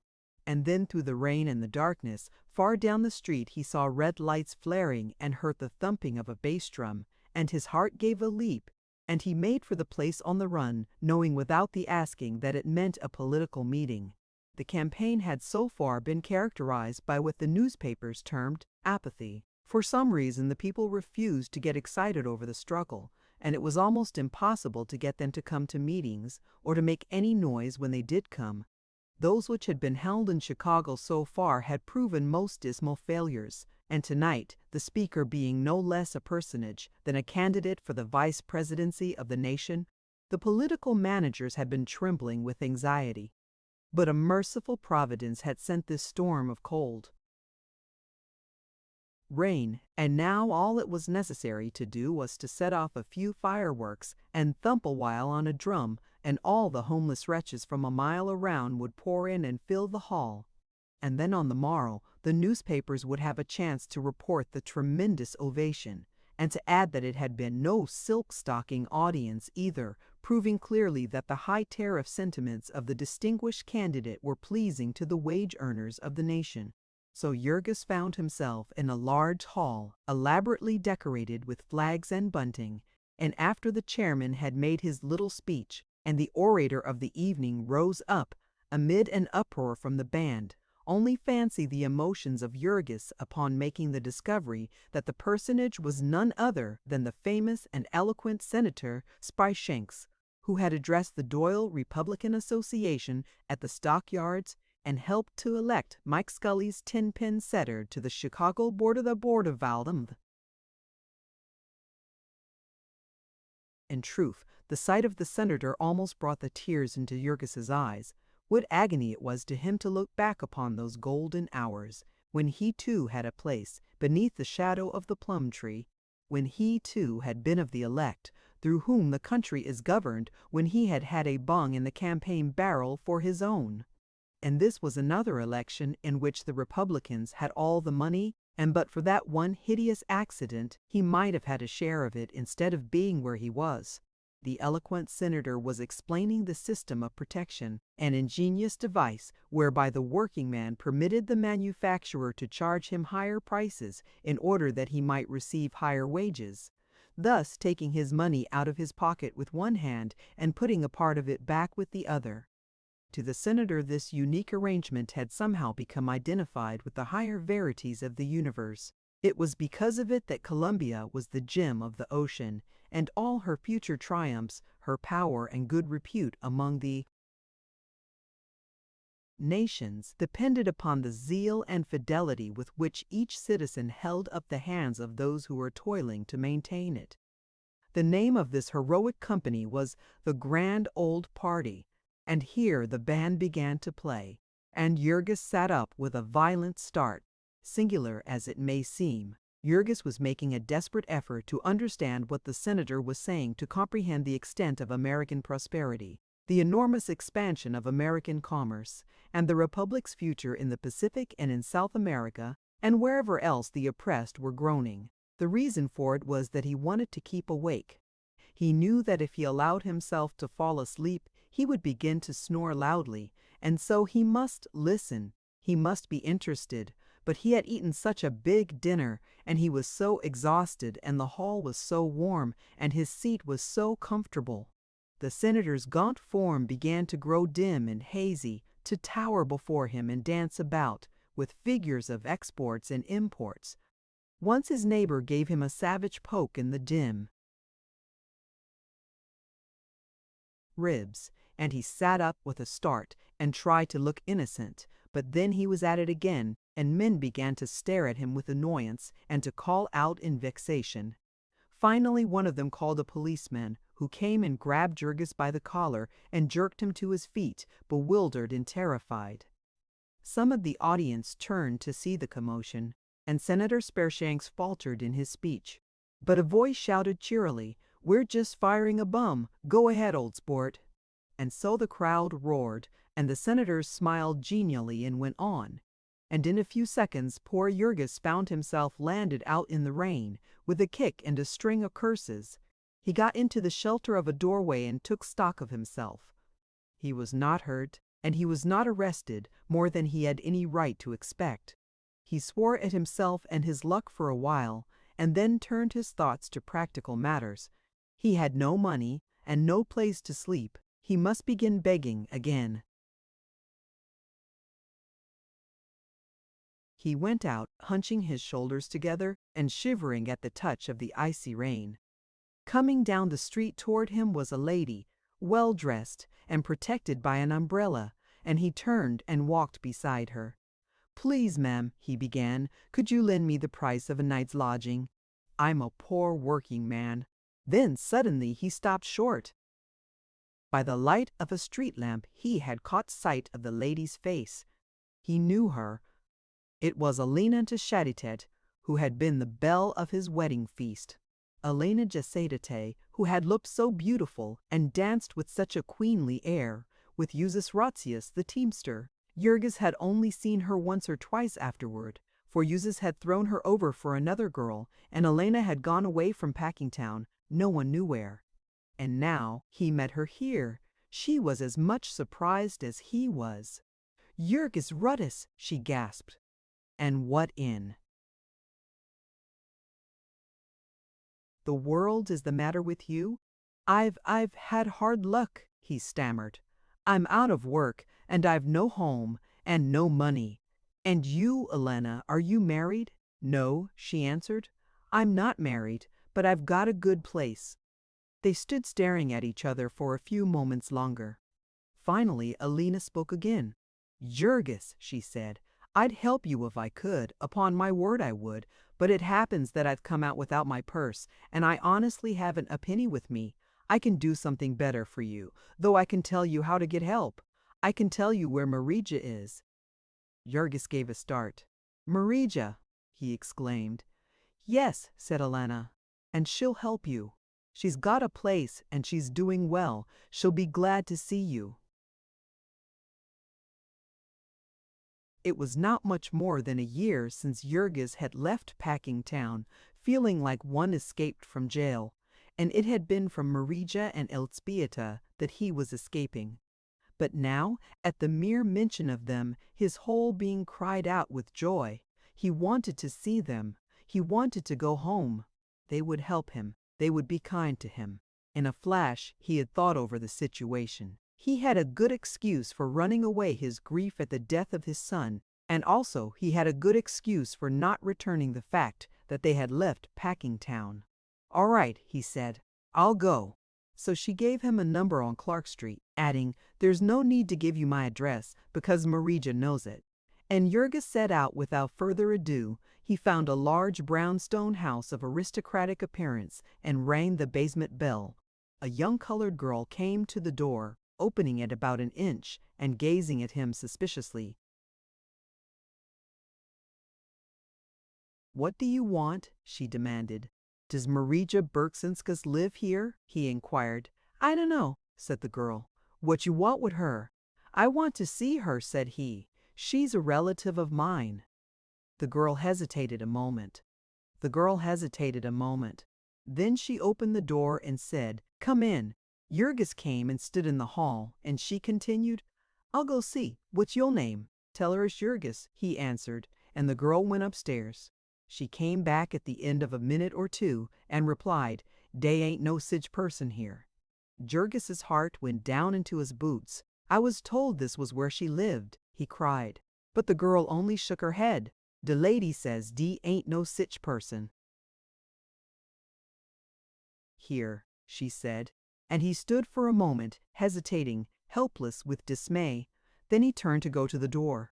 At the same instant, however, there came a knock upon it, and the girl went to open it. Jurgis heard the shuffling of feet, and then heard her give a cry, and the next moment she sprang back and past him, her eyes shining white with terror, and bounded up the stairway, screaming at the top of her lungs, "Police! We're pinched!" Jurgis stood for a second bewildered. Then, seeing blue-coated forms rushing upon him, he sprang after the negress. Her cries had been the signal for a wild uproar above. The house was full of people, and as he entered the hallway, he saw them rushing hither and thither, crying and screaming with alarm. There were men and women, the latter clad for the most part in wrappers, the former in all stages of déshabille. At one side, Jurgis caught a glimpse of a big apartment with plush-covered chairs and tables covered with trays and glasses. There were playing cards scattered all over the floor. One of the tables had been upset, and bottles of wine were rolling about, their contents running out upon the carpet. There was a young girl who had fainted, and 2 men who were supporting her, and there were a dozen others crowding toward the front door. Suddenly, however, there came a series of resounding blows upon it, causing the crowd to give back. At the same instant, a stout woman, with painted cheeks and diamonds in her ears, came running down the stairs, panting breathlessly. "To the rear! Quick!" She led the way to a back staircase, Jurgis following. In the kitchen she pressed a spring, and a cupboard gave way and opened, disclosing a dark passageway. "Go in!" she cried to the crowd, which now amounted to 20 or 30, and they began to pass through. Scarcely had the last one disappeared, however, before there were cries from in front, and then the panic-stricken throng poured out again, exclaiming, "They're there too! We're trapped!" "Upstairs!" cried the woman, and there was another rush of the mob, women and men cursing and screaming and fighting to be first. 1 flight, 2, 3, and then there was a ladder to the roof, with a crowd packed at the foot of it, and one man at the top straining and struggling to lift the trap door. It was not to be stirred, however, and when the woman shouted up to unhook it, he answered, "It's already unhooked." He answered, "It's already unhooked. There's somebody sitting on it." And a moment later came a voice from downstairs, "You might as well quit, you people. We mean business this time." So the crowd subsided, and a few moments later several policemen came up, staring here and there and leering at their victims. Of the latter, the men were, for the most part, frightened and sheepish-looking. The women took it as a joke, as if they were used to it, though, if they had been pale, one could not have told, for the paint on their cheeks. One black-eyed young girl perched herself upon the top of the balustrade and began to kick with her slippered foot at the helmets of the policemen, until one of them caught her by the ankle and pulled her down. On the floor below, 4 or 5 other girls sat upon trunks in the hall, making fun of the procession which filed by them.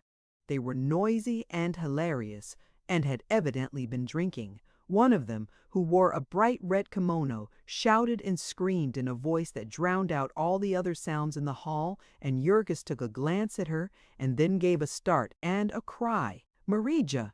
She heard him and glanced around. Then she shrank back and half sprang to her feet in amazement.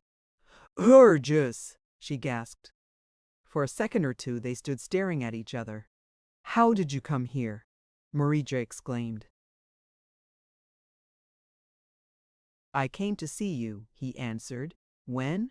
"Just now. But how did you know? Who told you I was here?" "Elena Jasejut. I met her on the street." Again there was a silence while they gazed at each other. The rest of the crowd was watching them, and so Marija got up and came closer to him. "And you?" Jurgis asked. "You live here?" "Yes," said Marija, "I live here." Then suddenly came a hail from below, "Get your clothes on now, girls, and come along. You'd best begin, or you'll be sorry it's raining outside." "Brr, rar," shivered someone, and the women got up and entered the various doors which lined the hallway. "Come," said Marija, and took Jurgis into her room, which was a tiny place about 8 by 6, with a cot and a chair and a dressing stand and some dresses hanging behind the door.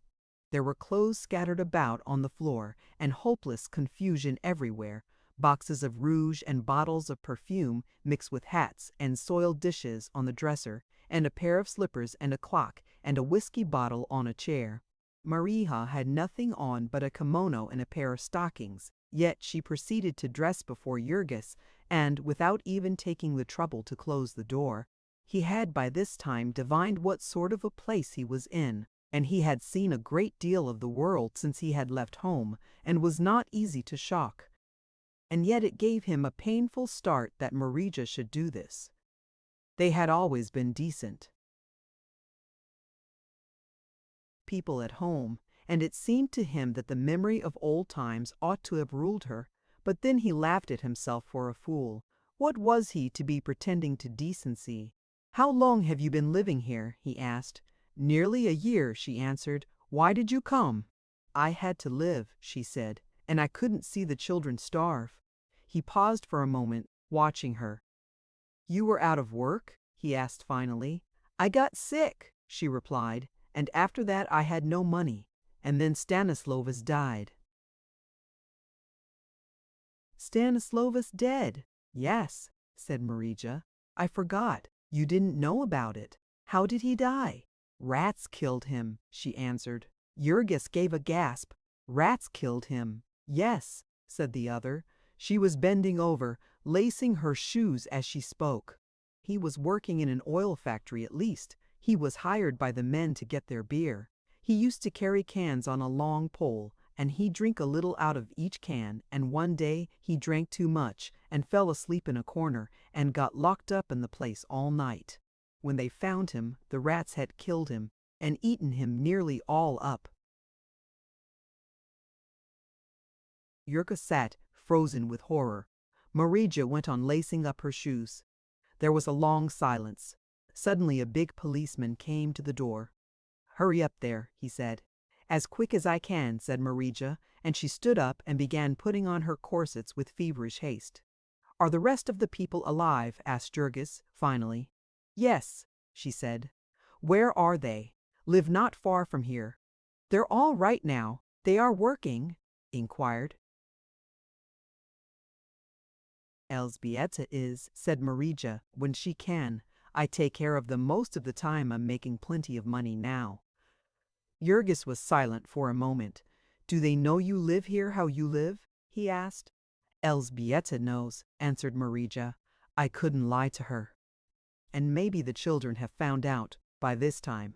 It's nothing to be ashamed of. We can't help it. And Timosius? He asked. Does he know? Marija shrugged her shoulders. How do I know? She said. I haven't seen him for over a year. He got blood poisoning and lost one finger and couldn't play the violin anymore, and then he went away. Marija was standing in front of the glass, fastening her dress. Jurgis sat staring at her. He could hardly believe that she was the same woman he had known in the old days. She was so quiet, so hard, it struck fear to his heart to watch her. Then, suddenly, she gave a glance at him. You look as if you had been having a rough time of it yourself, she said. I have, he answered. I haven't a cent in my pockets and nothing to do. Where have you been? All over. I've been hoboing it. Then I went back to the yards just before the strike. He paused for a moment, hesitating. I asked for you, he added. I found you had gone away, no one knew where. Perhaps you think I did you a dirty trick running away as I did, Marija. No, she answered. I don't blame you. We never have any of us. You did your best. The job was too much for us. She paused a moment, then added, we were too ignorant, that was the trouble. We didn't stand any chance. If I'd known what I know now, we'd have won out. You'd have come here? Said Jurgis. Yes, she answered. But that's not what I meant. I meant you, how differently you would have behaved about Ona. Jurgis was silent. He had never thought of that aspect of it. When people are starving, the other continued, and they have anything with a price, they ought to sell it, I say. I guess you realize it now when it's too late. Anna could have taken care of us all in the beginning. Marija spoke without emotion, as one who had come to regard things from the business point of view. Yes, I guess so, Jurgis answered hesitatingly. He did not add that he had paid $300 and a foreman's job for the satisfaction of knocking down Phil Connor a second time. The policeman came to the door again just then. Come on now, he said. Lively. All right, said Marija, reaching for her hat, which was big enough to be a drum major's and full of ostrich feathers. She went out into the hall, and Jurgis followed, the policeman remaining to look under the bed and behind the door. What's going to come of this? Jurgis asked as they started down the steps. The raid, you mean? Oh, nothing. It happens to us every now and then. The madam's having some sort of time with the police. I don't know what it is, but maybe they'll come to terms before morning. Anyhow, they won't do anything to you. They always let the men off. Maybe so, he responded, but not me. I'm afraid I'm in for it. How do you mean? I'm wanted by the police, he said, lowering his voice, though of course their conversation was in Lithuanian. They'll send me up for a year or two, I'm afraid. Hell, said Marija. That's too bad. I'll see if I can't get you off, said Marija. That's too bad. I'll see if I can't get you off. Downstairs, where the greater part of the prisoners were now massed, she sought out the stout personage with the diamond earrings and had a few whispered words with her. The latter then approached the police sergeant who was in charge of the raid. Billy, she said, pointing to Jurgis, there's a fellow who came in to see his sister. He just got in the door when you knocked. You aren't taking hobos, are you? The sergeant laughed as he looked at Jurgis. Sorry, he said, but the orders are everyone but the servants. So Jurgis slunk in among the rest of the men, who kept dodging behind each other like sheep that have smelled a wolf. There were old men and young men, college boys and gray beards, old enough to be their grandfathers. Some of them wore evening dress. There was no one among them save Jurgis who showed any signs of poverty. When the roundup was completed, the doors were opened and the party marched out 3 patrol wagons were drawn up at the curb, and the whole neighborhood had turned out to see the sport. There was much chaffing and a universal craning of necks. The women stared about them with defiant eyes, or laughed and joked, while the men kept their heads bowed and their hats pulled over their faces. They were crowded into the patrol wagons, as if into streetcars, and then off they went amid a din of cheers. At the station house, Jurgis gave a Polish name and was put into a cell with half a dozen others, and while these sat and talked in whispers, he lay down in a corner and gave himself up to his thoughts. Jurgis had looked into the deepest reaches of the social pit and grown used to the sights in them. Yet, when he had thought of all humanity as vile and hideous, he had somehow always accepted his own family that he had loved. And now, this sudden horrible discovery, Marija a whore, and Elzbieta and the children living off her shame. Jurgis might argue with himself all he chose, that he had done worse and was a fool for caring. But still, he could not get over the shock of that sudden unveiling. He could not help being sunk in grief because of it. The depths of him were troubled and shaken. Memories were stirred in him that had been sleeping so long he had counted them dead. Memories of the old life, his old hopes and his old yearnings, his old dreams of decency and independence. He saw Ona again. He heard her gentle voice pleading with him. He saw little Antanas, whom he had meant to make a man. He saw his trembling old father, who had blessed them all with his wonderful love. He lived again through that day of horror when he had discovered Ona's shame. God, how he had suffered, what a madman he had been, how dreadful it had all seemed to him. And now, today, he had sat and listened and half agreed when Marija told him he had been a fool. Yes, told him that he ought to have sold his wife's honor and lived by it. And then there was Stanislovas and his awful fate, that brief story which Marija had narrated so calmly, with such dull indifference. The poor little fellow with his frostbitten fingers and his terror of the snow, his wailing voice rang in Jurgis's ears as he lay there in the darkness until the sweat started on his forehead. Now and then he would quiver with a sudden spasm of horror at the picture of little Stanislovas shut up in the deserted building and fighting for his life with the rats. All these emotions had become strangers to the soul of Jurgis. It was so long since they had troubled him that he had ceased to think they might ever trouble him again. Helpless, trapped as he was, what good did they do him? Why should he ever have allowed them to torment him?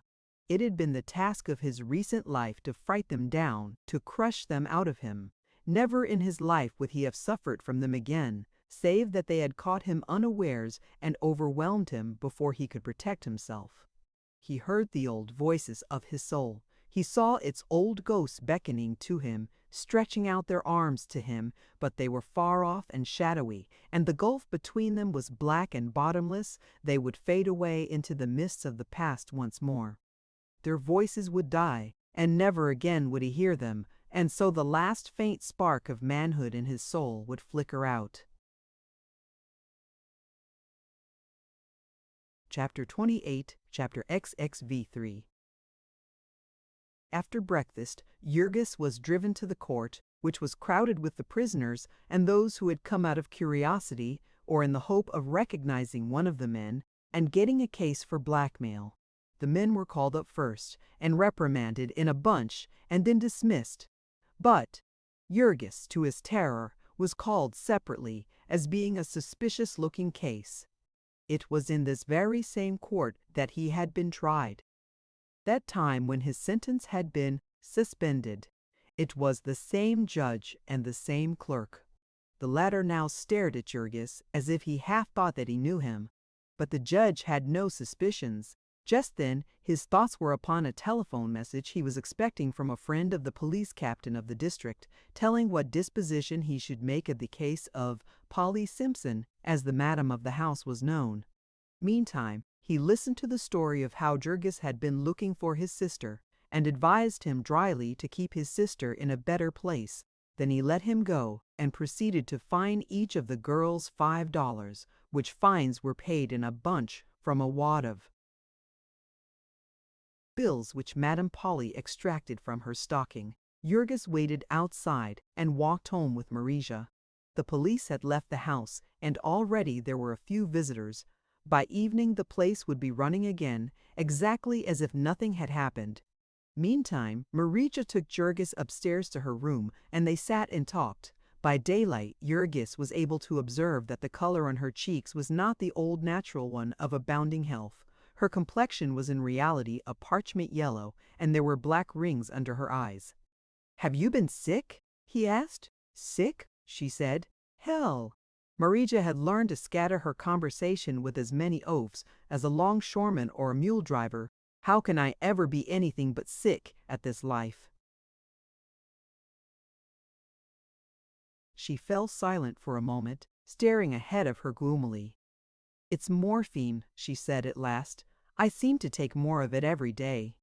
"What's that for?" he asked. "It's the way of it. I don't know why. If it isn't that, it's drink. If the girls didn't booze, they couldn't stand it any time at all. And the madam always gives them dope when they first come, and they learn to like it, or else they take it for headaches and such things, and get the habit that way. I've got it, I know. I've tried to quit, but I never will while I'm here." "How long are you going to stay?" he asked. "I don't know," she said. "Always, I guess. What else could I do? Don't you save any money?" "Save," said Marija. "Good Lord, no. I get enough, I suppose, but it all goes. I get a half share, $2.50 for each customer, and sometimes I make $25 or $30 a night, and you'd think I ought to save something out of that. But then I am charged for my room and my meals and such prices as you never heard of, and then for extras and drinks for everything I get, and some I don't. My laundry bill is nearly $20 each week alone. Think of that, yet what can I do? I either have to stand it or quit, and it would be the same anywhere else. It's all I can do to save the $15 I give Elzbieta each week, so the children can go to school." Marija sat brooding in silence for a while. Then, seeing that Jurgis was interested, she went on, "That's the way they keep the girls. They let them run up debts so they can't get away. A young girl comes from abroad and she doesn't know a word of English, and she gets into a place like this, and when she wants to go the madame shows her that she is a couple of $100 in debt and takes all her clothes away and threatens to have her arrested if she doesn't stay and do as she's told. So she stays, and the longer she stays, the more in debt she gets. Often, too, they are girls that didn't know what they were coming to, that had hired out for housework. Did you notice that little French girl with the yellow hair that stood next to me in the court?" Jurgis answered in the affirmative. "Well, she came to America about a year ago. She was a store clerk, and she hired herself to a man to be sent here to work in a factory. There were 6 of them, all together, and they were brought to a house just down the street from here, and this girl was put into a room alone, and they gave her some dope in her food, and when she came to, she found that she had been ruined. She cried and screamed and tore her hair, but she had nothing but a wrapper and couldn't get away, and they kept her half insensible with drugs all the time until she gave up. She never got outside of that place for 10 months, and then they sent her away because she didn't suit. I guess they'll put her out of here too. She's getting to have crazy fits from drinking absinthe. Only one of the girls that came out with her got away, and she jumped out of a 2nd-story window one night.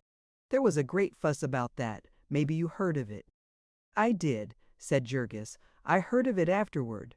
It had happened in the place where he and Duane had taken refuge from their country customer. The girl had become insane, fortunately for the police. "There's lots of money in it," said Marija. "They get as much as $40 a head for girls, and they bring them from all over. There are 17 in this place, and 9 different countries among them. In some places you might find even more. We have half a dozen French girls. I suppose it's because the madame speaks the language. French girls are bad too, the worst of all except for the lime.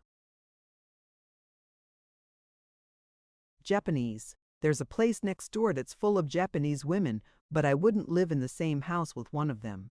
Marija paused for a moment or two, and then she added, most of the women here are pretty decent. You'd be surprised. I used to think they did it because they like to, but fancy a woman selling herself to every kind of man that comes, old or young, black or white, and doing it because she likes to. Some of them say they do, said Jurgis. I know, said she, they say anything. They're in, and they know they can't get out. But they didn't like it when they began. You'd find out it's always misery. There's a little Jewish girl here who used to run errands for a milliner and got sick and lost her place, and she was 4 days on the streets without a mouthful of food. And then she went to a place just around the corner and offered herself, and they made her give up her clothes before they would give her a bite to eat. Marija sat for a minute or two, brooding somberly. Tell me about yourself, Jurgis, she said suddenly. Where have you been? So he told her the long story of his adventures since his flight from home, his life as a tramp, and his work in the freight tunnels, and the accident, and then of Jack Duane, and of his political career in the stockyards, and his downfall and subsequent failures. Marija listened with sympathy. It was easy to believe the tale of his late starvation, for his face showed it all. You found me just in the nick of time, she said. I'll stand by you. I'll help you till you can get some work. I don't like to let you, he began. Why not? Because I'm here. No, not that, he said. But I went off and left you nonsense, said Marija. Don't think about it. I don't blame you. You must be hungry, she said after a minute or two. You stay here to lunch. I'll have something up in the room. She pressed a button and a colored woman came to the door and took her order. It's nice to have somebody to wait on you, she observed with a laugh as she lay back on the bed. As the prison breakfast had not been liberal, Jurgis had a good appetite, and they had a little feast together, talking meanwhile of Elzbieta and the children and old times. Shortly before they were through, there came another colored girl, with the message that the madam wanted Marija Lithuanian Mary, as they called her here.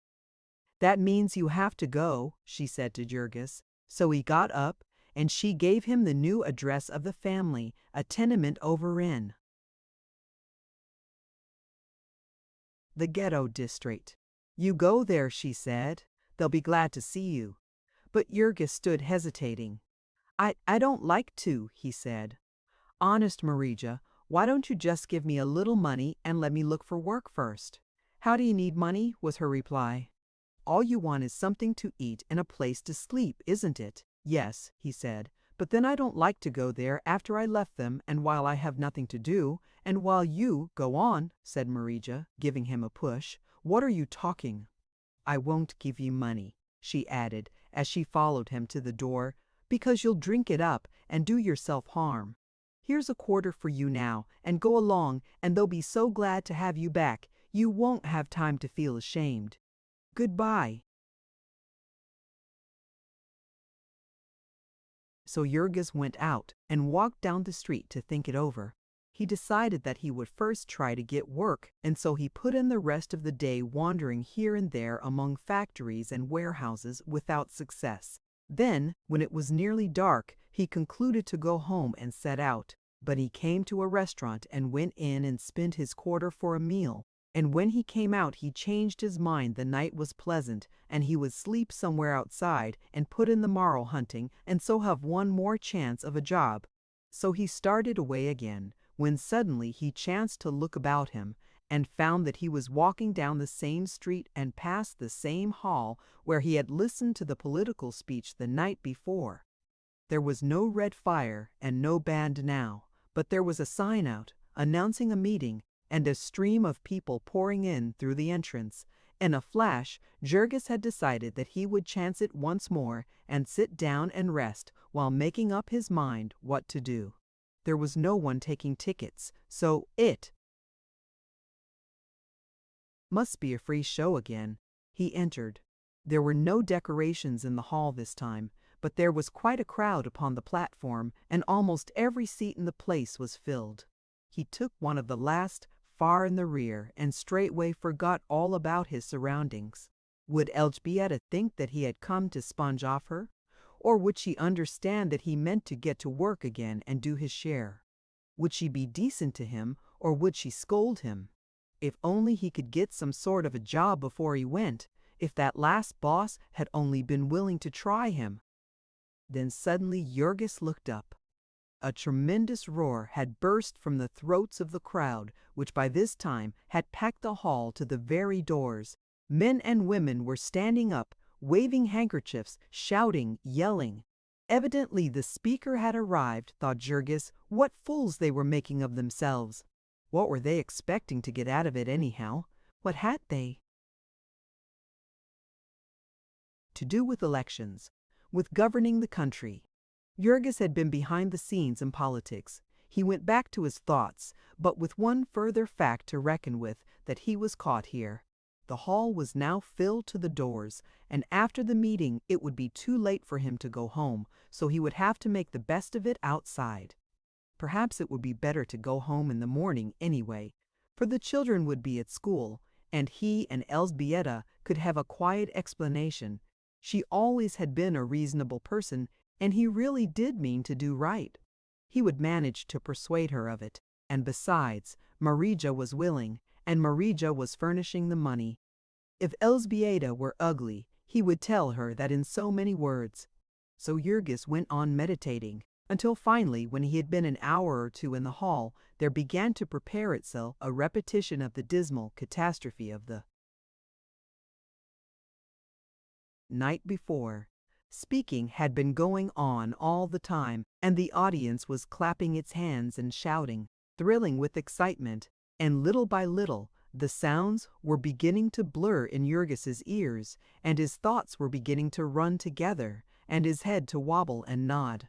He caught himself many times as usual and made desperate resolutions, but the hall was hot and close, and his long walk and his dinner were too much for him in the end. His head sank forward and he went off again, and then again someone nudged him, and he sat up with his old terrified start. He had been snoring again, of course, and now what? He fixed his eyes ahead of him with painful intensity, staring at the platform as if nothing else ever had interested him or ever could interest him all his life. He imagined the angry exclamations, the hostile glances. He imagined the policeman striding toward him, reaching for his neck. Or was he to have one more chance? Were they going to let him alone this time? He sat trembling, waiting. And then suddenly came a voice in his ear, a woman's voice, gentle and sweet. "If you would try to listen, comrade, perhaps you would be interested." Jurgis was more startled by that than he would have been by the touch of a policeman. He still kept his eyes fixed ahead and did not stir, but his heart gave a great leap. Conrad, who was it that called him Conrad? He waited long, and at last, when he was sure that he was no longer watched, he stole a glance out of the corner of his eyes at the woman who sat beside him. She was young and beautiful. She wore fine clothes and was what is called a lady, and she called him comrade. He turned a little, carefully, so that he could see her better. Then he began to watch her, fascinated. She had apparently forgotten all about him and was looking toward the platform. A man was speaking there. Jurgis heard his voice vaguely, but all his thoughts were for this woman's face. A feeling of alarm stole over him as he stared at her. It made his flesh creep. What was the matter with her? What could be going on to affect anyone like that? She sat as one turned to stone, her hands clenched tightly in her lap, so tightly that he could see the cord standing out in her wrists. There was a look of excitement upon her face, of tense effort, as of one struggling mightily or witnessing a struggle. There was a faint quivering of her nostrils, and now and then she would moisten her lips with feverish haste. Her bosom rose and fell as she breathed, and her excitement seemed to mount higher and higher, and then to sink away again like a boat tossing upon ocean surges. What was it? What was the matter? It must be something that the man was saying up there on the platform. What sort of a man was he?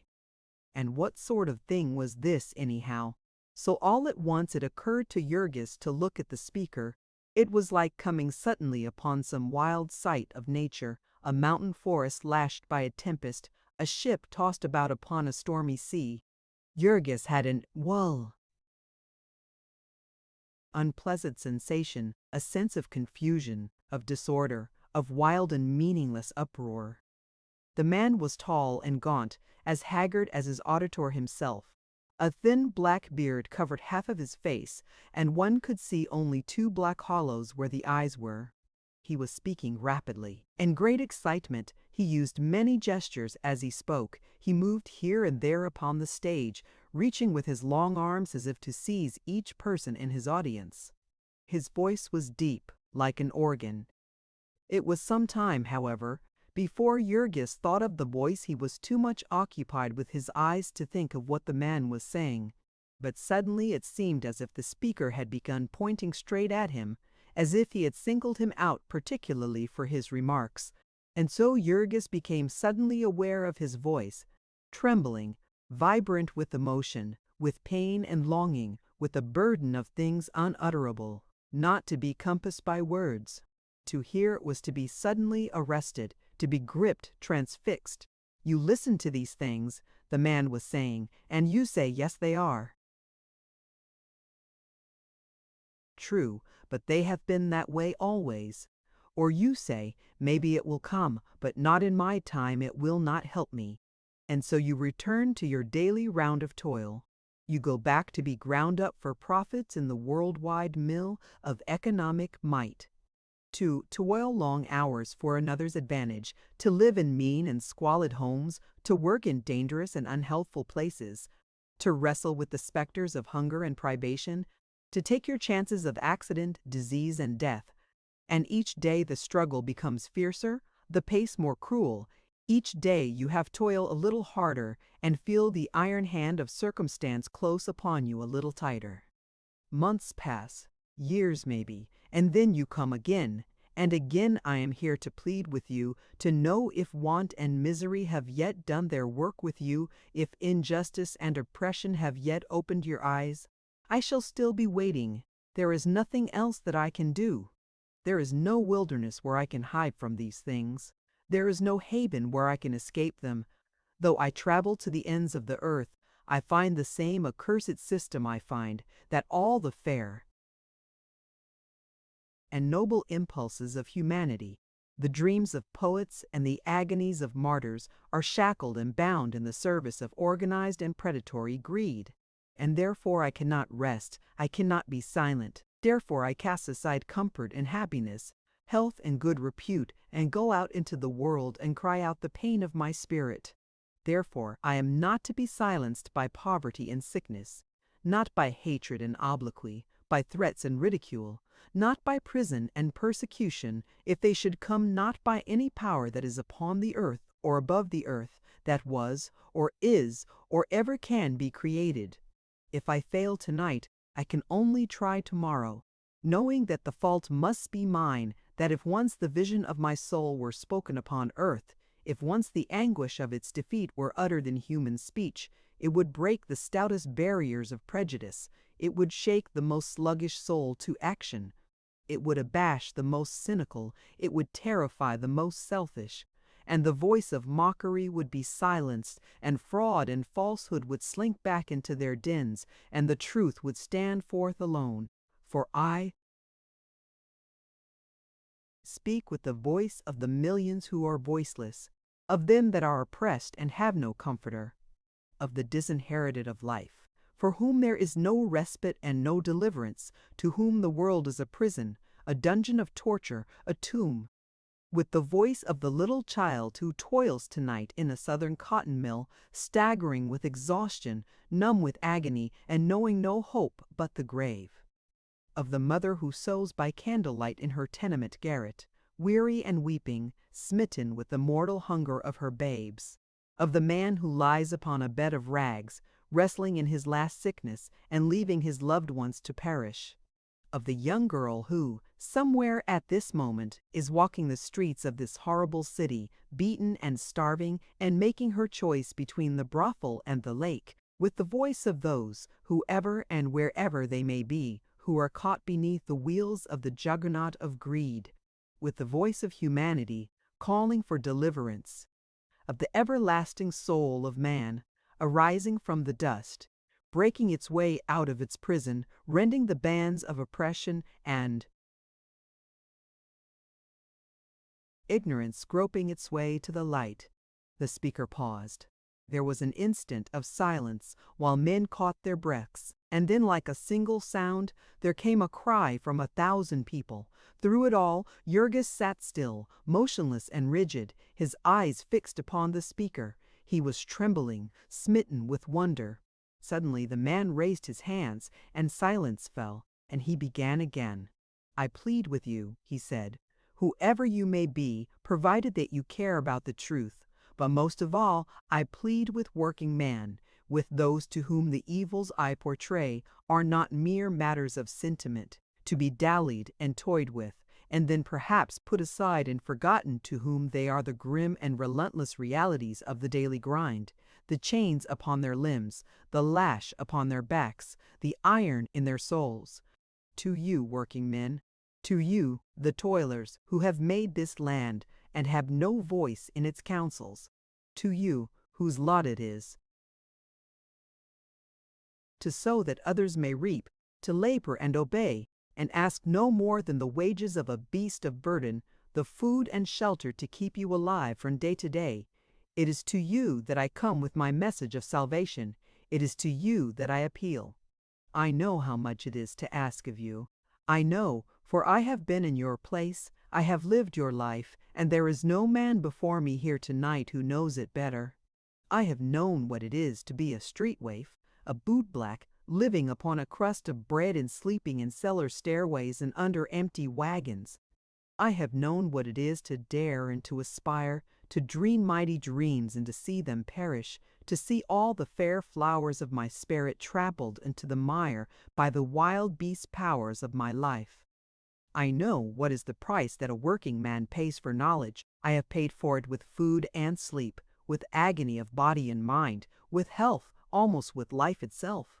And so, when I come to you with a story of hope and freedom, with the vision of a new earth to be created, of a new labor to be created, of a new labor to be geared, I am not surprised that I find you sordid and material, sluggish and incredulous.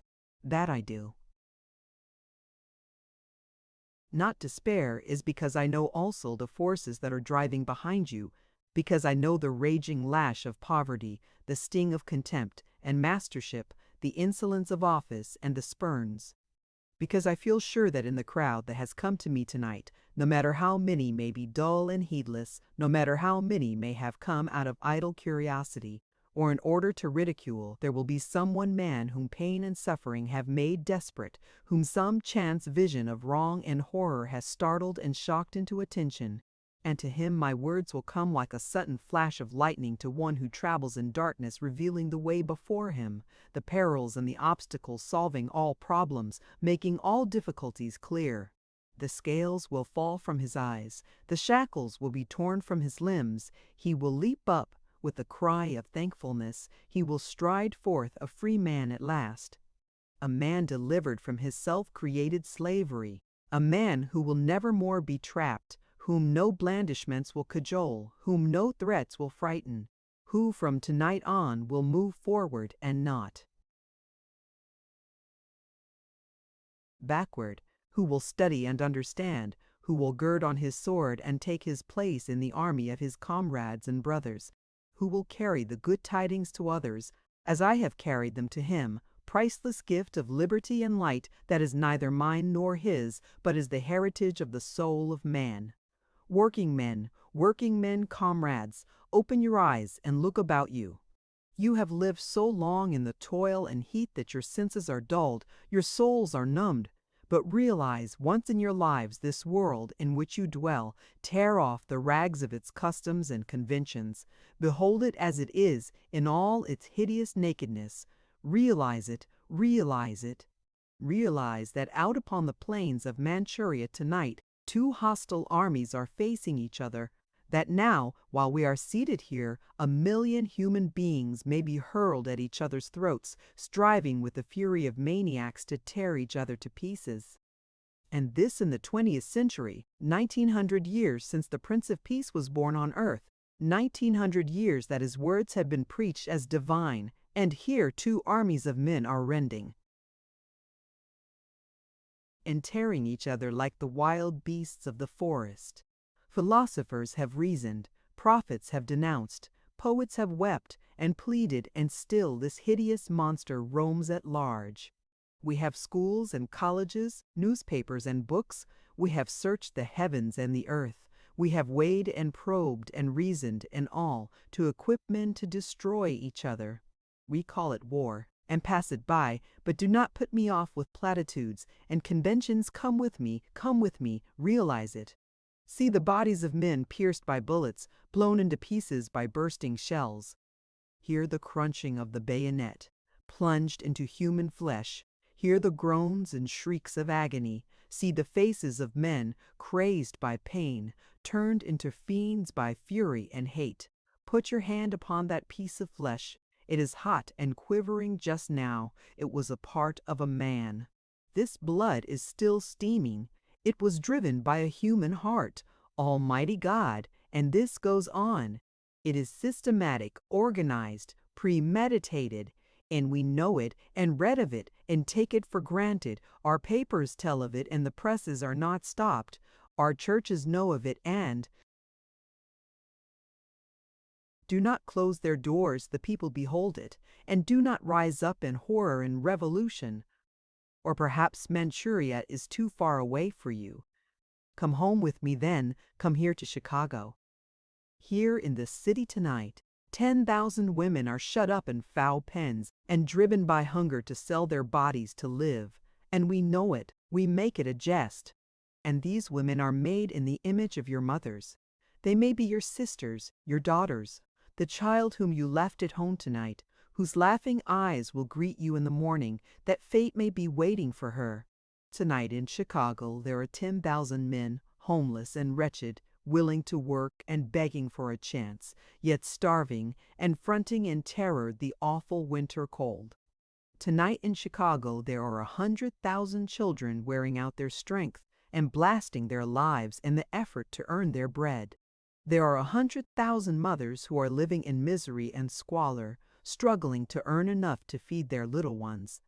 There are 100,000 old people, cast off and helpless, waiting for death to take them from their torments. There are 1,000,000 people, men and women and children, who share the curse of the wage slave, who toil every hour they can stand and see, for just enough to keep them alive, who are condemned till the end of their days to monotony and weariness, to hunger and misery, to heat and cold, to dirt and disease, to ungrinance and vice. And then turn over the page with me and gaze upon the other side of the picture. There are 1,000, 10,000 maybe, who are the masters of these slaves, who own their toil. They do nothing to earn what they receive. They do not even have to ask for it. Comes to them of itself. Their only care is to dispose of it. They live in palaces.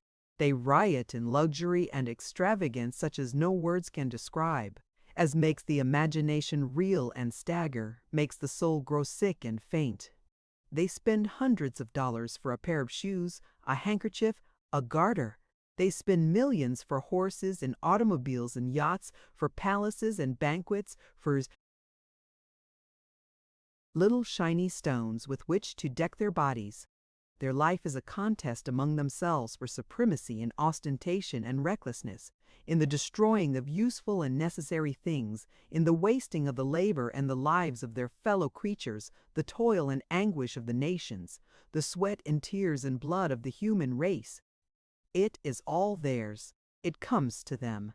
Just as all the springs pour into streamlets, and the streamlets into rivers, and the rivers into the oceans, so, automatically and inevitably, all the wealth of society comes to them. The farmer tills the soil, the miner digs in the earth, the weaver tends the loom, the mason carves the stone, the clever man invents, the shrewd man directs, the wise man studies, the inspired man sings, and all the result, the products of the labor of brain and muscle, are gathered into one stupendous stream and poured into their laps. The whole of society is in their grip. The whole labor of the world lies at their mercy, and like fierce wolves they rend and destroy, like ravening vultures they devour and tear. The whole power of mankind belongs to them, forever and beyond recall. Do what it can, strive as it will, humanity lives for them and dies for them. They own not merely the labor of society, they have bought the governments, and everywhere they use their raped and stolen power to entrench themselves in their privileges, to dig wider and deeper the channels through which the river of profits flows to them. And you, working men, you have been brought up to it, you plod on, lied beasts of Marius. Ardent's ambition will continue forever. Is there a man here in this audience tonight so hardened and debased that he dare rise up before me and say that he darrow well through? But Tumatinol, for Bothan part of the labor of society, the means of existence of the human race, will always belong to idlers and parasites, to be spendthrift and fatigue the purposes of humanity to be controlled by the will of humanity? And if this is ever to be, how is it to be? What power is there that will bring it about? Will it be the task of your masters? Do you think will they write the charter of your liberties? Will they forge you the sword of your deliverance? Will they marshal you the army and lead it to the fray? Will their wealth be spent for the purpose? Will they build colleges and churches to teach you? Will they print papers to herald your progress and organize political parties to guide and carry on the struggle? Can you not see that the task is your task, yours to dream, yours to resolve, yours to execute? That if ever it is carried out, it will be in the face of every obstacle that wealth and mastership can oppose, in the face of ridicule and slander, of hatred and persecution, of the bludgeon and the jail, that it will be by the power of your naked bosoms, opposed to the rage of oppression, by the grim and bitter teaching of blind and merciless affliction, by the painful gropings of the untutored mind, by the feeble stammerings of the uncultured voice, by the sad and lonely hunger of the spirit, by seeking and striving and yearning, by heartache and despairing, by agony and sweat of blood. It will be by money paid for with hunger, by knowledge stolen from sleep, by thoughts communicated under the shadow of the gallows. It will be a movement beginning in the far-off past, a thing obscure and unhonored, a thing easy to ridicule, easy to despise, a thing unlovely, wearing the aspect of vengeance and hate, but to you, the working man, the wage slave, calling with a voice insistent, imperious, with a voice that you cannot escape, wherever upon the earth you may be. With the voice of all your wrongs, with the voice of all your desires, with the voice of your duty and your hope of everything in the world that is worth while to you, the voice of the poor demanding that poverty shall cease, the voice of the oppressed pronouncing the doom of oppression, the voice of power wrought out of suffering, of resolution, crushed out of weakness, of joy and courage, born in the bottomless pit of anguish and despair, the voice of labor, despised and outraged, a mighty giant, lying prostrate, mountainous, colossal, but blinded, bound, and ignorant of his strength. And now a dream of resistance haunts him, hope battling with fear, until suddenly he stirs, and a fetter snaps, and a thrill shoots through him to the farthest ends of his huge body, and in a flash the dream becomes an act. He starts, he lifts himself, and the bands are shattered, the burdens roll off him. He rises towering, gigantic. He springs to his feet. He shouts in his newborn exultation. And the speaker's voice broke suddenly, with the stress of his feelings. He stood with his arms stretched out above him, and the power of his vision seemed to lift him from the floor. The audience came to its feet with a yell. Men waved their arms, laughing aloud in their excitement. And Jurgis was with them. He was shouting to tear his throat, shouting because he could not help it, because the stress of his feeling was more than he could bear. It was not merely the man's words, the torrent of his eloquence. It was his presence. It was his voice, a voice with strange intonations that rang through the chambers of the soul like the clanging of a bell, that gripped the listener like a mighty hand about his body, that shook him and startled him with sudden fright, with a sense of things not of earth, of mysteries never spoken before, of presences of awe and terror. There was an unfolding of vistas before him, a breaking of the ground beneath him, an upheaving, a stirring, a trembling. He felt himself suddenly a mere man. No longer there were powers within him undreamed of. There were demon forces contending, age-long wonders struggling to be born, and he sat oppressed with pain and joy, while a tingling stole down into his fingertips and his breath came hard and fast. The sentences of this man were to Jurgis like the crashing of thunder in his soul. A flood of emotion surged up in him, all his old hopes and longings, his old griefs and rages and despairs. All that he had ever felt in his whole life seemed to come back to him at once, and with one new emotion, hardly to be described. That he should have suffered such oppressions and such horrors was bad enough, but that he should have been crushed and beaten by them, that he should have submitted and forgotten and lived in peace.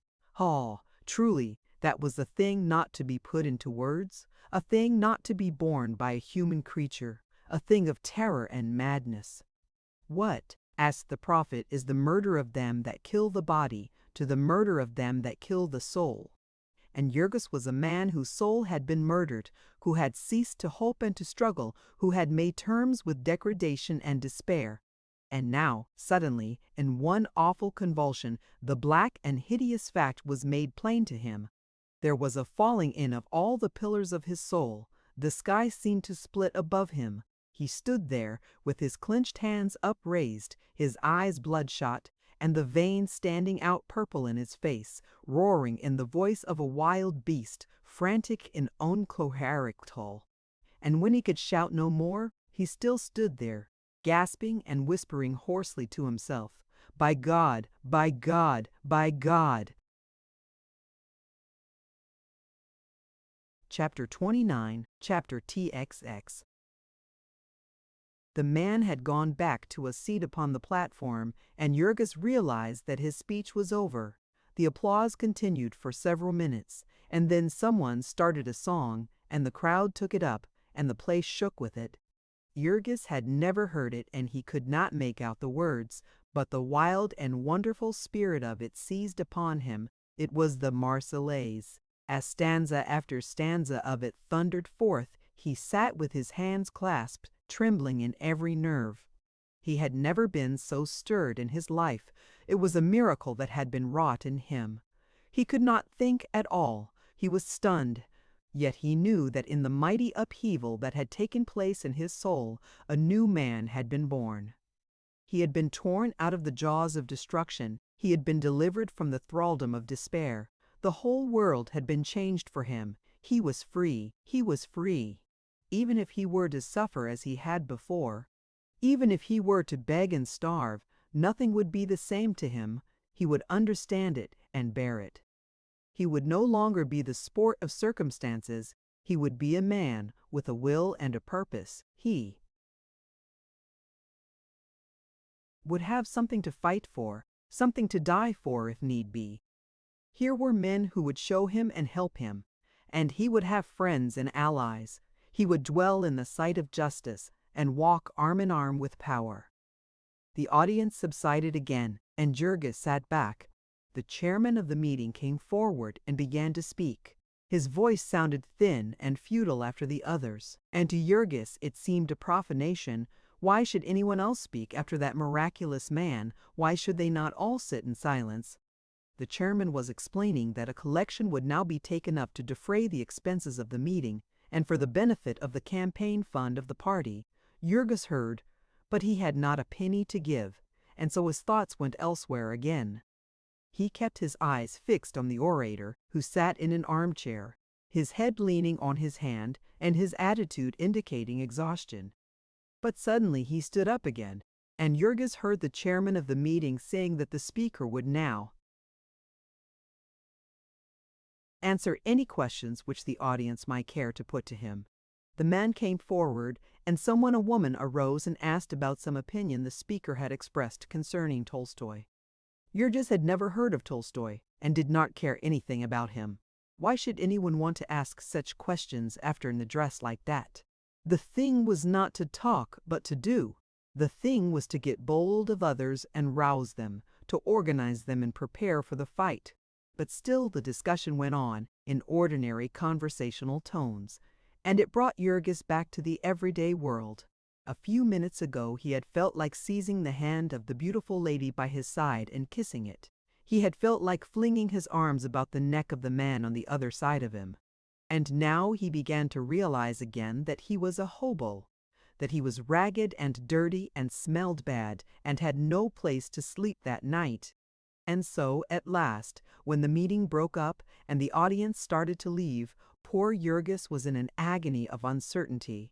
He had not thought of leaving, he had thought that the vision must last forever, that he had found comrades and brothers, but now he would go out, and the thing would fade away, and he would never be able to find it again. He sat in his seat, frightened and wondering, but others in the same row wanted to get out, and so he had to stand up and move along. As he was swept down the aisle, he looked from one person to another wistfully. They were all excitedly discussing the address, but there was nobody who offered to discuss it with him. He was near enough to the door to feel the night air when desperation seized him. He knew nothing at all about that speech he had heard, not even the name of the orator, and he was to go away. No, it was preposterous. He must speak to someone. He must find that man himself and tell him. He would not despise him, trap as he was. So he stepped into an empty row of seats and watched, and when the crowd had thinned out, he started toward the platform. The speaker was gone, but there was a stage door that stood open, with people passing in and out, and no one on guard. Jurgis summoned up his courage and went in and down a hallway and to the door of a room where many people were crowded. No one paid any attention to him, and he pushed in, and in a corner he saw the man he sought. The orator sat in a chair with his shoulders sunk together and his eyes half closed. His face was ghastly pale, almost greenish in hue, and one arm lay limp at his side.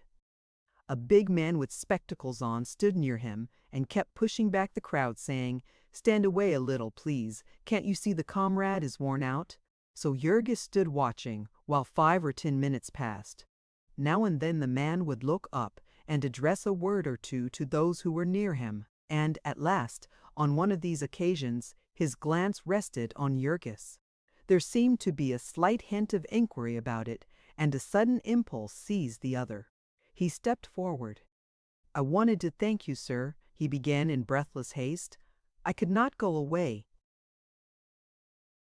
without telling you how glad I am I heard you. I didn't know anything about it all." The big man with the spectacles, who had moved away, came back at this moment. "The comrade is too tired to talk to anyone," he began, but the other held up his hand. "Wait," he said. "He has something to say to me," and then he looked into Jurgis's face. "You want to know more about socialism?" he asked. Jurgis started. He stammered. "Is it socialism? I didn't know. I want to know about what you spoke of. I want to help. I have been through all that. Where do you live?" asked the other. "I have no home," said Jurgis. "I am out of work." "You are a foreigner, are you not? Lithuanian, sir?" The man thought for a moment and then turned to his friend. "Who is there, Walters?" he asked. "There is Ostrensky, but he is a Pole." "Ostrensky, but he is a Pole. Ostrensky speaks Lithuanian," said the other. "All right then. Would you mind seeing if he has gone yet?" The other started away, and the speaker looked at Jurgis again. He had deep, black eyes and a face full of gentleness and pain. "You must excuse me, comrade," he said. "I am just tired out. I have spoken every day for the last month. I will introduce you to someone who will be able to help you as well as I could." The messenger had to go no further than the door. He came back, followed by a man whom he introduced to Jurgis as Comrade Ostrensky. Comrade. Ostrensky. Comrade. Ostrensky was a little man, scarcely up to Jurgis's shoulder, wizened and wrinkled, very ugly and slightly lame. He had on a long-tailed black coat, worn green at the seams and the buttonholes. His eyes must have been weak, for he wore green spectacles that gave him a grotesque appearance. But his hand clasp was hearty, and he spoke in Lithuanian, which warmed Jurgis to him. "You want to know about socialism," he said. "Surely. Let us go out and take a stroll where we can be quiet and talk some." And so Jurgis bade farewell to the master wizard and went out. Ostrensky asked where he lived, offering to walk in that direction, and so he had to explain once more that he was without a home. At the other's request, he told his story, how he had come to America and what had happened to him in the stockyards, and how his family had been broken up, and how he had become a wanderer. So much the little man heard, and then he pressed Jurgis's arm tightly. "You have been through the mill, comrade," he said. "We will make a fighter out of you." Then Ostrensky in turn explained his circumstances. He would have asked Jurgis to his home, but he had only 2 rooms and had no bed to offer. He would have given up his own bed, but his wife was ill. Later on, when he understood that otherwise Jurgis would have to sleep in a hallway, he offered him his kitchen floor, a chance which the other was only too glad to accept. "Perhaps tomorrow we can do better," said Ostrensky. "We try not to let a comrade starve." Ostrensky's home was in the ghetto district, where he had 2 rooms in the basement of a tenement. There was a baby crying as they entered, and he closed the door leading into the bedroom. He had 3 young children, he explained, and a baby had just come. He drew up 2 chairs near the kitchen stove, adding that Jurgis must excuse the disorder of the place, since at such a time one's domestic arrangements were upset. Half of the kitchen was given up to a workbench, which was piled with clothing, and Ostrensky explained that he was a pants finisher. He brought great bundles of clothing here to his home, where he and his wife worked on them. He made a living at it, but it was getting harder all the time, because his eyes were failing. What would come when they gave out he could not tell. There had been no saving anything. A man could barely keep alive by 12 or 14 hours work a day. The finishing of pants did not take much skill, and anybody could learn it, and so the pay was forever getting less. That was the competitive wage system. And if Jurgis wanted to understand what socialism was, it was there he had best begin. The workers were dependent upon a job to exist from day to day, and so they bid against each other, and no man could get more than the lowest man would consent to work for, and thus the mass of the people were always in a life and death struggle with poverty. That was competition so far as it concerned the wage earner, the man who had only his labor to sell. To those on top, the exploiters, it appeared very differently of course there were few of them, and they could combine and dominate, and their power would be unbreakable. And so all over the world 2 classes were forming, with an unbridged chasm between them, the capitalist class with its enormous fortunes and the proletariat bound into slavery by unseen chains.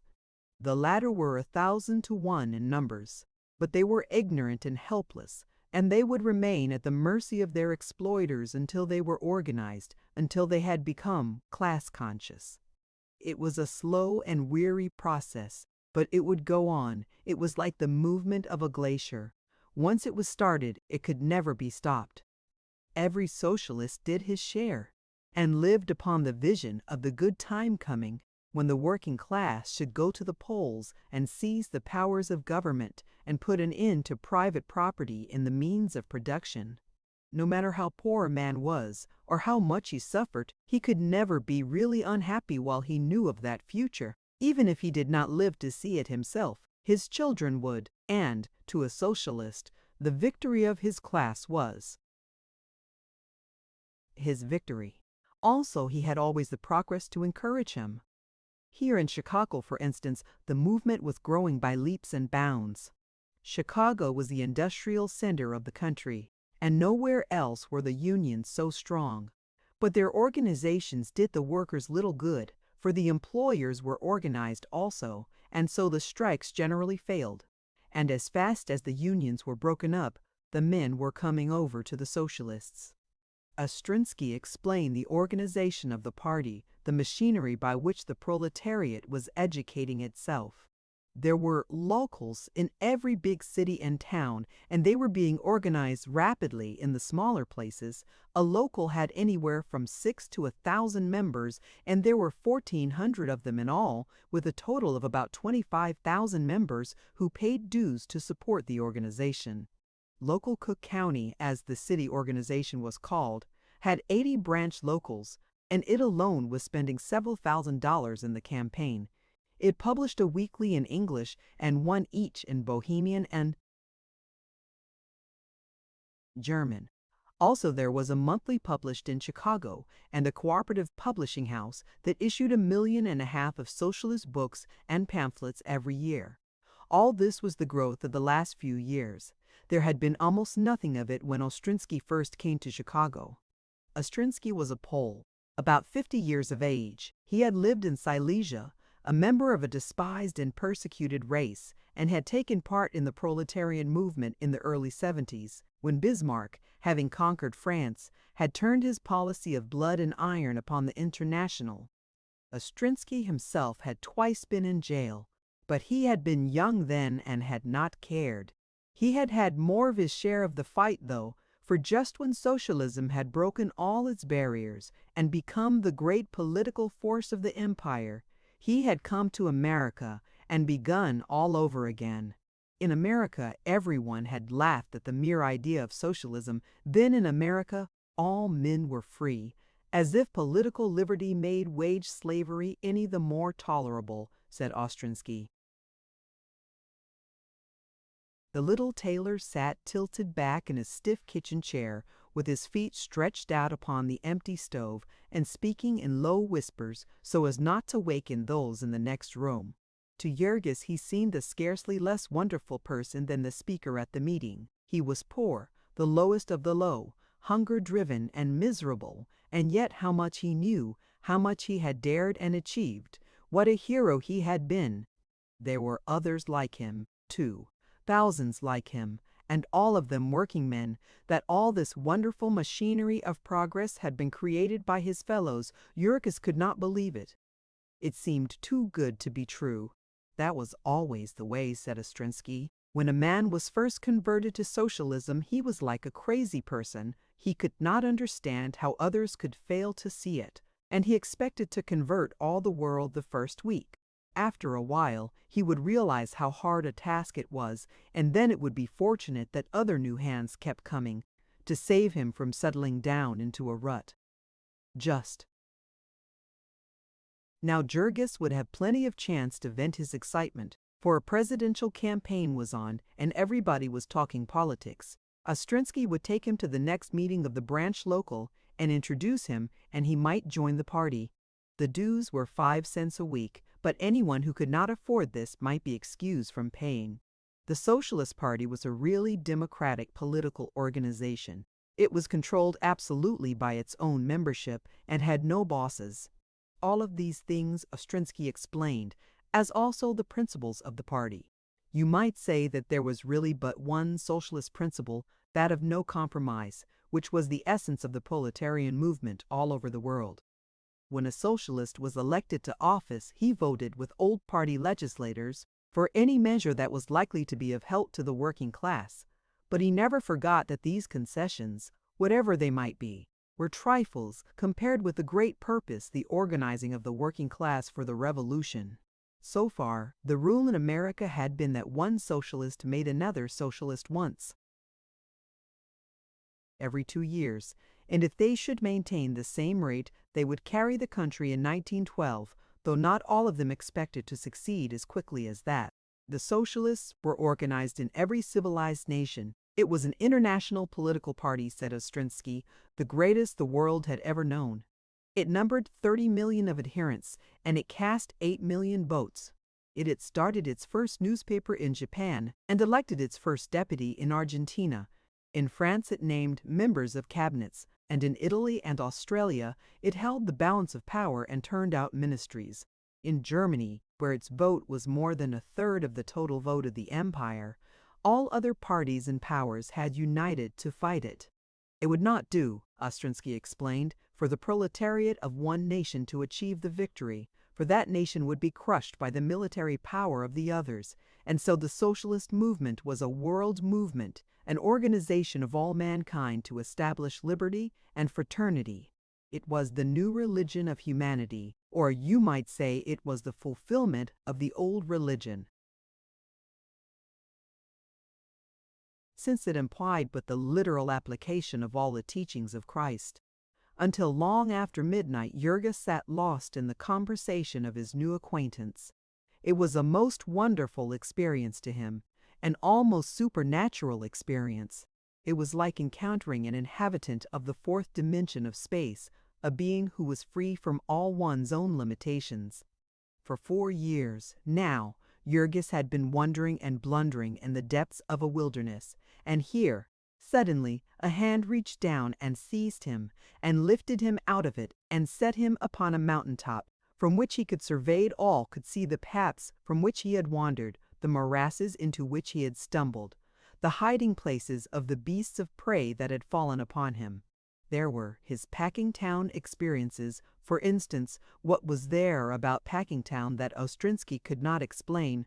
To Jurgis, the Packers had been equivalent to fate. Ostrensky showed him that they were the Beef Trust. They were a gigantic combination of capital which had crushed all opposition and overthrown the laws of the land and was preying upon the people. Jurgis recollected how, when he had first come to Packingtown, he had stood and watched the hog killing, and thought how cruel and savage it was, and come away congratulating himself that he was not a hog. Now his new acquaintance showed him that a hog was just what he had been, one of the Packers' hogs. What they wanted from a hog was all the profits that could be got out of him, and that was what they wanted from the working man, and also that was what they wanted from the public. What the hog thought of it and what he suffered were not considered, and no more was it with labor, and no more with the purchaser of meat. That was true everywhere in the world, but it was especially true in Packingtown. There seemed to be something about the work of slaughtering that tended to ruthlessness and ferocity. It was literally the fact that in the methods of the Packers 100 human lives did not balance a penny of profit. When Jurgis had made himself familiar with the socialist literature, as he would very quickly, he would get glimpses of the Beef Trust from all sorts of aspects, and he would find it everywhere the same. It was the incarnation of blind and insensate greed. It was a monster devouring with 1,000 mouths, trampling with 1,000 hoofs. Sit was the great butcher. It was the spirit of capitalism made flesh. Upon the ocean of commerce it sailed as a pirate ship. It had hoisted the black flag and declared war upon civilization. Bribery and corruption were its everyday methods. In Chicago, the city government was simply one of its branch offices. It stole billions of gallons of city water openly. It dictated to the courts the sentences of disorderly strikers. It forbade the mayor to enforce the building laws against it. In the national capital, it had power to prevent inspection of its product and to falsify government reports. It violated the rebate laws, and when an investigation was threatened, it burned its books and sent its criminal agents out of the country. In the commercial world, it was a juggernaut car. It wiped out thousands of businesses every year. It drove men to madness and suicide. It had forced the price of cattle so low as to destroy the stock-raising industry, an occupation upon which whole states existed. It had ruined thousands of butchers who had refused to handle its products. It divided the quapity division and fixed in the board Omarman Worthels with the millions of dollars a week that poured in upon it. It was reaching out for the control of other interests, railroads and trolley lines, gas and electric light franchises. It already owned the leather and the grain business of the country. The people were tremendously stirred up over its encroachments, but nobody had any remedy to suggest it oust. It was Kate's. It was long after midnight when Jurgis lay down upon the floor of Ostrinsky's kitchen, and yet it was an hour before he could get to sleep, for the glory of that joyful vision of the people of Packingtown marching in and taking possession of the Union stockyards. Chapter 30, Chapter XXX. Jurgis had breakfast with Ostrinsky and his family, and then he went home to Elżbieta.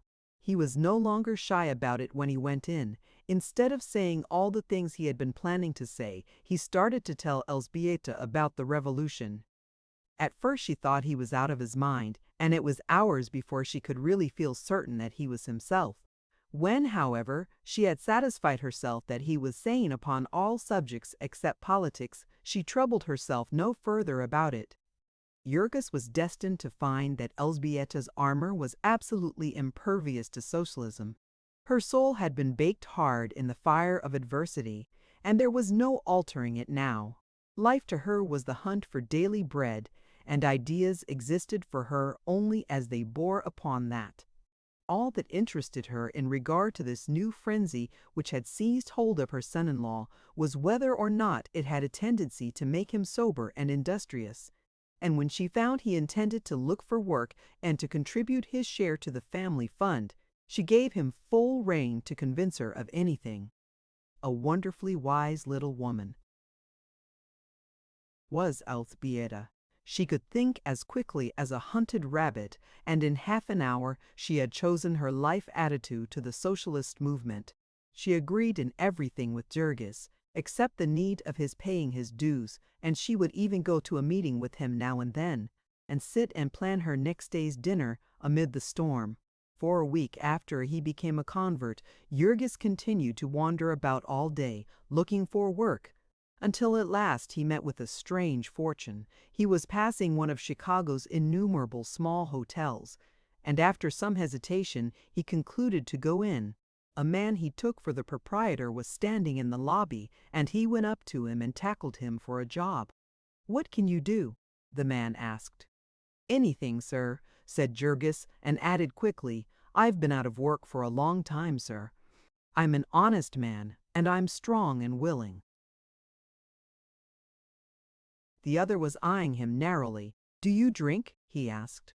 "No, sir," said Jurgis. "Well, I'd been employing a man as a porter, and he drinks. I've discharged him 7 times now, and I've about made up my mind that's enough. Would you be a porter?" "Yes, sir. It's hard work. You'll have to clean floors and wash spittoons and fill lamps and handle trunks." "I'm willing, sir." "All right. I'll pay you 30 a month and board, and you can begin now, if you feel like it. You can put on the other fellow's rig." And so Jurgis fell to work and toiled like a Trojan till night. Then he went and told Elżbieta, and also, late as it was, he paid a visit to Ostrinsky to let him know of his good fortune.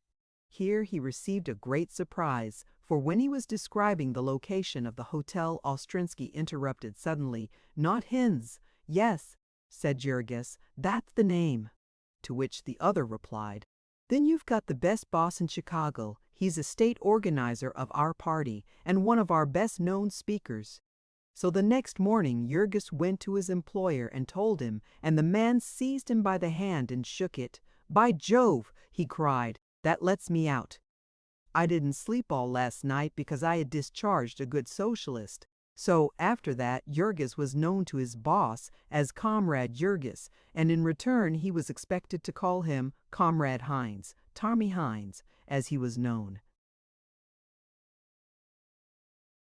To his intimates was a squat little man with broad shoulders and a florid face, decorated with gray side whiskers.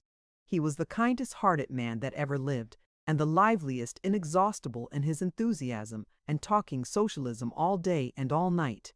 He was a great fellow to jolly along a crowd and would keep a meeting in an uproar. When once he got really waked up, the torrent of his eloquence could be compared with nothing save Niagara.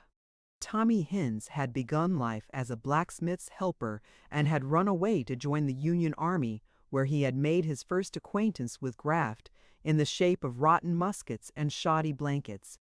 To a musket that broke in a crisis he always attributed the death of his only brother, and upon worthless blankets he blamed all the agonies of his own old age. Whenever it rained, the rheumatism would get into his joints, and then he would screw up his face and mutter, "Capitalism, my boy, capitalism, écrase elwath mach." He had one unfailing remedy for all the evils of this world, and he preached it to everyone, no matter whether the person's trouble was failure in business or dyspepsia or a quarrelsome mother-in-law. A twinkle would come into his eyes and he would say, "You know what to do about it. Vote the socialist ticket." Tommy Hines had set out upon the trail of the octopus as soon as the war was over. He had gone into business and found himself in competition with the fortunes of those who had been stealing while he had been fighting. The city government was in their hands, and the railroads were in league with them, and honest business was driven to the wall. And so Hines had put all his savings into Chicago real estate and set out single-handed to dam the river of graft. He had been a reform member of the city council. He had been a greenbacker, a labor unionist, a populist, a Bryanite. And after 30 years of fighting, the year 1896 had served to convince him that the power of concentrated wealth could never be controlled, but could only be destroyed. He had published a pamphlet about it and set out to organize a party of his own when a stray socialist leaflet had revealed to him that others had been ahead of him. Now for 8 years he had been fighting for the party, anywhere, everywhere, whether it was a GA reunion or a hotel keepers convention or an Afro-American businessmen's banquet or a Bible Society picnic. Tommy Hines would manage to get himself invited to explain the relations of socialism to the subject in hand. After that he would start off upon a tour of his own, ending at some place between New York and Oregon.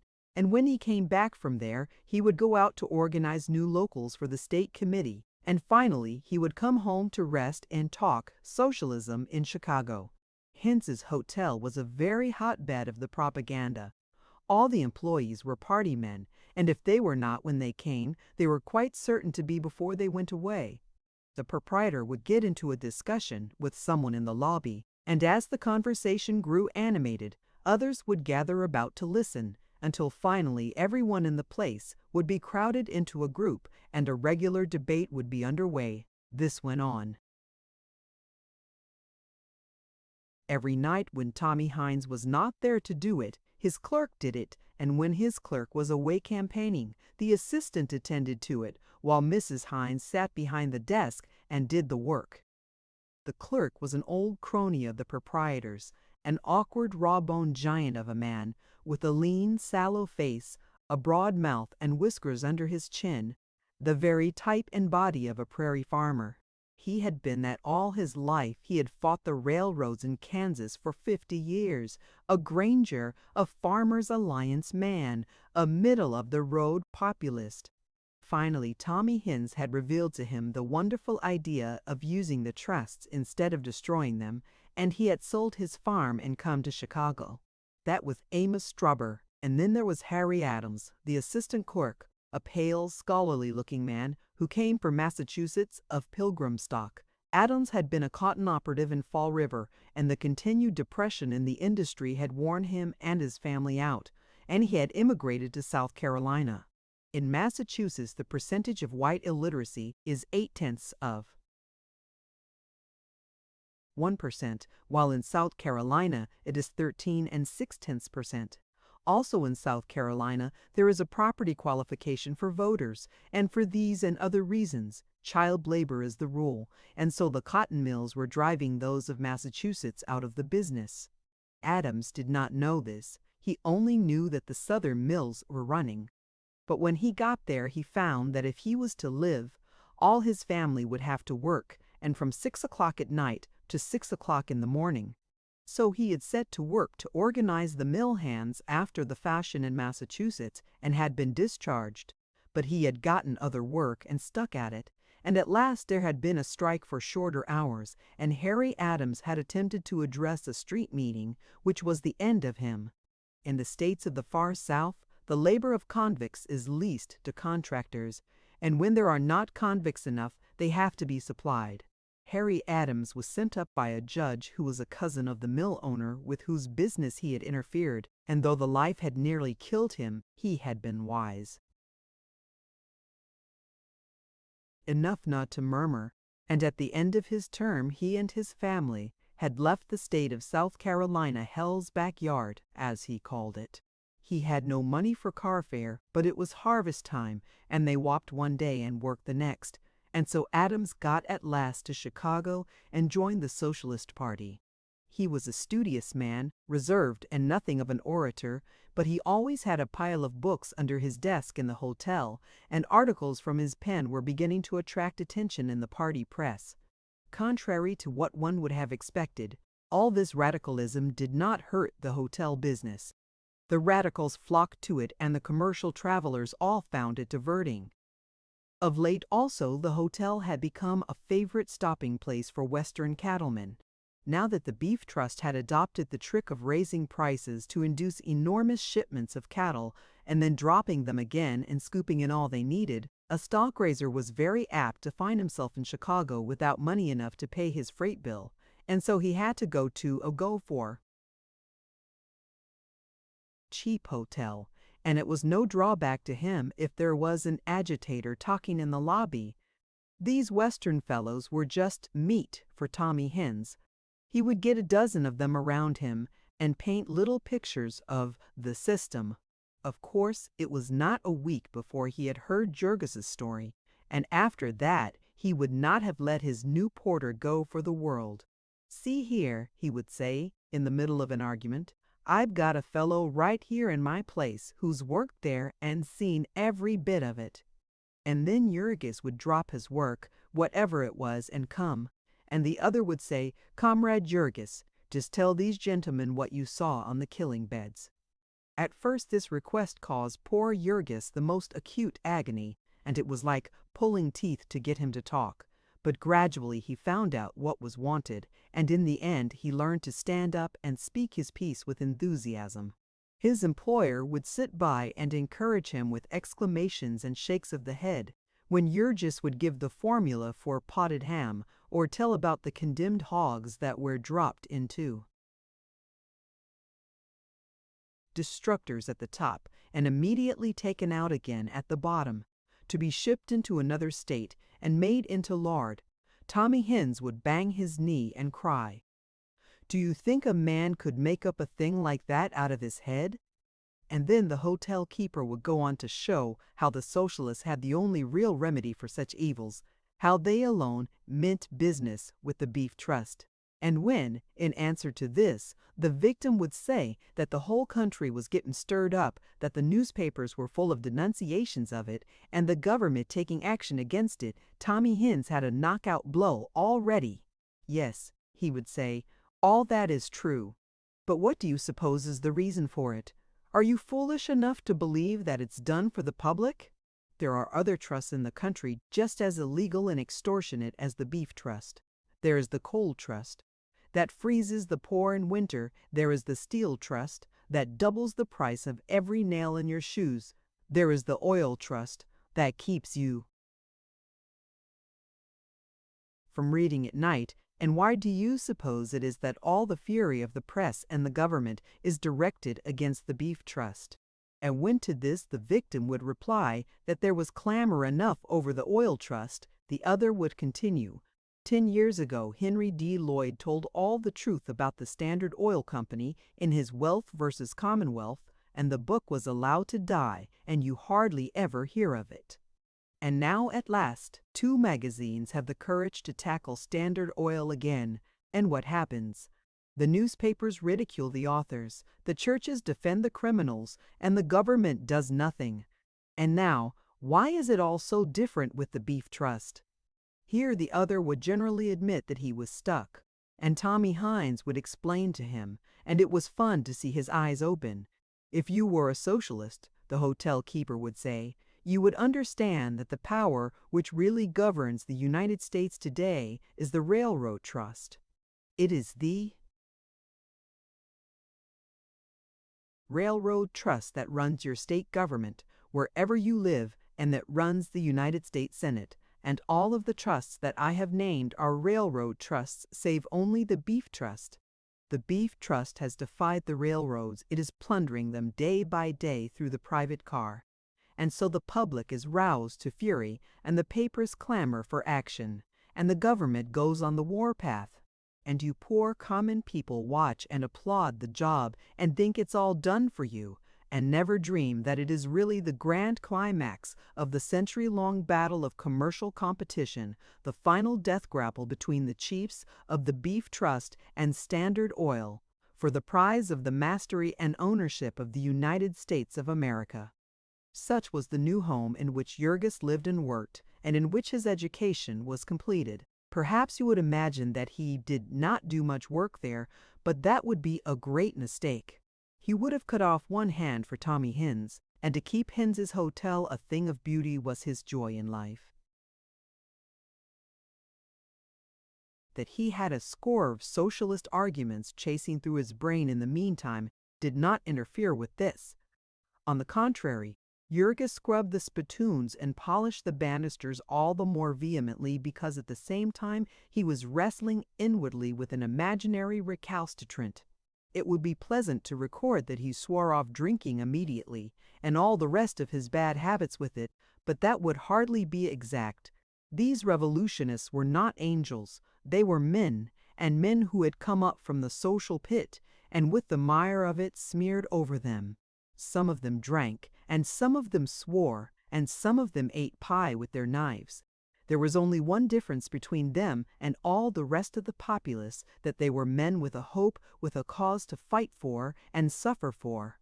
There came times to Jurgis when the vision seemed far off and pale, and a glass of beer loomed large in comparison. But if the glass led to another glass and to too many glasses, he had something to spur him to remorse and resolution on the morrow. It was so evidently a wicked thing to spend one's pennies for drink when the working class was wandering in darkness and waiting to be delivered. The price of a glass of beer would buy 50 copies of a leaflet, and one could hand these out to the unregenerate and then get drunk upon the thought of the good that was being accomplished. That was the way the movement had been made, and it was the only way it would progress. It availed nothing to know of it. Without fighting for it was a thing for all, not for a few. A corollary of this proposition, of course, was that anyone who refused to receive the new gospel was personally responsible for keeping Jurgis from his heart's desire, and this, alas, made him uncomfortable as an acquaintance. He met some neighbors with whom Elspieta had made friends in her neighborhood, and he set out to make socialists of them by wholesale, and several times he all but got into a fight. It was also painfully obvious to Jurgis. It was so incomprehensible how a man could fail to see it. Here were all the opportunities of the country, the land, the buildings upon the land, the railroads, the mines, the factories, and the stores, all in the hands of a few private individuals, called capitalists, for whom the people were obliged to work for wages. The whole balance of what the people produced went to heap up the fortunes of these capitalists, to heap and heap again, and yet again, and that in spite of the fact that they, and every one about them, lived in unthinkable luxury. And was it not plain that if the people cut off the share of those who merely owned, the share of those who worked would be much greater? That was as plain as 2 and 2 makes 4, and it was the whole of it, absolutely the whole of it. And yet there were people who could not see it, who would argue about everything else in the world. They would tell you that governments could not manage things as economically as private individuals. They would repeat and repeat that and think they were saying something. They could not see that economical management by masters meant simply that they, the people, were worked harder and ground closer and paid less. They were wage earners and servants at the mercy of exploiters whose one thought was to get as much out of them as possible, and they were taking an interest in the process, were anxious lest it should not be done thoroughly enough. Was it not honestly a trial to listen to an argument such as that? And yet there were things even worse. You would begin talking to some poor devil who had worked in one shop for the last 30 years and had never been able to save a penny, who left home every morning at 6 o'clock to go and tend a machine and come back at night, too tired to take his clothes off, who had never had a week's vacation in his life, had never traveled, never had an adventure, never learned anything, never hoped anything, and when you started to tell him about socialism, he would sniff and say, "I'm not interested in that. I'm an individuate." And then he would go on to tell you that socialism was paternalism, and that if it ever had its way, the world would stop progressing. It was enough to make a mule laugh to hear arguments like that, and yet it was no laughing matter as you found out for how many millions of such poor, deluded wretches there were, whose lives had been so stunted by capitalism that they no longer knew what freedom was. And they really thought that it was individualism for tens of thousands of them to herd together and obey the orders of a steel magnate and produce hundreds of millions of dollars of wealth for him, and then let him give them libraries, while for them to take the industry and run it to suit themselves and build their own libraries, that would have been paternalism. Sometimes the agony of such things as this was almost more than Jurgis could bear, yet there was no way of escape from it. There was nothing to do but to dig away at the base of this mountain of ignorance and prejudice. You must keep at the poor fellow, you must hold your temper and argue with him, and watch for your chance to stick an idea or two into his head. And the rest of the time you must sharpen up your weapons, you must think out new replies to his objections, and provide yourself with new facts to prove to him the folly of his ways. So Jurgis acquired the reading habit. He would carry in his pocket a tract or a pamphlet which someone had loaned him, and whenever he had an idle moment during the day, he would plod through a paragraph and then think about it while he worked. Also, he read the newspapers and asked questions about them. One of the other porters at Hens's was a sharp little Irishman who knew everything that Jurgis wanted to know. And while they were busy, he would explain to him the geography of America and its history, its constitution and its laws. Also, he gave him an idea of the business system of the country, the great railroads and corporations, and who owned them, and the labor unions, and the big strikes, and the men who had led them. Then at night, when he could get off, Jurgis would attend the socialist meetings. During the campaign, one was not dependent upon the street corner affairs, where the weather and the quality of the orator were equally uncertain. There were hall meetings every night, and one could hear speakers of national prominence. These discussed the political situation from every point of view, and all that troubled Jurgis was the impossibility of carrying off but a small part of the treasures they offered him. There was a man who was known in the party as the Little Giant. The Lord had used up so much material in the making of his head that there had not been enough to complete his legs, but he got about on the platform, and when he shook his raven whiskers, the pillars of capitalism rocked. He had written a veritable encyclopedia upon the subject, a book that was nearly as big as himself. And then there was a young author who came from California and had been a salmon fisher, an oyster pirate, a longshoreman, a sailor, who had tramped the country and been sent to jail, had lived in the Whitechapel slums and been to the Klondike in search of gold. All these things he pictured in his books, and because he was a man of genius, he forced the world to hear him. Now he was famous, but wherever he went, he still preached the gospel of the poor. And then there was one who was known as the millionaire socialist.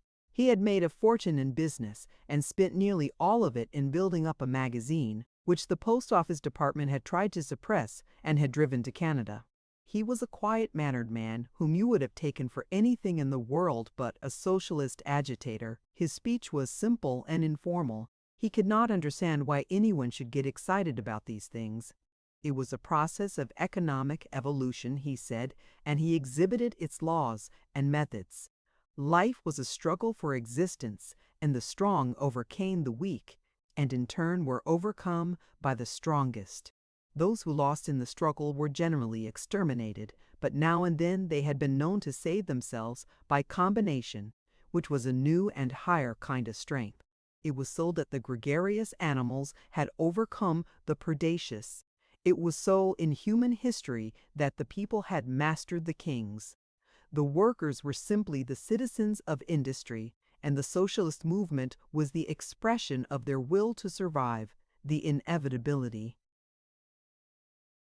of the revolution depended upon this fact that they had no choice but to unite or be exterminated. This fact, grim and inexorable, depended upon no human will. It was the law of the economic process, of which the editor showed the details with the most marvelous precision. And later on came the evening of the great meeting of the campaign when Jurgis heard the two standard-bearers of his party. 10 years before there had been in Chicago a strike of 150,000 railroad employees, and thugs had been hired by the railroads to commit violence, and the President of the United States had sent in troops to break the strike by flinging the officers of the Union into jail without trial. The President of the Union came out of his cell a ruined man, but also he came out a socialist, and now for just 10 years he had been traveling up and down the country, standing face to face with the people and pleading with them for justice. He was a man of electric presence, tall and gaunt, with a face worn thin by struggle and suffering. The fury of outraged manhood gleamed in it, and the tears of suffering little children pleaded in his voice. When he spoke, he paced the stage, lithe and eager, like a panther. He leaned over, reaching out for his audience. He pointed into their souls with an insistent finger. His voice was husky from much speaking, but the great auditorium was as still as death, and everyone heard him. And then, as Jurgis came out from this meeting, someone handed him a paper, which he carried home with him and read. And so he became acquainted with the appeal to reason. About 12 years previously, a Colorado real estate speculator had made up his mind that it was wrong to gamble in the necessities of life of human beings, and so he had retired and begun the publication of a socialist weekly. There had come a time when he had to set his own type, but he had held on and won out, and now his publication was an institution. It used a carload of paper every week, and the mail trains would be hours loading up at the depot of the little Kansas town. It was a 4-page weekly, which sold for less than half a cent a copy. Its regular subscription list was $250,000, and it went to every crossroads post office in America. The Appeal was a propaganda paper.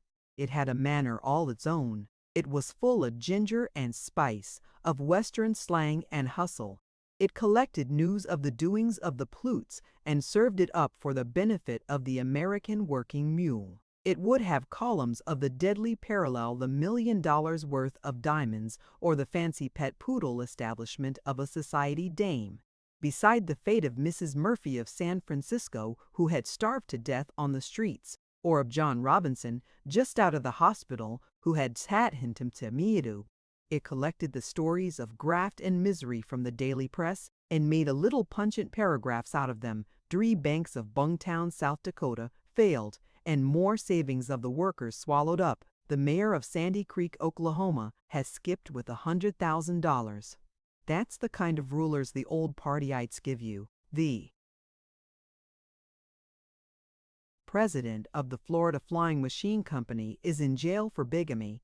He was a prominent opponent of socialism, which he said would break up the home.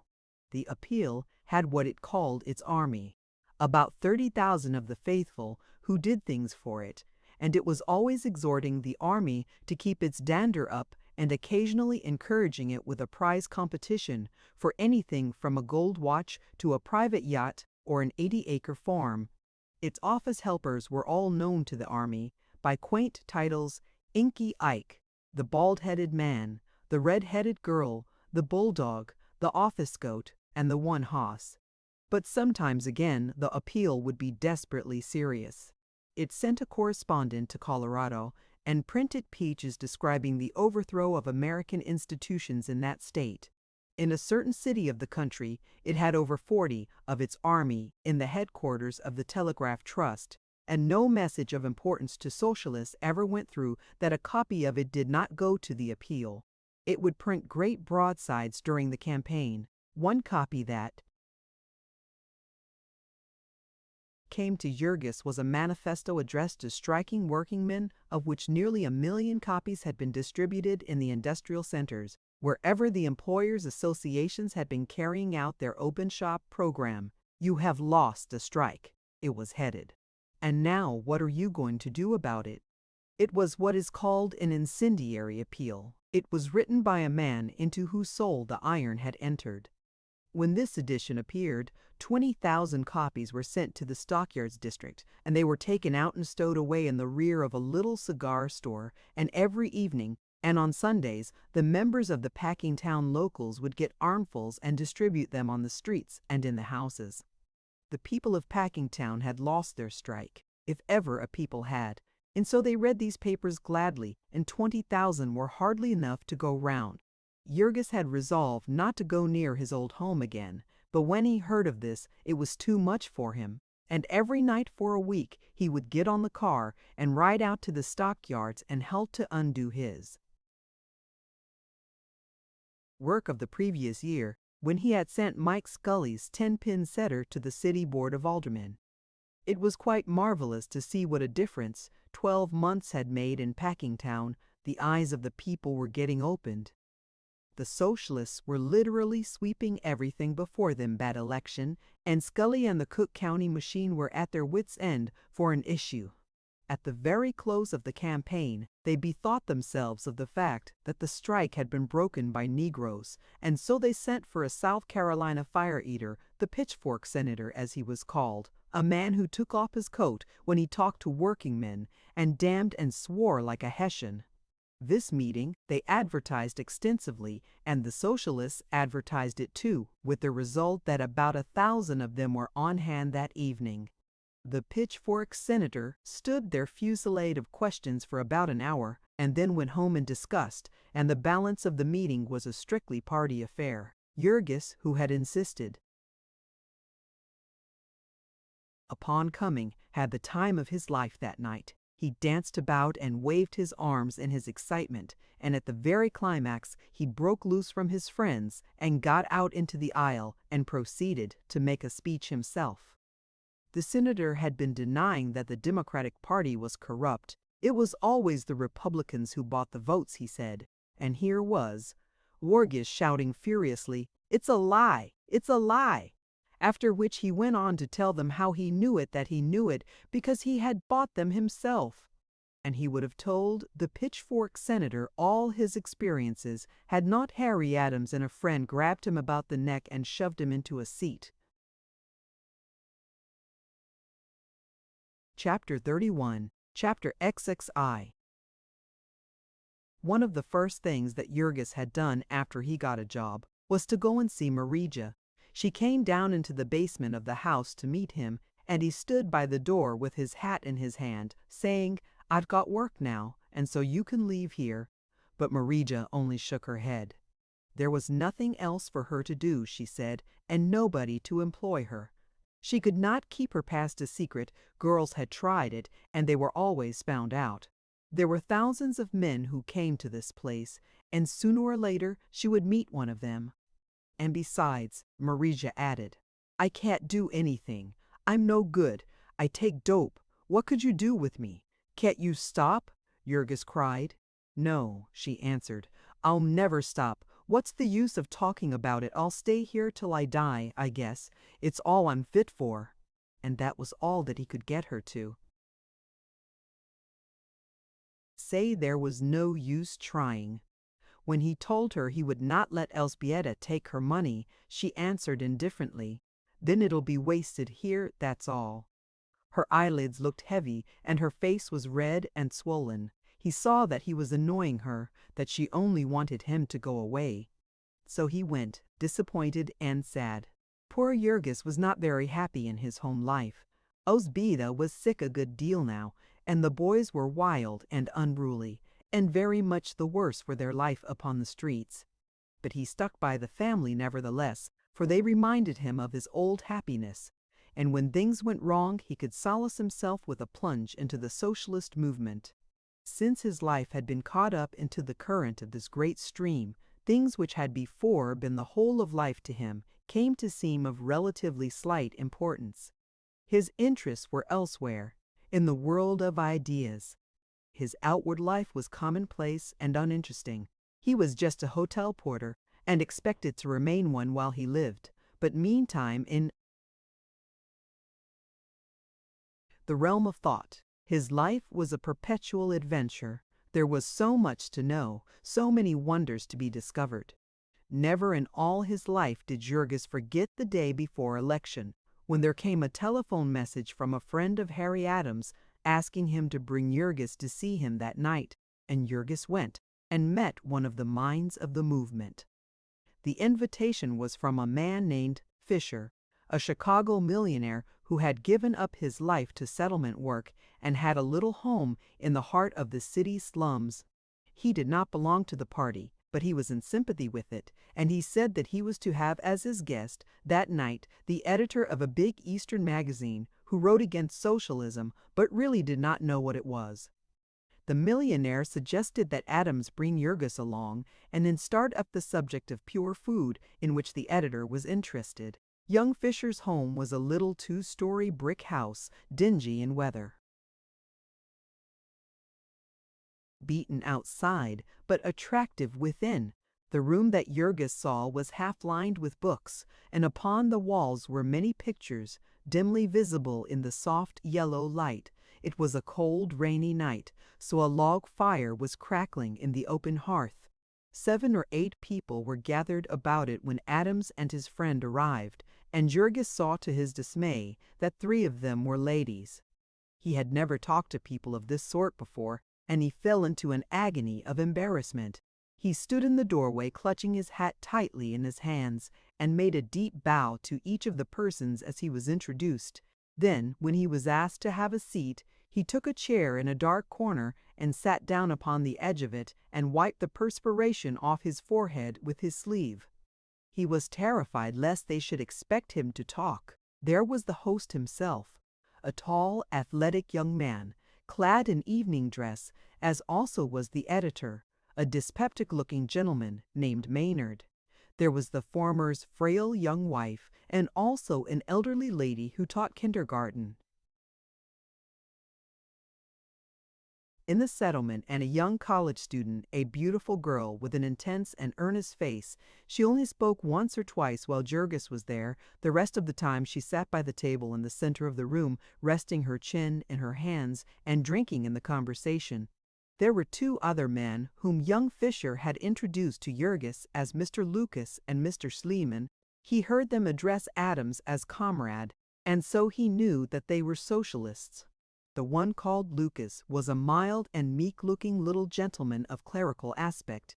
He had been an itinerant evangelist, it transpired, and had seen the light and become a prophet of the new dispensation. He traveled all over the country, living like the apostles of old, upon hospitality, and preaching upon street corners when there was no hall. The other man had been in the midst of a discussion with the editor when Adams and Jurgis came in, and at the suggestion of the host, they resumed it after the interruption. Jurgis was soon sitting, spellbound, thinking that here was surely the strangest man that had ever lived in the world. Nicholas Schliemann was a Swede, a tall, gaunt person, with hairy hands and bristling yellow beard. He was a university man and had been a professor of philosophy until, as he said, he had found that he was selling his character as well as his time. Instead, he had come to America, where he lived in a garret room in this slum district and made volcanic energy take the place of fire. He studied the composition of foodstuffs and knew exactly how many proteids and carbohydrates his body needed. And by scientific chewing, he said that he tripled the value of all he ate, so that it cost him 11 cents a day. About the 1st of July, he would leave Chicago for his vacation on foot, and when he struck the harvest fields, he would set to work for $2.50 a day and come home when he had another year's supply, $125. That was the nearest approach to independence a man could make under capitalism. He explained he would never marry, for no sane man would allow himself to fall in love until after the revolution. He sat in a big armchair with his legs crossed and his head so far in the shadow that one saw only 2 glowing lights reflected from the fire on the hearth. He spoke simply and utterly without emotion, with the manner of a teacher setting forth to a group of scholars an axiom in geometry. He would enunciate such propositions as made the hair of an ordinary person rise on end, and when the auditor had asserted his non-comprehension, he would proceed to elucidate by some new proposition yet more appalling. To Jurgis, the hearer, Dr. Schliemann assumed the proportions of a thunderstorm or an earthquake. And yet, strange as it might seem, there was a subtle bond between them, and he could follow the argument nearly all the time. He was carried over the difficult places in spite of himself, and he went plunging away in mad career, a very Mazeppa ride upon the wild horse, speculation. Nicholas Schliemann was familiar with all the universe, and with man as a small part of it. He understood human institutions and blew them about like soap bubbles. It was surprising that so much destructiveness could be contained in one human mind. Was it government? The purpose of government was the guarding of property rights, the perpetuation of ancient force and modern fraud. Or was it marriage? Marriage and prostitution were 2 sides of one shield, the predatory man's exploitation of the sex pleasure. The difference between them was a difference of class. If a woman had money, she might dictate her own terms, equality, a life contract, and the legitimacy, that is, the property rights of her children. If she had no money, she was a proletarian and sold herself for an existence. And then the subject became religion, which was the arch-fiend's deadliest weapon. Government oppressed the body of the wage slave, but religion oppressed his mind and poisoned the stream of progress at its source. The working man was to fix his hopes upon a future life while his pockets were picked in this one. He was brought up to frugality, humility, obedience, in short, to all the pseudo-virtues of capitalism. The destiny of civilization would be decided in one final death struggle between the Red International and the Black, between socialism and the Roman Catholic Church. While here at home, the Stygian midnight of American evangelicalism, and here the ex-preacher entered the field, and there was a lively tussle. Comrade Lucas was not what is called an educated man. He knew only the Bible, but it was the Bible interpreted by real experience. And what was the use, he asked, of confusing religion with men's perversions of it? That the church was in the hands of the merchants at the moment was obvious enough, but already there were signs of rebellion, and if Comrade Schliemann could come back a few years from now— "Ah, yes," said the other, "of course, I have no doubt that in 100 years the Vatican will be denying that it ever opposed socialism, just as at present it denies that it ever tortured Galileo." "I am not defending the Vatican," exclaimed Lucas vehemently. "I am defending the Word of God, which is one long cry of the human spirit for deliverance from the sway of oppression. Take the 24th chapter of the book of Job, which I am accustomed to quote in my addresses as the Bible upon the beef trust, or take the words of Isaiah or of the Master himself. not the elegant prince of our debauched and vicious art, not the jeweled idol of our society churches, but the Jesus of the awful reality, the man of sorrow and pain, the outcast despised of the world, who had nowhere to lay his head. "I will grant you Jesus," interrupted the other. "Well, then," cried Lucas, "and why should Jesus have nothing to do with his church? Why should his words and his life be of no authority among those who profess to adore him? Here is a man who was the world's first revolutionist, the true founder of the socialist movement, a man whose whole being was one flame of hatred for wealth and all that wealth stands for the pride of wealth and the luxury of wealth and the tyranny of wealth, who was himself a beggar and a tramp, a man of the people, an associate of saloon keepers and women of the town, who again and again, in the most explicit language, denounced wealth and the holding of wealth. Lay not up treasures on earth. Sell that you have and give alms. Blessed are you poor, for yours is the kingdom of heaven. Woe unto you that are rich, for you have received your consolation. Verily I say unto you that a rich man shall hardly enter into the kingdom of heaven." Who denounced in unmeasured terms the exploiters of his own time. Woe unto you, scribes and Pharisees, hypocrites! Woe unto you also, you lawyers! You serpents, you generation of vipers, how can ye escape the damnation of hell? Who drove out the businessmen and brokers from the temple with a whip? Who was crucified, think of it, for an incendiary and a disturber of the social order, and this man they have made into the high priest of property and smug respectability, a divine sanction of all the horrors and abominations of modern commercial civilization. Jeweled images are made of him, sensual priests burn incense to him, and modern pirates of industry bring their dollars, wrung from the toil of helpless women and children, and build temples to him, and sit in cushioned seats and listen to his teachings expounded by doctors of dusty divinity. "Bravo!" cried Schliemann, laughing. But the other was in full career. He had talked the subject every day for 5 years, and had never yet let himself be stopped. "This Jesus of Nazareth," he cried, "this class-conscious working man, this union carpenter, this agitator, lawbreaker, firebrand, anarchist, he, the sovereign lord and master of a world which grinds the bodies and souls of human beings into dollars, if he could come into the world this day and see the things that men have made in his name, would it not blast his soul with horror? Would he not go mad at the sight of it, he, the Prince of Mercy and Love? That dreadful night when he lay in the Garden of Gethsemane and writhed in agony until he sweat blood, do you think that he saw anything worse than he might see tonight upon the plains of Manchuria, where men march out with a jeweled image of him before them to do wholesale murder for the benefit of foul monsters of sensuality and cruelty? Do you not know that if he were in St. Petersburg now, he would take the whip with which he drove out the bankers from his temple?" Here the speaker paused an instant for breath. "No, comrade," said the other dryly, for he was a practical man. He would take pretty little imitation lemons, such as are now being shipped into Russia, handy for carrying in the pockets, and strong enough to blow a whole temple out of sight. Lucas waited until the company had stopped laughing over this. Then he began again, but look at it from the point of view of practical politics, comrade.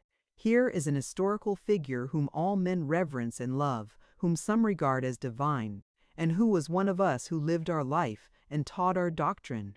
And now shall we leave him in the hands of his enemies? Shall we allow them to stifle and stultify his example?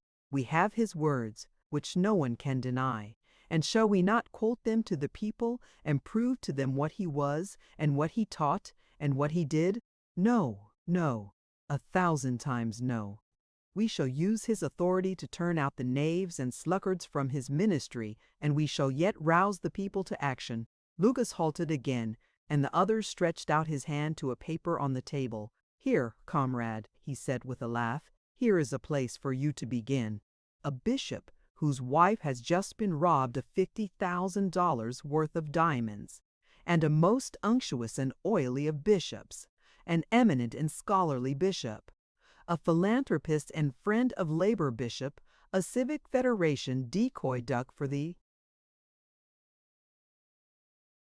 chloroforming of the wage-working man. To this little passage of arms the rest of the company sat as spectators, but now Mr. Maynard, the editor, took occasion to remark somewhat naively that he had always understood that socialists had a cut-and-dry program for the future of civilization, whereas here were two active members of the party, who, from what he could make out, were agreed about nothing at all. Would the two, for his enlightenment, try to ascertain just what they had in common and why they belonged to the same party? This resulted, after much debating, in the formulating of two carefully worded propositions. First, that a socialist believes in the common ownership and democratic management of the means of producing the necessities of life. And, second, that a socialist believes that the means by which this is to be brought about is the class-conscious political organization of the wage earners. Thus far they were at one, but no farther. To Lucas, the religious zealot, the cooperative commonwealth was the new Jerusalem, the kingdom of heaven which is within you. To the other, socialism was simply a necessary step toward a far distant goal, a step to be tolerated with impatience. Schliemann called himself a philosophic anarchist, and he explained that an anarchist was one who believed that the end of human existence was the free development of every personality, unrestricted by laws save those of its own being. Since the same kind of match would light everyone's fire and the same shaped loaf of bread would fill everyone's stomach, it would be perfectly feasible to submit industry to the control of a majority vote. There was only one earth, and the quantity of material things was limited. Of intellectual and moral things, on the other hand, there was no limit, and one could have more without another's having less. Hence, communism in material production, anarchism in intellectual, was the formula of modern proletarian thought.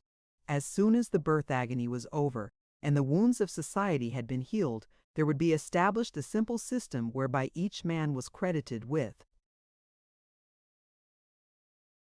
his labor and debited with his purchases, and after that the processes of production, exchange, and consumption would go on automatically and without our being conscious of them any more than a man is conscious of the beating of his heart. And then, explained Schliemann, society would break up into independent, self-governing communities of mutually congenial persons, examples of which at present were clubs, churches, and political parties. After the Revolution, all the intellectual, artistic, and spiritual activities of men would be cared for by such free associations. Romantic novelists would be supported by those who liked to read romantic novels, and impressionist painters would be supported by those who liked to look at impressionist pictures, and the same with preachers and scientists, editors and musicians. If anyone wanted to work or paint or pray and could find no one to maintain him, he could support himself by working part of the time. That was the case at present, the only difference being that the competitive wage system compelled a man to work all the time to live, while, after the abolition of privilege and exploitation, anyone would be able to support himself by an hour's work a day. Also, the artist's audience of the present was a small minority of people, all debased and vulgarized by the effort it had cost them to win in the commercial battle of the intellectual and artistic activities which would result when the whole of mankind was set free from the nightmare of competition. We could at present form no conception whatever.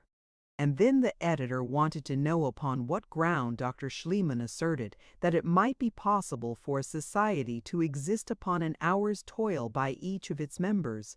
Just what, answered the other, would be the productive capacity of society if the present resources of science were utilized, we have no means of ascertaining, but we may be sure it would exceed anything that would sound reasonable to minds inured to the ferocious barbarities of capitalism. After the triumph of the international proletariat, war would of course be inconceivable. And who can figure the cost of war to humanity, not merely the value of the lives and the material that it destroys, not merely the cost of keeping millions of men in idleness, of arming and equipping them for battle and parade, but the drain upon the vital energies of society by the war attitude and the war terror, the brutality and ignorance, the drunkenness, prostitution, and crime it entails, the industrial impotence and the moral deadness. Do you think that it would be too much to say that 2 hours of the working time of every efficient member of a community goes to feed the red fiend of war? And then Schliemann went on to outline some of the wastes of competition, the losses of industrial warfare, the ceaseless worry and friction, the vices such as drink, for instance, the use of which had nearly doubled in 20 years as a consequence of the intensification of the economic struggle, the idle and unproductive members of the community, the frivolous rich and the pauperized poor, the law and the whole machinery of repression, the wastes of social ostentation, the milliners and tailors, the hairdressers, dancing masters, chefs, and lackeys. You understand, he said, that in a society dominated by the fact of commercial competition, money is necessarily the test of prowess and wastefulness the sole criterion of power. So we have at the present moment a society with, say, 30% of the population occupied in producing useless articles and 1% occupied in destroying them. And this is not all, for the servants and panders of the parasites are also parasites. The milliners and the jewelers and the lackeys have also to be supported by the useful members of the community. And bear in mind also that this monstrous disease affects not merely the idlers and their menials, its poison penetrates the whole social body. Beneath the 100,000 women of the elite are 1,000,000 middle-class women, miserable because they are not of the elite, and trying to appear of it in public. And beneath them, in turn, are 5,000,000 farmers' wives reading fashion papers, and trimming bonnets, and shop girls and serving maids selling themselves into brothels for cheap jewelry and imitation sealskin robes. And then consider that, added to this competition in display, you have, like oil on the flames, a whole system of competition in selling. You have manufacturers contriving tens of thousands of catchpenny devices, storekeepers displaying them, and newspapers and magazines filled up with advertisements of them. And don't forget the wastes of fraud, put in young Fisher. When one comes to the ultra-modern profession of advertising, responded Schliemann, the science of persuading people to buy what they do not want, he is in the very center of the ghastly charnel house of capitalist destructiveness, and he scarcely knows which of a dozen horrors to point out first. But consider the waste in time and energy incidental to making 10,000 varieties of a thing for purposes of ostentation and snobbishness, where one variety would do for use. Consider all the waste incidental to the manufacture of cheap qualities of Verone. Goods made to sell and deceive the ignorant. Consider the wastes of adulteration, the shoddy clothing, the cotton blankets, the unstable tenements, the ground cork life preservers, the adulterated milk, the aniline soda water, the potato flour sausages, and consider the moral aspects of the thing, put in the ex-preacher. Precisely, said Schliemann, the low knavery and the ferocious cruelty incidental to them, the plotting and the lying and the bribing, the blustering and bragging, the screaming egotism, the hurrying and worrying. Of course, imitation and adulteration are the essence of competition. They are but another form of the phrase, to buy in the cheapest market and sell in the dearest. A government official has stated that the nation suffers a loss of $1.25 billion a year through adulterated foods, which means, of course, not only materials wasted that might have been useful outside of the human stomach, but doctors and nurses for people who would otherwise have been well, and undertakers for the whole human race 10 or 20 years before the proper time. Then again, consider the waste of time and energy required to sell these things in a dozen stores where one would do. There are 1 million or 2 of business firms in the country, and 5 or 10 times as many clerks.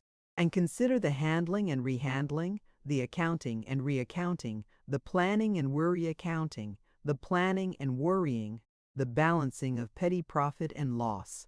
Consider the whole machinery of the civil law made necessary by these processes, the libraries of ponderous tomes, the courts and juries to interpret them, the lawyers studying to circumvent them, the pettifogging and chicanery, the hatreds and lies. Consider the waste incidental to the blind and haphazard production of commodities, the factories closed, the workers idle, the goods spoiling in storage.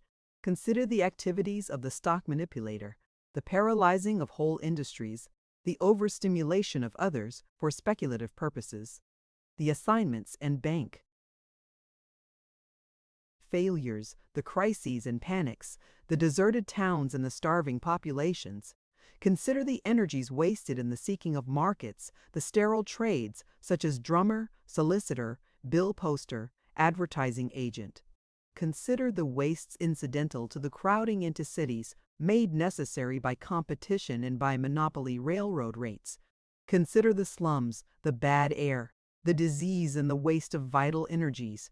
Consider the office buildings, the waste of time and material in the piling of story upon story, and the burrowing underground. Then take the whole business of insurance, the enormous mass of administrative and clerical labor it involves, and all utter waste. I do not follow that, said the editor.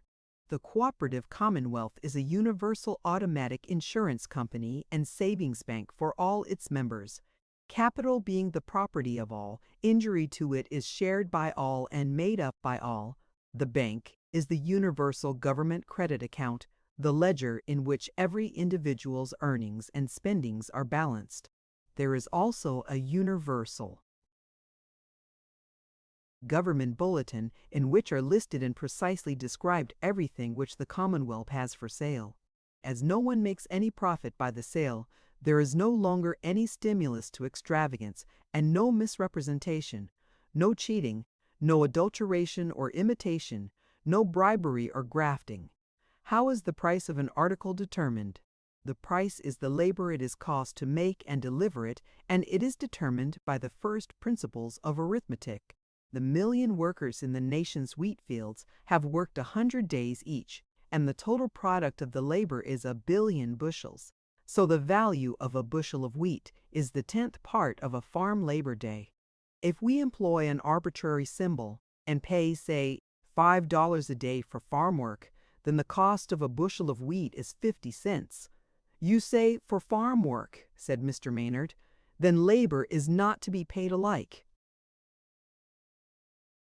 Manifestly not, since some work is easy and some hard, and we should have millions of rural mail carriers and no coal miners. Of course the wages may be left the same, and the hours varied. One or the other will have to be varied continually, according as a greater or less number of workers is needed in any particular industry. That is precisely what is done at present, except that the transfer of the workers is accomplished blindly and imperfectly by rumors and advertisements, instead of instantly and completely by a universal government bulletin. How about those occupations in which time is difficult to calculate? What is the labor cost of a book? Obviously, it is the labor cost of the paper, printing and binding of it about 1/5 of its present cost. And the author? I have already said that the state could not control intellectual production. The state might say that it had taken a year to write the book, and the author might say it had taken 30. Goethe said that every bon mot of his had cost a purse of gold. What I outline here is a national, or rather international, system for the providing of the material needs of men. Since a man has intellectual needs also, he will work longer, earn more, and provide for them to his own taste and in his own way. I live on the same earth as the majority. I wear the same kind of shoes and sleep in the same kind of bed, but I do not think the same kind of thoughts, and I do not wish to pay for such thinkers as the majority selects. I wish such things to be left to free effort as at present. If people want to listen to a certain preacher, they get together and contribute what they please, and pay for a church and support the preacher, and then listen to him. I, who do not want to listen to him, stay away, and it costs me nothing. In the same way, there are magazines about Egyptian coins and Catholic saints and flying machines and athletic records, and I know nothing about any of them. On the other hand, if wage slavery were abolished and I could earn some spare money without paying tribute to an exploiting capitalist, then there would be a magazine for the purpose of interpreting and popularizing the gospel of Friedrich Nietzsche, the prophet of evolution, and also of Horace Fletcher, the inventor of the noble science of clean eating, and incidentally, perhaps, for the discouraging of long skirts and the scientific breeding of men and women and the establishing of divorce by mutual consent. Dr. Schliemann paused for a moment. "That was a lecture," he said with a laugh, "and yet I am only begun." "What else is there?" asked Maynard. "I have pointed out some of the negative wastes of competition," answered the other. "I have hardly mentioned the positive economies of cooperation. Allowing 5 to a family, there are 15 million families in this country, and at least 10 million of these live separately, the domestic drudge being either the wife or a wage slave. Now set aside the modern system of pneumatic house cleaning and the economies of cooperative cooking, and consider one single item, the washing of dishes. Surely it is moderate to say that the dishwashing for a family of 5 takes half an hour a day. With 10 hours as a day's work, it takes, therefore, 500,000 able-bodied persons, mostly women, to do the dishwashing of the country.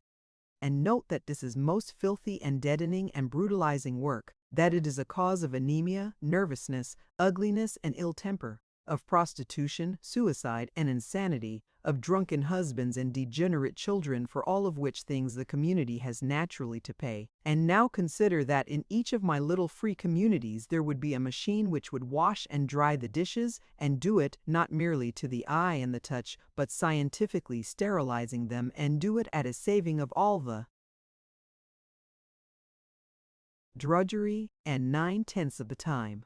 All of these things you may find in the books of Mrs. Gilman. And then take Kropotkin's fields, factories, and workshops, and read about the new science of agriculture which has been built up in the last 10 years, by which, with made soils and intensive culture, a gardener can raise 10 or 12 crops in a season and 200 tons of vegetables upon a single acre, by which the population of the whole globe could be supported on the soil now cultivated in the United States alone. It is impossible to apply such methods now, owing to the ignorance and poverty of our scattered farming population. But imagine the problem of providing the food supply of our nation, once taken in hand systematically and rationally by scientists. All the poor and rocky land set apart for a national timber reserve in which our children play, and our young men hunt, and our poets dwell, the most favorable climate and soil for each product selected, the exact requirements of the community known, and the acreage figured accordingly, the most improved machinery employed, under the direction of expert agricultural chemists. I was brought up on a farm, and I know the awful deadliness of farm work, and I like to picture it all as it will be after the Revolution. To picture the great potato planting machine, drawn by 4 horses or an electric motor, plowing the furrow, cutting and dropping and covering the potatoes, and planting a score of acres a day. To picture the great potato digging machine, run by electricity perhaps, and moving across a 1,000-acre field, scooping up earth and potatoes and dropping the latter into sacks. To every other kind of vegetable and fruit handled in the same way apples and oranges picked by machinery, cows milked by electricity, things which are already done, as you may know. To picture the harvest fields of the future, to which millions of happy men and women come for a summer holiday, brought by special trains, the exactly needful number to each place. And to contrast all this with our present agonizing system of independent small farming, a stunted, haggard, ignorant Man, mated with the yellow, lean, and sad-eyed drudge, and toiling from 4 o'clock in the morning until 9 at night, working the children as soon as they are able to walk, scratching the soil with its primitive tools, and shut out from all knowledge and hope, from all their benefits of science and invention, and all the joys of the spirit held to a bare existence by competition in labor, and boasting of his freedom, because he is too blind to see his chains. Dr. Schliemann paused a moment. And then, he continued, place beside this fact of an unlimited food supply, the newest discovery of physiologists, that most of the ills of the human system are due to overfeeding. And then again, it has been proven that meat is unnecessary as a food, and meat is obviously more difficult to produce than vegetable food, less pleasant to prepare and handle, and more likely to be unclean. But what of that, so long as it tickles the palate more strongly? How would socialism change that? Asked the girl student quickly. It was the first time she had spoken. So long as we have wage slavery, answered Schliemann, it matters not in the least how debasing and repulsive a task may be. It is easy to find people to perform it. But just as soon as labor is set free, then the price of such work will begin to rise. So one by one the old, dingy, and unsanitary factories will come down. It will be cheaper to build new. And so the steamships will be provided with stoking machinery. And so the dangerous trades will be made safe, or substitutes will be found for their products. In exactly the same way, as the citizens of our industrial republic become refined, year by year the cost of slaughterhouse products will increase, until eventually those who want to eat meat will have to do their own killing. And how long do you think the custom would survive then? To go on to another item, one of the necessary accompaniments of capitalism in a democracy is political corruption, and one of the consequences of civic administration by ignorant and vicious politicians is that preventable diseases kill off half our population, and even if science were allowed to try, it could do little, because the majority of human beings afficority point in mehefi, houses and left to rot and stew in misery, and the conditions of their life make them ill faster than all the doctors in the world could heal them, and so, of course, they remain as centers of contagion, poisoning the lives of all of us and making happiness impossible for even the most selfish. For this reason, for this minded fidelna beseldijkil shilpitspolitek. And here the Herr Doctor relapsed into silence again. Jurgis had noticed that the beautiful young girl who sat by the center table was listening with something of the same look that he himself had worn the time when he had first discovered socialism. Jurgis would have liked to talk to her. He felt sure that she would have understood him. Later on in the evening, when the group broke up, he heard Mrs. Fisher say to her in a low voice, "I wonder if Mr. Maynard will still write the same things about socialism," to which he answered, "I don't know, but if he does, we shall know that he is a knave." And only a few hours after this came Election Day, when the long campaign was over and the whole country seemed to stand still and hold its breath, awaiting the issue. Jurgis and the rest of the staff of Heinz's hotel could hardly stop to finish their dinner before they hurried off to the big hall which the party had hired for that evening. But already there were people waiting, and already the telegraph instrument on the stage had begun clicking off the returns. When the final accounts were made up, the socialist vote proved to be over 400,000, an increase of something like 350% in 4 years. And that was doing well, but the party was dependent for its early returns upon messages from the locals, and naturally those locals which had been most successful were the ones which felt most like reporting, and so that night everyone in the hall believed that the vote was going to be 6 or 7 or even 800,000. Just such an incredible increase had actually been made in Chicago and in the state. The vote of the city had been 6,700 in 1900, and now it was 47,000. That of Illinois had been 19,600, and now it was 69,000. So, as the evening waxed and the crowd piled in, the meeting was a sight to be seen. bulletins would be read, and the people would shout themselves hoarse, and then someone would make a speech, and there would be more shouting, and then a brief silence, and more bulletins. There would come messages from the secretaries of neighboring states reporting their achievements. The vote of Indiana had gone from 2,300 to 12,000, of Wisconsin from 7,000 to 28,000, of Ohio from 4,800 to 36,000. There were telegrams to the national office from enthusiastic individuals in little towns which had made amazing and unprecedented increases in a single year. Benedict, Kansas from 26 to 260, Henderson, Kentucky from 19 to 111, Holland, Michigan from 14 to 208, Clio, Oklahoma from 0 to 104, Martins Ferry, Ohio from 0 to 104, Martins Ferry, Ohio from 0 to 104, Martins Ferry, Ohio from 0 then Mitterweiss. There were literally hundreds of such towns. There would be reports from half a dozen of them in a single batch of telegrams. And the men who read the dispatches off to the audience were old campaigners who had been to the places and helped to make the vote and could make appropriate comments. Quincy, Illinois, from 189 to 831, that was where the mayor had arrested a socialist speaker.